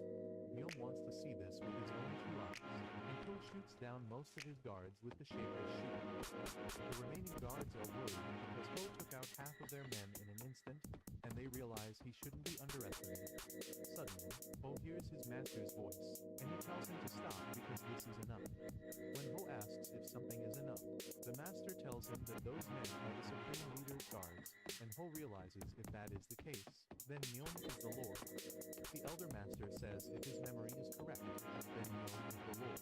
But when Ho asks why they would do this, the Elder Master says he thinks they want to test Ho's martial arts. Ho understands the situation and tells Myung they should call it off. But Myung says he doesn't Time have to rearrange the stop puzzle? his guards and being honest. He says he doesn't wish them to stop. Suddenly, Ho takes out his sword and asks Myung if he knows what it is which shocks Myung because he knows it is the spirit of the wind. Ho immediately swings his sword in air, and Myung is stunned to see that this is the 10,000 heavenly swords attacks. Myung heard that the former bowblade was known to have mastered not only the bow, but also the sword arts, and he was shocked to feel Ho's aura was just like that of the former bowblade. Ho's aura is pushing away all the guards, and Myung curiously asks them what they are doing. Myung says if they don't want to die here, they should get themselves together, so the guards immediately use blood drain sword style to hold their position. Ho thinks they are quite strong because they are the supreme leader's guards, but he knows he can fight them like this, and he doesn't need to use so much energy. Suddenly, Ho sees an opening and kicks one of them away, and he uses shapeless heavenly sword to push back others, which shocks Myung. Myung sees Ho is using destroyer triple blade arts, and suddenly, he hears a voice asking him if he is going to let all his men die. As Ho is about to attack the remaining guards, Myung immediately takes out his sword to attack Ho, but Ho notices him. Ho immediately blocks Myung's attack and wonders if this is finally the time. A clash happens between them, but they continue to attack, and when Chen asks if Myung is fine, he replies he is right. Still, Chen is worried, but suddenly, the Elder Master appears from behind the tree and says Myung has no choice but to be okay. Chen furiously asks, Wait a minute, I can't sell to the butcher up here? it is pathetic to call Myung the Lord of Fusion Palace. Myung gets startled to see the Elder and immediately bows with respect while asking how he has been. Meanwhile, Ho is confused, but the Elder tells Myung that he has been fine and asks what the matter is. There. But the Elder says it's been a while and asks, who is this fellow beside Myung? Wait a minute, what is going on? Tell he is quite skilled. So Myung tells the Elder that this man is the commander of the Supreme Leader's Guard. Myung tells Chen Myung to introduce himself immediately, to which he rudely replies that his name is HWA Chen Myung. Myung asks his Elder to forgive Chen Myung's rudeness and says he is just like this all the time. The Elder says he won't take it to heart, so Myung shouldn't bother. He says it's normal for Chen Myung to be proud as a commander of the Supreme Leader's Guard. However, Myung sends Chen Myung a sound transmission that if he doesn't want to die, he should show respect. But the elders say he just have to send a sound transmission and break Chen Myung's spirit. Myung laughs, but suddenly, the elder asks what brings him out here and says the other side won't be happy to know Myung crossed the border. Myung says he doesn't care what the other side thinks, and he has just come over to see how the elder has been. However, the elder says Myung should have come to him first and asked why he called for Ho. Myung says he wanted to meet the fellow that carries the eulogy name himself, and Ho gets shot. Myung says he is also curious about whether or not Ho is really that man's descendant, but the elder calls him cheeky and says he is asking that when he already knows the answer. Myung laughs and says it is still better to have assurance than to guess, but Ho is confused to see what's happening. Suddenly, Myung asks if the first martial art he used was shapeless shooting, to which he replies that it is right. Myung says it's a great martial arts skill, just like he has heard. Simultaneously, Myung asks about the sword art Ho used, to which Ho replies it was heavenly sword art. When Myung asks if Ho learned it from the elder, Ho replies that he was taught by his great-grandfather. Myung is shocked, but the elders say Gu Yonghong is Ho's grandfather, who is not his actual grandfather, but old enough to be his grandfather. Myung happily asks if Gu Yonghong is alive, but Ho replies he is not, and that he passed away a decade ago. Myung says if that is so, then a lot of time has passed, and it seems like he has done something in vain and pointlessly injured his men.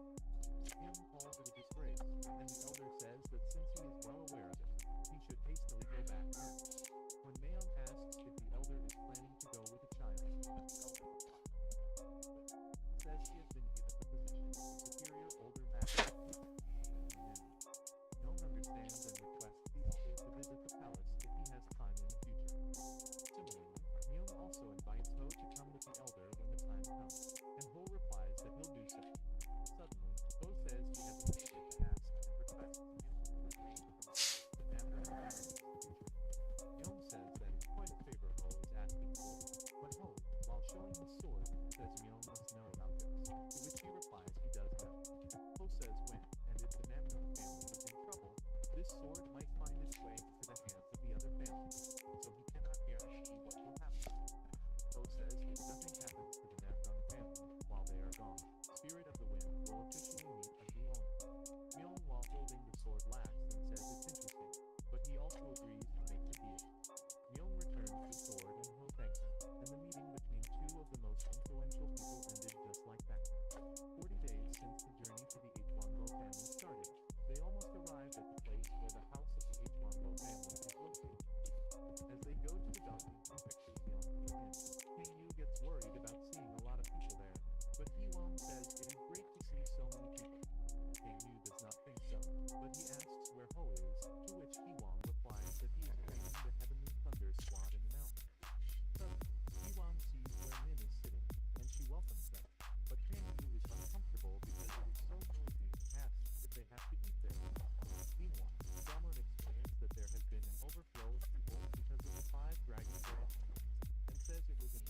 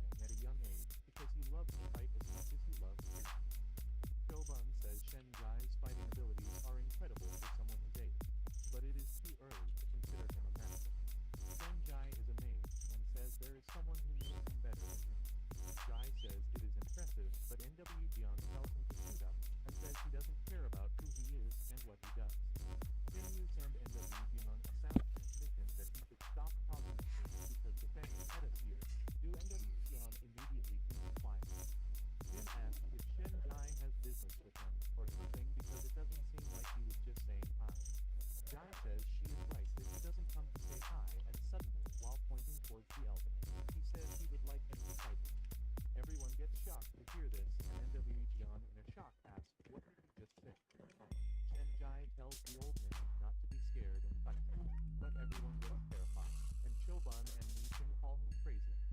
Iwang says he is not the only one who heard that and asks if he's scared. But Kang Yu also asks. Yeah, stay dead, fucker.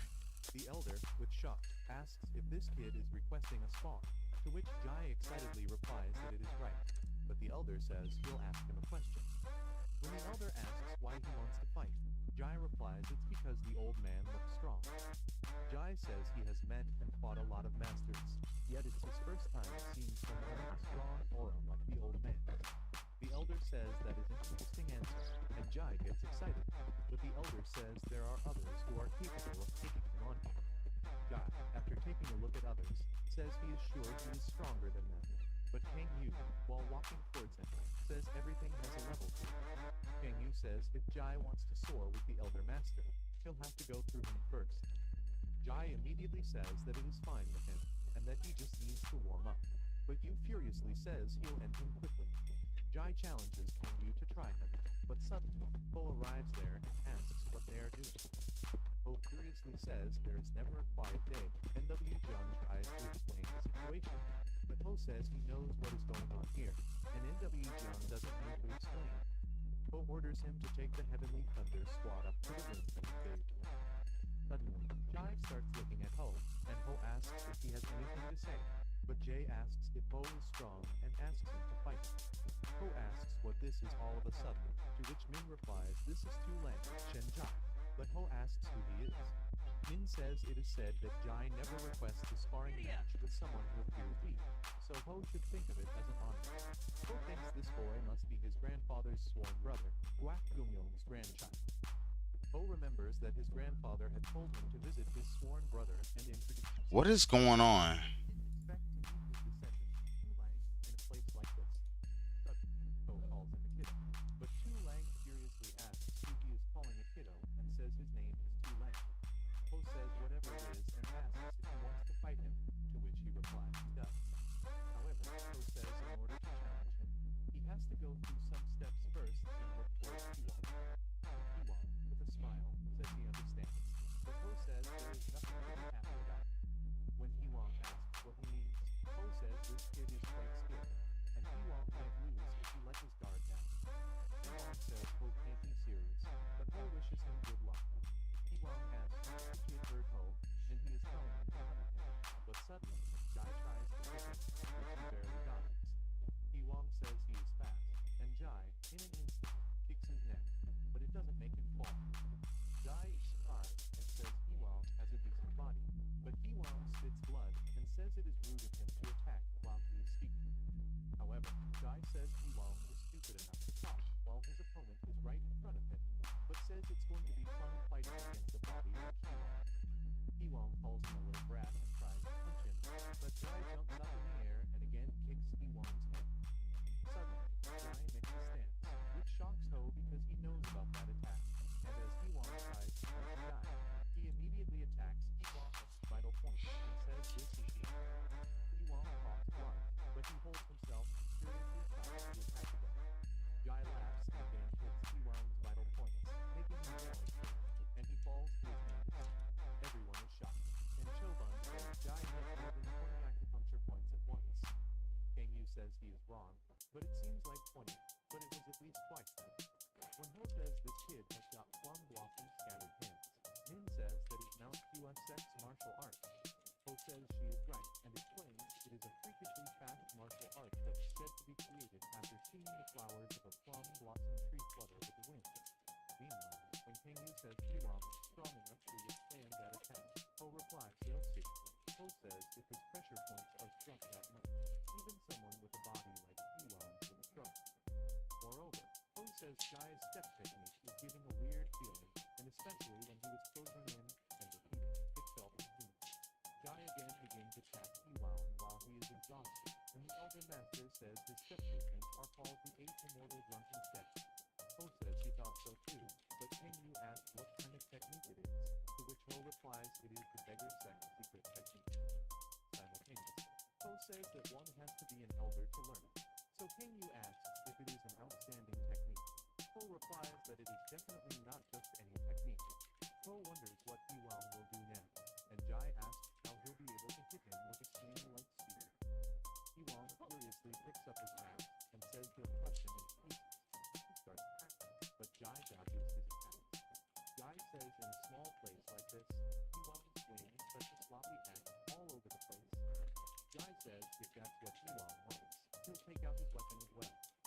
show him how to catch a little foolish bear. Suddenly, Jai hits Piwang with a hunter, which is fixed on his wrist, and Piwang notices it. Piwang blocks his attack and asks if he is aiming for his ear now, to which Jai replies he blocked it well, but hits Piwang between his legs. Everyone is shocked, but while trying to bear the pain, Piwang asks if this is all he has. Jai is shocked that he bears the pain, and Ho says it must be difficult to bear.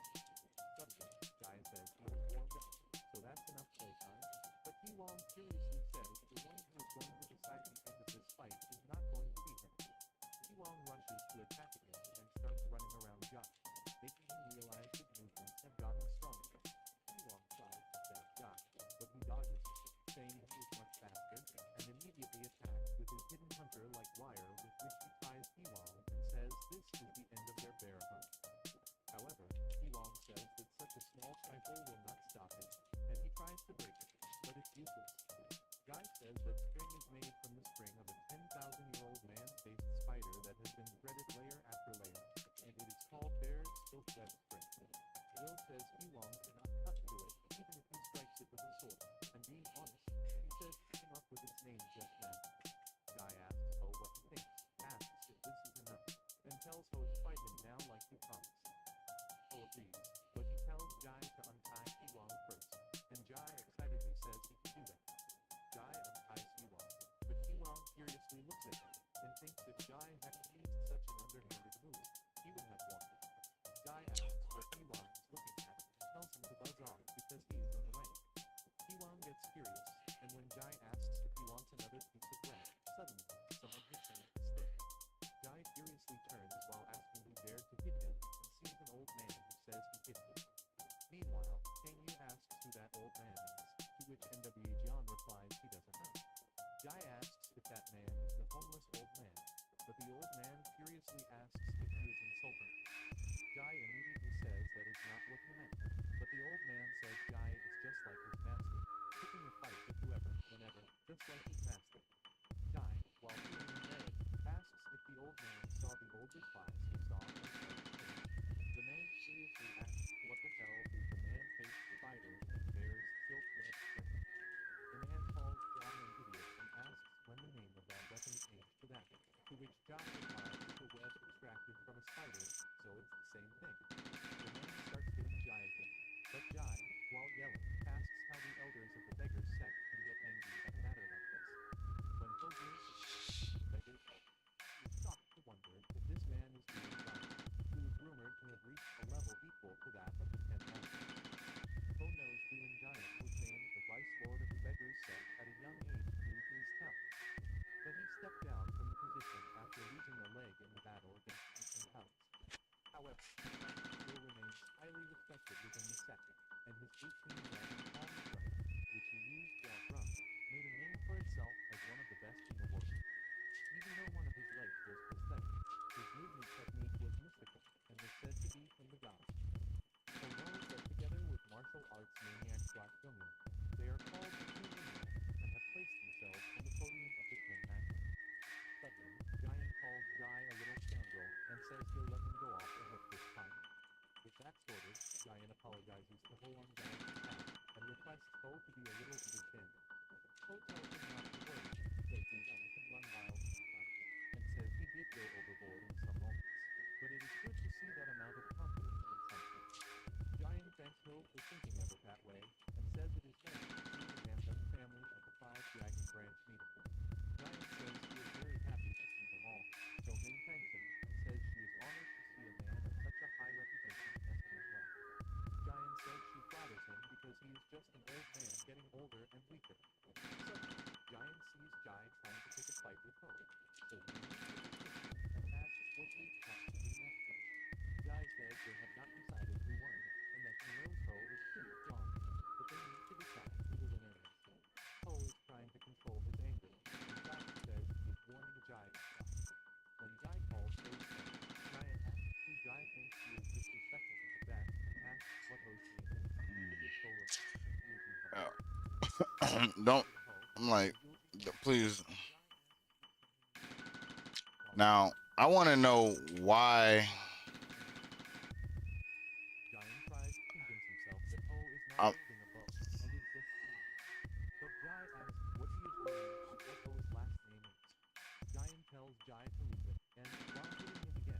says he cannot win against Ho in a so he should drop it. Jai says he doesn't follow him because they have to go somewhere. Jai gets but Ho tells him not to feel too bad about it because they'll have another chance. Suddenly, Ho says he'll fight Jai anytime he wants, and when Jai asks if he is serious, Ho promises. Jai gets happy and, before leaving, tells Ho to keep his promise. But Jai requests Ho to forgive him because he is childish and impulsive all the time. Ho, with a smile, says it is all right, and Giant says he'll see Ho at 5 Dragon Branches meeting. Giant says they'll talk more there, to which Ho replies that they'll be sure and tells them to have a safe journey. Simultaneously, Ho says he'll come by at a properly arranged visit and tells his companions to eat their breaths and get on their way. On the other hand, at the H. Wangbo family's Court of the Spirits, sect manager H. Wangbo Gong asks the worker if he has guided the people properly, to which he replies that he has. Yeah, this is. Gong tells the worker that he has to treat them with utmost respect, to which he replies he'll keep that in mind, and Gong tells him to go now. Gong takes a deep breath, thinking the Ak family has arrived, and the Namgung family said they are due to arrive soon. Suddenly, a worker arrives there, so Gong asks what the rush is for him to come running there, to which he replies that the Namgung family has arrived at the gate. Gong gets shocked and immediately starts running towards the door, wondering how they arrived so early.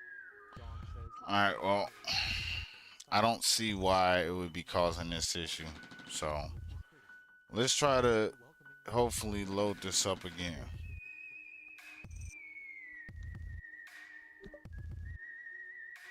Gong tells them to rest well and says if something comes up, they should feel free to call him. Ho thanked Gong, and when Gong left, he told everyone that they were not there to play around, so they should hurry up and get work.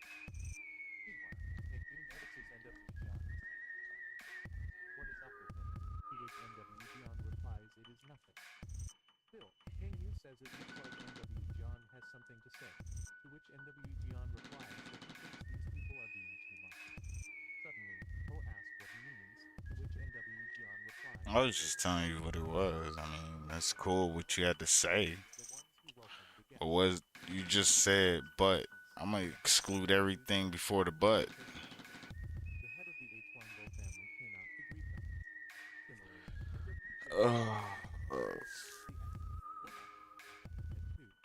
However, Min says maybe it's just a coincidence and says maybe they arrived when the elders were welcoming the other families, and they didn't do it on purpose. Suddenly, when Yon Nunchon asks Min if the H. Wangbo family's elders are not supposed to give an apology after that, Min gets worried. Suddenly, one arrives there and says what that kid said is right. One says this is something even a child knows, is the disrespectful treatment of one's guests, and says it is very dishonorable indeed. When Min asks who he is, one says he forgot to introduce himself, and that he is H. Wangbo's wife. All of Min is shocked.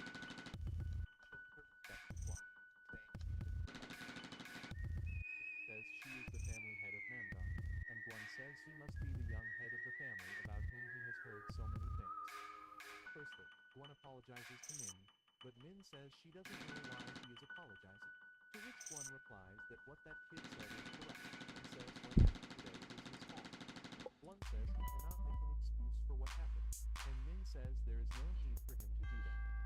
Min says she heard of his situation, so it's not his fault, and it was merely bad timing. Still, Guan begs for forgiveness, but Min requests him not to do this and raise his head, because he is a little flustered when he has his head bowed down with value. Finally, Guan raises his head and thanks her for accepting his apology, but Min worriedly says he doesn't need to come all the way there just to apologize. Suddenly, Guan apologizes aside. He has come to see her and says his relationship with the Namdong family goes back. What in the fucking? Min says he has heard about it before that back in the day. Guan risked his life with Elder Guan Wen and her family. Guan is glad she knows it and says he would do that back then, along with Big Brother Namdong and others who made a name for themselves, Lu Guang and Shigit. Guan said that when the Namdong family began to fall, he was very worried, but he now knows that it's just a storm before the rainbow. Guan asks who will dare to say fallen family with all these talented ones he sees in front of him. Suddenly, Guan notices Ho and asks who he is, to which he replies he is Yu Ho and says he has the honor of taking the position as one of the elders of the Namdong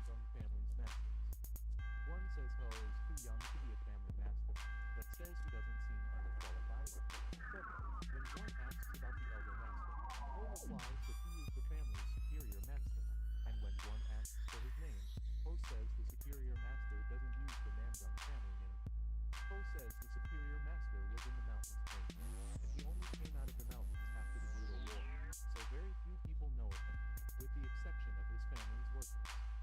One feels weird, but suddenly when Ho says the superior master is mute, everyone gets shocked, including the superior master.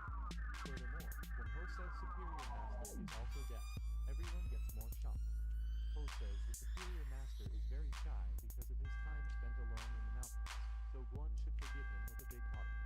Meanwhile, Guan believes that this can be the case because the old man reached the high stages of martial arts with a body like his own. Suddenly, the superior master furiously asks Ho through a sound transmission since when he has been unable to hear or speak. Ho apologizes and says there is no other way because if they find out who the superior master is, the whole H1Bo family will be turned upside down. The superior master says this is the treatment he never would have imagined receiving and says yes. Here he is receiving such treatment for accompanying Puck. Suddenly, Guan says it is okay because everyone has their own story, and Ho thanks him for understanding. After that, Guan says they should not stand like this and tells them to head upstairs for a cup of tea. While going up, Guan tells Ho he heard that Ho has gotten rid of a band of thieves, to which Ho replies that it is true, but it was by sheer luck. So I'm gonna try this one more time before I file the fucking ticket.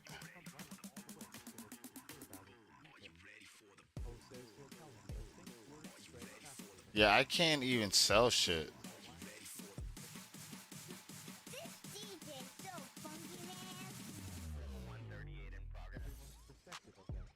It was a nightmare.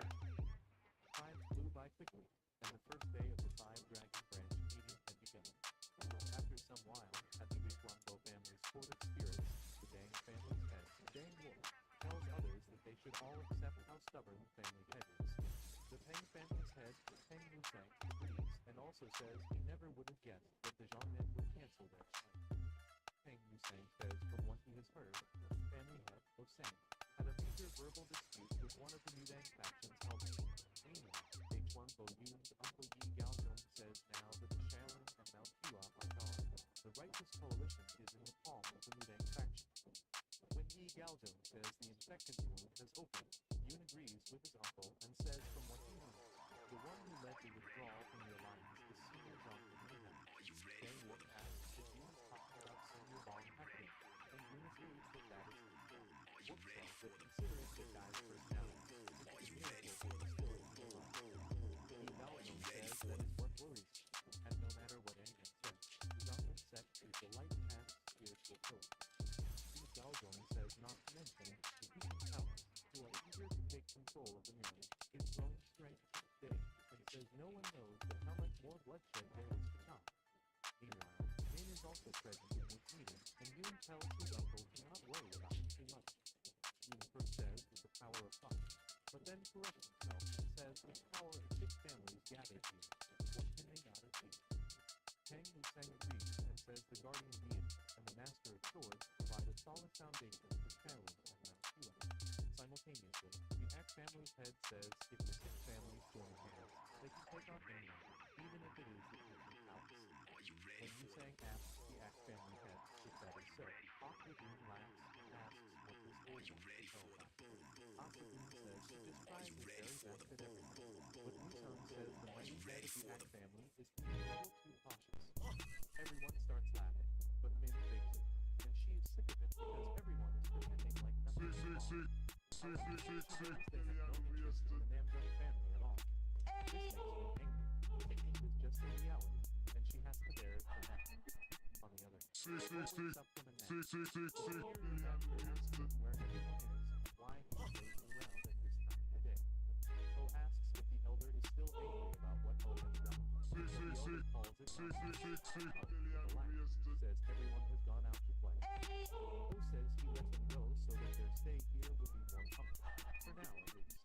When the elder asks what Ho plans to do next, Ho asks what he means. The elder tells Ho to stop pretending that he doesn't know and says he is not easily moved. So Ho should tell him. With the exception of the few with previous relationships with the National family, it clearly thinks that the others care about the National family. Ho replies that they probably don't get along. The elder agrees, and that's why he asks how Ho is going to resolve it. Ho says inside him, it is about who is the strongest, so they'll just have to show them who is the boss in tomorrow's fighting tournament. When the elder asks if Ho thinks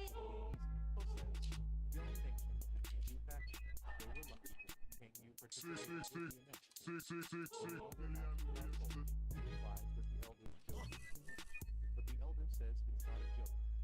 The elder says he is just saying it won't be bad to play with them a little. The clerk says that won't be needed as long as everything goes smoothly. On the other hand, Delvin gets into a fight with a guy and dares him to say what he said again. The guy is drunk and says that he sees where the rotten smell is coming from and asks Delvin if he is angry enough to hear the truth. The drunk guy's junior tries to stop him, but he pushes him away and says the 6 dragon branch meeting has become 6 dragons and 1 earthworm meeting. The junior says the elder brother shouldn't say this, but the drunk guy says there is a huge problem with the Namdam family, and as he says, their family had a girl. His own junior gets terrified while the Namdams lose their temper. The drunk guy says there is an old saying that if you have codes, it doesn't follow.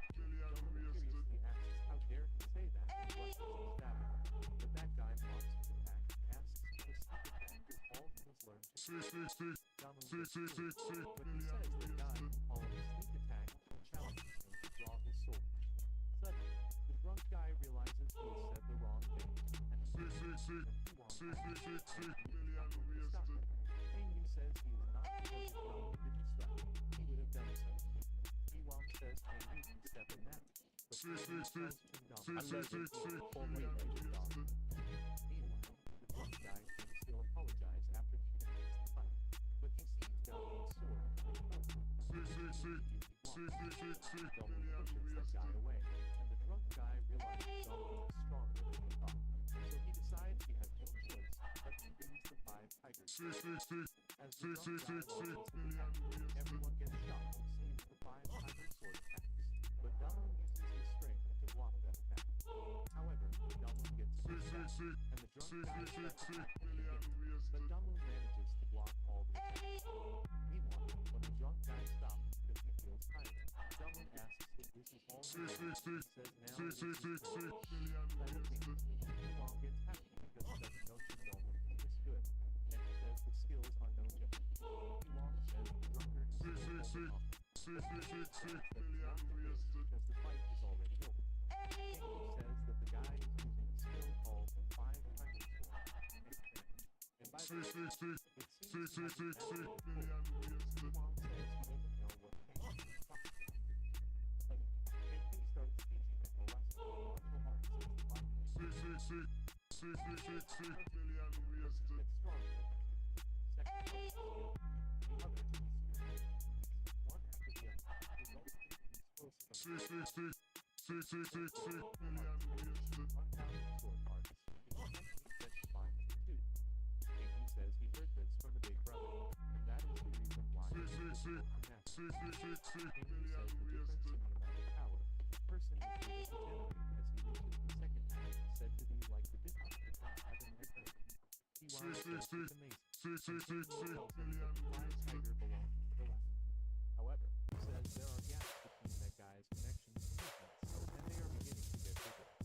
King Yu says King Dalmun has probably noticed this by now, and simultaneously, Dalmun stabs that guy's shoulder.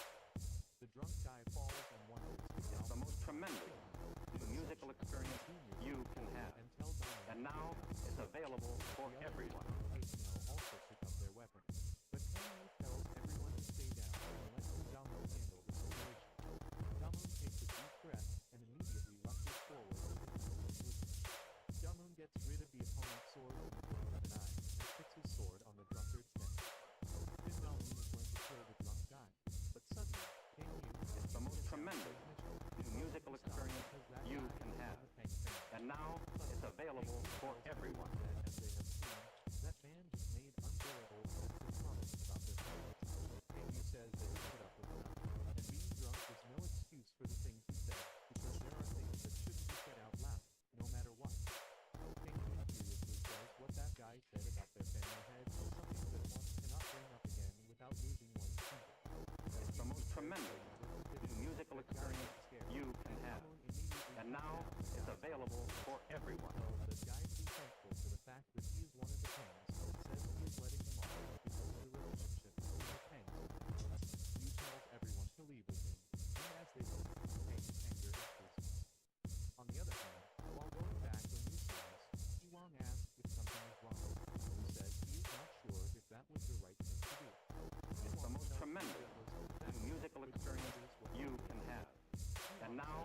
My animations, the fuck no.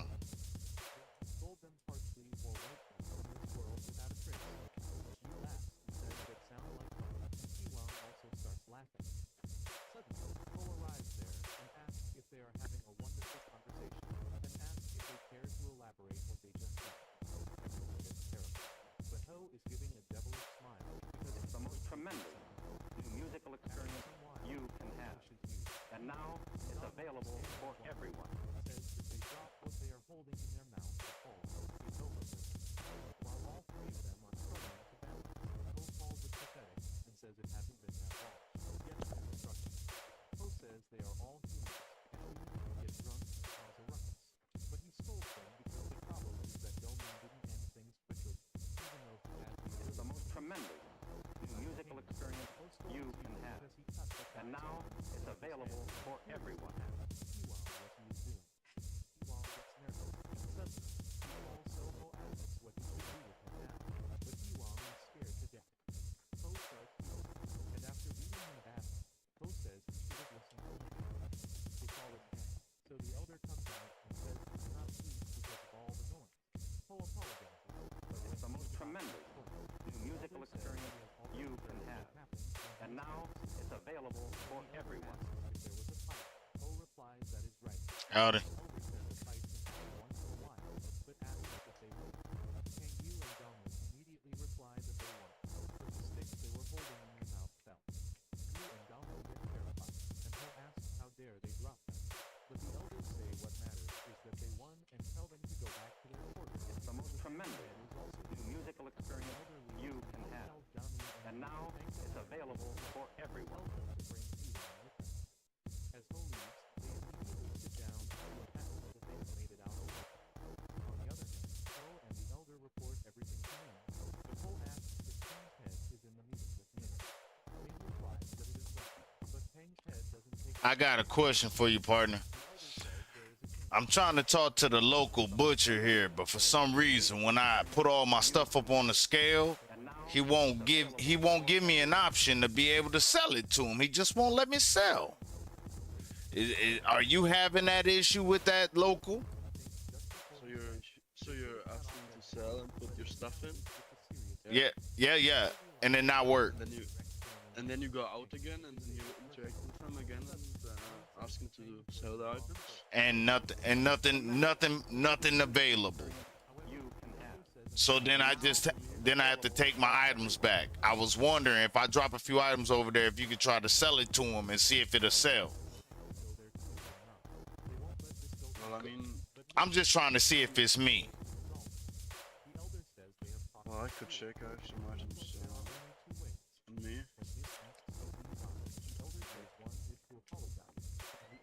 It's the most tremendous new musical experience you can have. And now it's available for everyone. Meanwhile, Min says whatever happens, he has to make a choice that the family members will respect her decision. Suddenly, Min says she won't apologize no matter what happens because an apology is made by a person who is in the wrong. Min says Kang Yu and Sindolmun has not done anything wrong. However, the elder says families like the Pangs that shove their family name into people's faces tend to think in a self-centered way. So he says one misstep, and they may... Oh, come on. Come on, brother. Their family is right, and the Pangs are wrong. He says she Is- believes is- Ho and the others if everything depends on the family. Ho and the elder agree with her, and the elder says the tournament will start tomorrow. Min says she knows that and tells them to tell the others to prepare for tomorrow's tournament. Min says there is nothing to prepare, but they also put their guard up. Yeah, I'm just trying to see if it's me or if it's something else. Remembers the first time he saw her, she was a ball of stubbornness, For me, it works. but now she has grown up to be a reliable leader. Okay, then it's got to be me. I mean, if you really been hunting, you might want to wait till somebody wants to, like, somebody comes in town who buys pelts. No. Just in my eye, the visual text ain't popping up for anything. Yeah. But just like in general, there's a guy in Lemoyne. His name's like He buys stuff. Yeah, but I think he's not. He's in bed already. He went to sleep. That's all right. If I come across him, that'd be awesome. Yeah, his name. If you look in the newspaper Discord in Des Moines, I think his company is called Hayes and Co. And he buys like all sorts of pelts. You get the Okay. price with him, then the butcher. Bet. I might have to start doing that. But everything else but pelts, you could sell to a butcher, I guess. Yeah. Well, either way, I know I gotta try to figure this out. I really appreciate you. By the way, my name is Bruce Swagger. Bruce Swagger, okay. I'm Alexander Schmidt. Nice to meet you, Mr. Schmidt. So if you ever so you're doing hunting right now, yeah? Yeah, I usually do hunting and fishing. I see. So you've been around quite a while already? A couple weeks. Yeah, if you're really into hunting and do it a lot, you might want to sell it all to this Raymond Hayes, I think. Raymond Hayes. Yeah, he has the business at Caligar Hall, at the Braithwaite Manor. He owns the manor and the leather workshop behind it. Oh, nice. Yeah, he buys all sorts of shit from you, all the pelts. I'm gonna have to meet him sometime. Yeah, if you really hunt a lot, just keep an eye on the newspaper Discord. Le Moyne section. Just wait till he posts something. All right. Then you can look for him. Sound like a good idea. Thank you. Appreciate. No problem. Have a good day.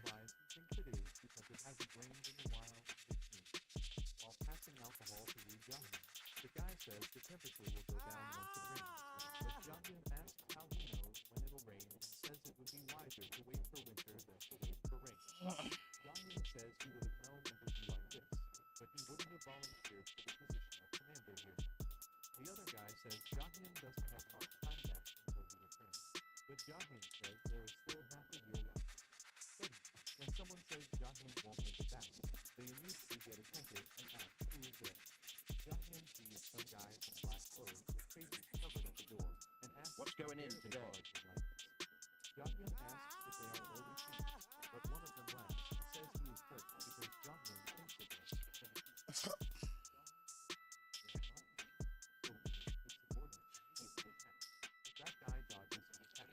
All right, let's see if I can go sell this meat.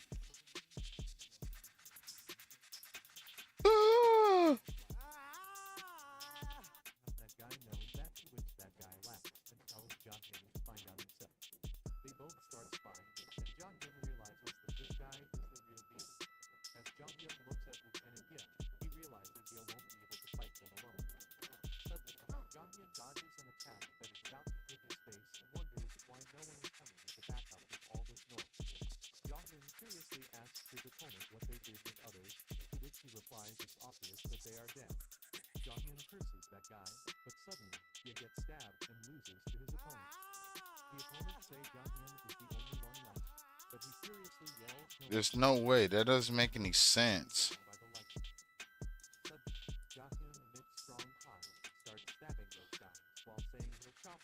Yeah.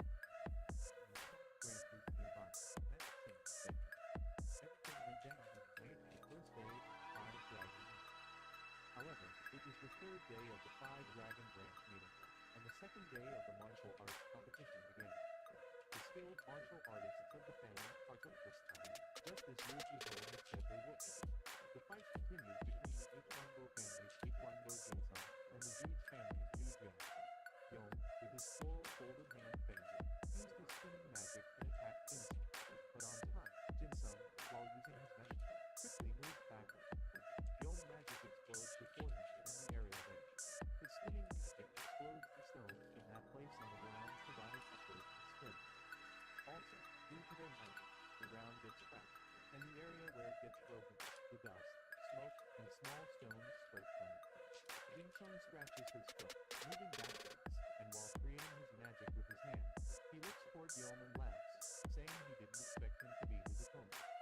Then he asked Yom if he had improved a lot. Yom stood before him, moving his left hand and looking toward him. He laughed and thanked him, answered, but it was nothing, and then he asked him to come toward him. Jin Sung, with an angry facial expression looking toward Yom, moves his hand, responding until he suddenly Jin Sung started to and he twirled so fast that the ground where he was twirling stones spurred from him. Seeing this, Juju's family sits in the stadium, gets shocked, and surprisingly says he was so fast. While the members of the H1 family sit there, they get excited, and one of them makes fists and raises his voice. All right. Jin Sung, while twirling and making a fist of his hand, moves toward Yom. While from Yom's side, he moves his finger, striking power with his left hand and holding his fan in his right hand, running toward Jin Sung. Also, Yoji Ho is sitting in the stadium watching that fight, and with his right hand in his mouth, he thinks that's the H1 family's thunderstorm fist technique, and it's fast. But he had expected at least this much. Jin Sung, using his spinning magic, extends his fist toward Yom to punch him.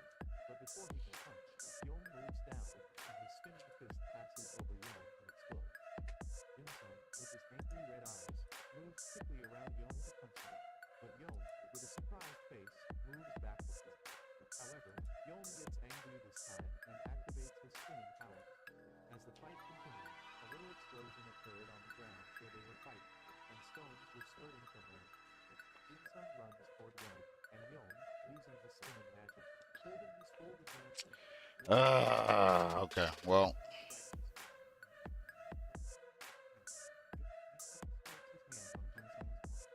Jin Sung stops there, and in pain, he grits his teeth and squeezes his eyes. Then he thuds on the ground. As he thuds on the ground, the dust and smoke also spread. Jin Sung, lying there in pain, gritting his teeth, says, this can't be his arm. Also, his arm was trembling. He tried to move his arm, but he could not. Yom stood before him, and making the fist of his hand in which he held his folded fan, hit it with his left hand and smiled, saying thank him for the great fight. However, Jin Sung's companions come to him, and they help him sit up, while Yom stands on the ground with his back to Jin Sung and his companions. Hold on. You know what? Says the guy is good. His companion sits beside him, and as he took control and struck the vital points with his fingers strikes the back. With an angry face, Shush turns his eyes and asks him about finger strikes. Meanwhile, their companion sits on the top step and shouts what finger strikes. His shoulder got dislocated because it couldn't handle the force put on it. Both Shush and the guy sitting beside him. No option. And Shush turns his eyes. Zero option. Who is shouting and stuff. Then Shush grabs the guy's neck and shakes him. Look. Who sits beside him and abuses him, raising his voice at him. He is one clueless idiot. No option. Shush shakes his neck. The guy's eyes freeze while his head moves side to side, and he grits his teeth in pain. Also, the guy who sits on the top step ignores him, and with an angry face, looks ahead toward the ground. Shush doing this, Yulji Ho sits up and scolds Shush by raising his voice. He is being too loud. Stop making a fuss. Just watch and learn carefully. Shush and the guy sitting beside him get scared and sit down. Raising their voice, responding yes, sir. After this, Yulji Ho, with an angry facial expression, sitting in the stadium, says that the Juge family, it is told that they underwent a transformation, and it seems true. A guy from the Namgung family was sitting on the stairs below. He turned his head, responding to Yulji Ho, the last martial arts competition winner, who was Jesus, that's so huge. Then Yulji Ho, with his hand on his knees, angrily turns and looks toward Juge's family members who sit in the stadium excitedly cheering up. Moreover, the Juge family is a family of brains more than martial arts since the beginning. A family that has collected incomparable skills in Kai formation technique, geotechnical machinery, 5 elements, ease of way, etc. But after the bitter defeat against the Peachin Palace 50 years ago with Juge Gong, the family head at the time, the family came together Let me see it. He collected data on every martial art in the world You know what? and analyzed them all.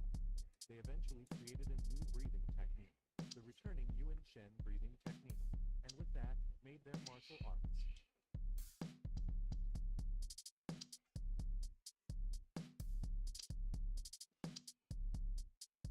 Yeah, I'm gonna include this video.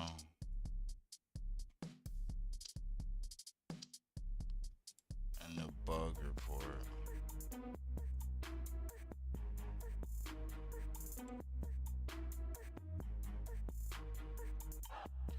Oh.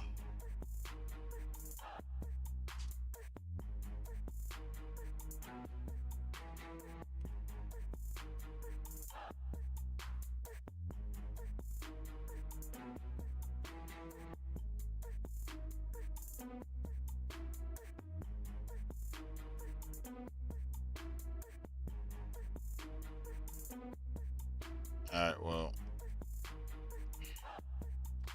I can't sell anything. I can't make any money. Jesus Christ.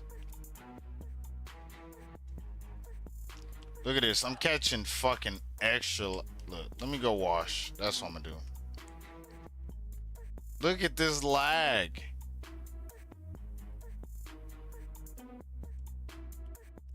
I think I'm getting slowed up by.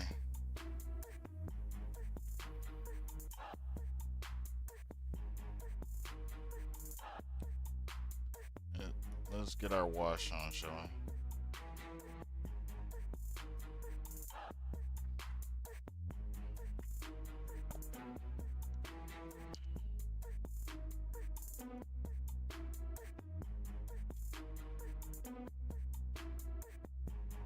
Alright, let's get to washing that ass, shall we?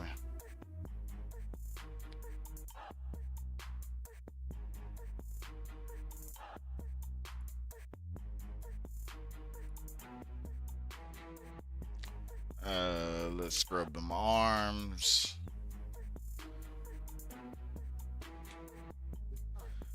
Let's get that body.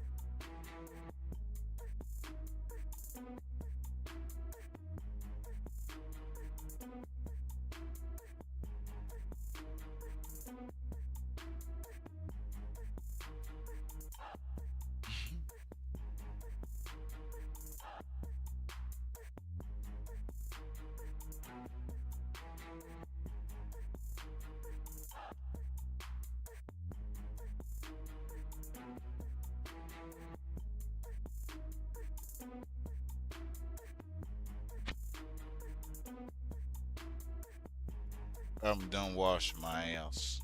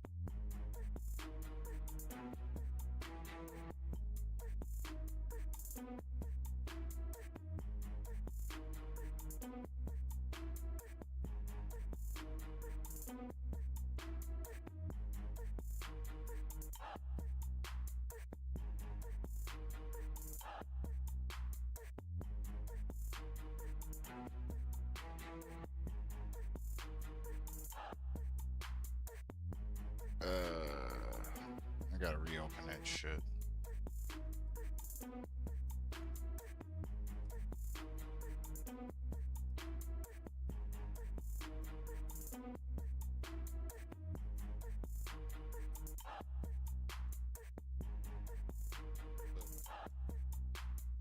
No option.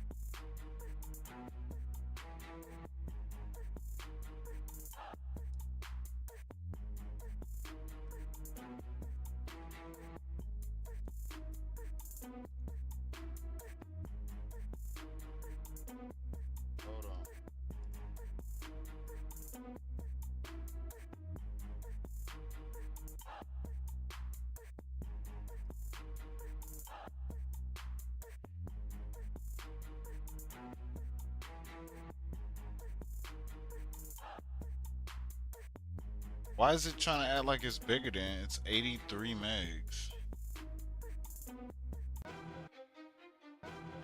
Okay.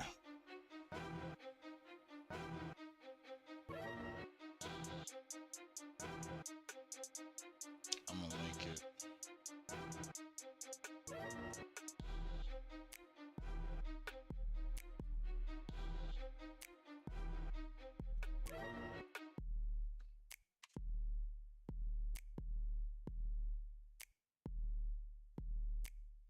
There you go. I threw that replay up there for him.